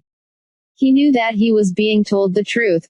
He said, but you aren't that any longer, are you? Silas said, people can change, and then fell silent. Bod wondered if his guardian, if Silas, was remembering. Then, it was an honor to be your guardian, young man. His hand vanished inside his cloak, reappeared holding a battered old wallet. This is for you. Take it. Bod took the wallet but did not open it. It contains money. Enough to give you a start in the world, but nothing more. Bod said, I went to see Alonzo Jones today but he wasn't there, or if he was I couldn't see him. I wanted him to tell me about distant places he'd visited. Islands and porpoises and glaciers and mountains. Places where people dress and eat in the strangest ways. Bod hesitated. Then, those places. They're still there. I mean, there's a whole world out there. Can I see it? Can I go there? Silas nodded. There is a whole world out there, yes. You have a passport in the inner pocket of your suitcase. It's made out in the name of nobody Owens. And was not easy to obtain. Bod said, if I change my mind can I come back here? And then he answered his own question. If I come back, it will be a place, but it won't be home any longer. Silas said, would you like me to walk you to the front gate? Bod shook his head. Best if I do it on my own. Silas. If you're ever in trouble, call me. I'll come and help. Said Silas, do not get into trouble. No. I don't suppose you do. But still. It was dark in the crypt, and it smelled of mildew and damp and old stones, and it seemed, for the first time, very small. Bod said, I want to see life. I want to hold it in my hands. I want to leave a footprint on the sand of a desert island. I want to play football with people. I want, he said, and then he paused and he thought. I want everything. Good, said Silas. Then he put up his hand as if he were brushing away the hair from his eyes, a most uncharacteristic gesture. He said, if ever it transpires that I am in trouble, I shall indeed send for you. Even though you don't get into trouble. As you say. There was something at the edge of Silas's lips that might have been a smile, and might have been regret, and might just have been a trick of the shadows. Goodbye, then, Silas. Bod held out his hand, as he had when he was a small boy, and Silas took it, in a cold hand the color of old ivory, and shook it gravely. Goodbye, nobody Owens. Bod picked up the little suitcase. He opened the door to let himself out of the crypt, walked back up the gentle slope to the path without looking back. It was well after the gates were locked. He wondered as he reached them if the gates would still let him walk through them, or if he would have to go back into the chapel to get a key, but when he got to the entrance he found the small pedestrian gate was unlocked and wide open, as if it was waiting for him, as if the graveyard itself was bidding him goodbye. One pale, plump figure waited in front of the open gate, and she smiled up at him as he came towards her, and there were tears in her eyes in the moonlight. Hello, mother, said Bod. Mistress Owens rubbed her eyes with a knuckle, then dabbed at them with her apron, and she shook her head. Do you know what you're going to do now? She asked. See the world, said Bod. Get into trouble. Get out of trouble again. Visit jungles and volcanoes and deserts and islands. And people. I want to meet an awful lot of people. Mistress Owens made no immediate reply. She stared up at him, and then she began to sing a song that Bod remembered, a song she used to sing him when he was a tiny thing, a song that she had used to lull him to sleep when he was small. Sleep my little babby-o. Sleep until you waken. When you wake you'll see the world. If I'm not mistaken. You're not, whispered Bod. And I shall. Kiss a lover. Dance a measure. Find your name. And buried treasure. Then the last lines of the song came back to Mistress Owens, and she sang them to her son. Face your life. Its pain, its pleasure. Leave no path untaken. Leave no path untaken, repeated Bod. A difficult challenge, but I can try my best.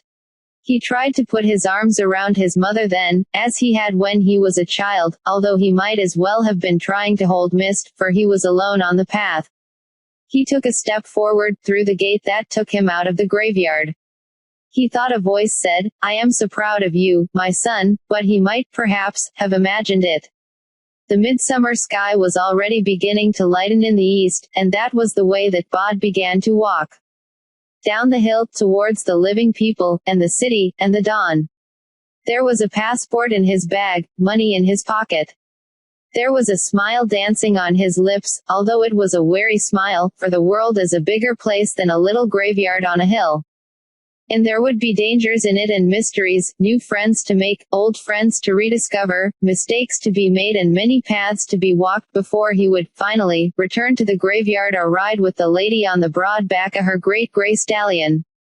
But between now and then, there was life. And Bod walked into it with his eyes and his heart wide open. Acknowledgements. First, foremost, and forever. I owe an enormous debt, conscious and, I have no doubt, unconscious, to Rudyard Kipling and the 2 volumes of his remarkable work The Jungle Book. I read them as a child, excited and impressed, and I've read and reread them many times since. If you are only familiar with the Disney cartoon, you should read the stories. My son Michael inspired this book. He was only 2 years old, riding his little tricycle between gravestones in the summer, and I had a book in my head. Then it just took me 20-something years to write it. When I started writing the book, one started with chapter 4, only my daughter Maddie's request to know what happened next kept me writing beyond the first couple of pages.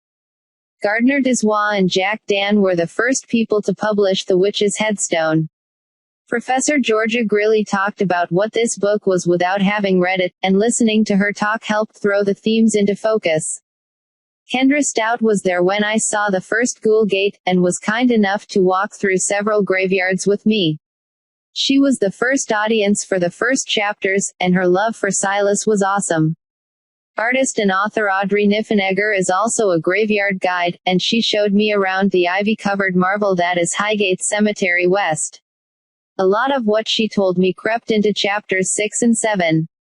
Many friends read this book as it was being written, and all of them offered wise suggestions: Dan Johnson, Gary K.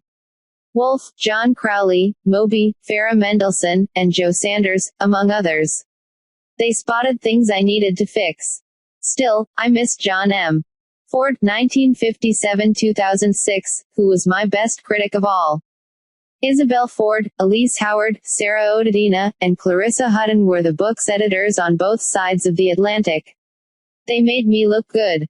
Michael Conroy directed the audiobook version with aplomb. Mr. McKean and Mr. Riddell both drew wonderfully, and differently. Marilee Heifetz is the best agent in the world, and Dory Simmons made it happen excellently in the UK. I wrote this book in many places.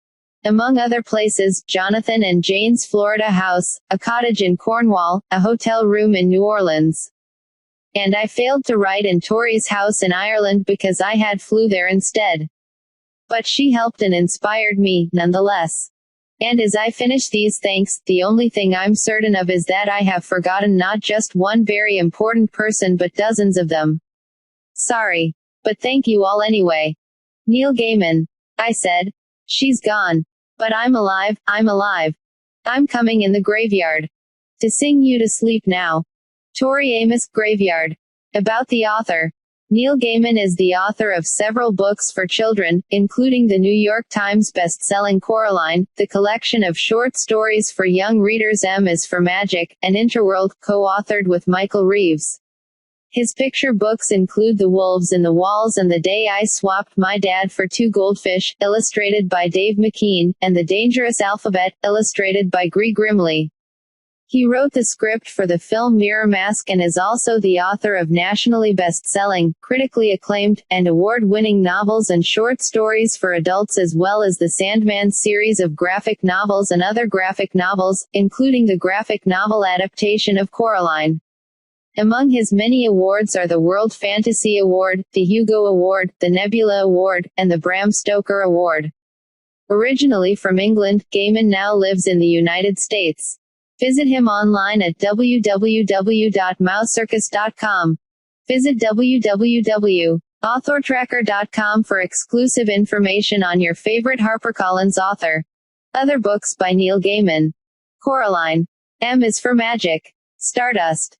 Illustrated books. The Dangerous Alphabet. Mirror Mask. The Wolves in the Walls. The Day I Swapped My Dad for Two Goldfish. Credits. Jacket art copyright 2008 by Dave McKean.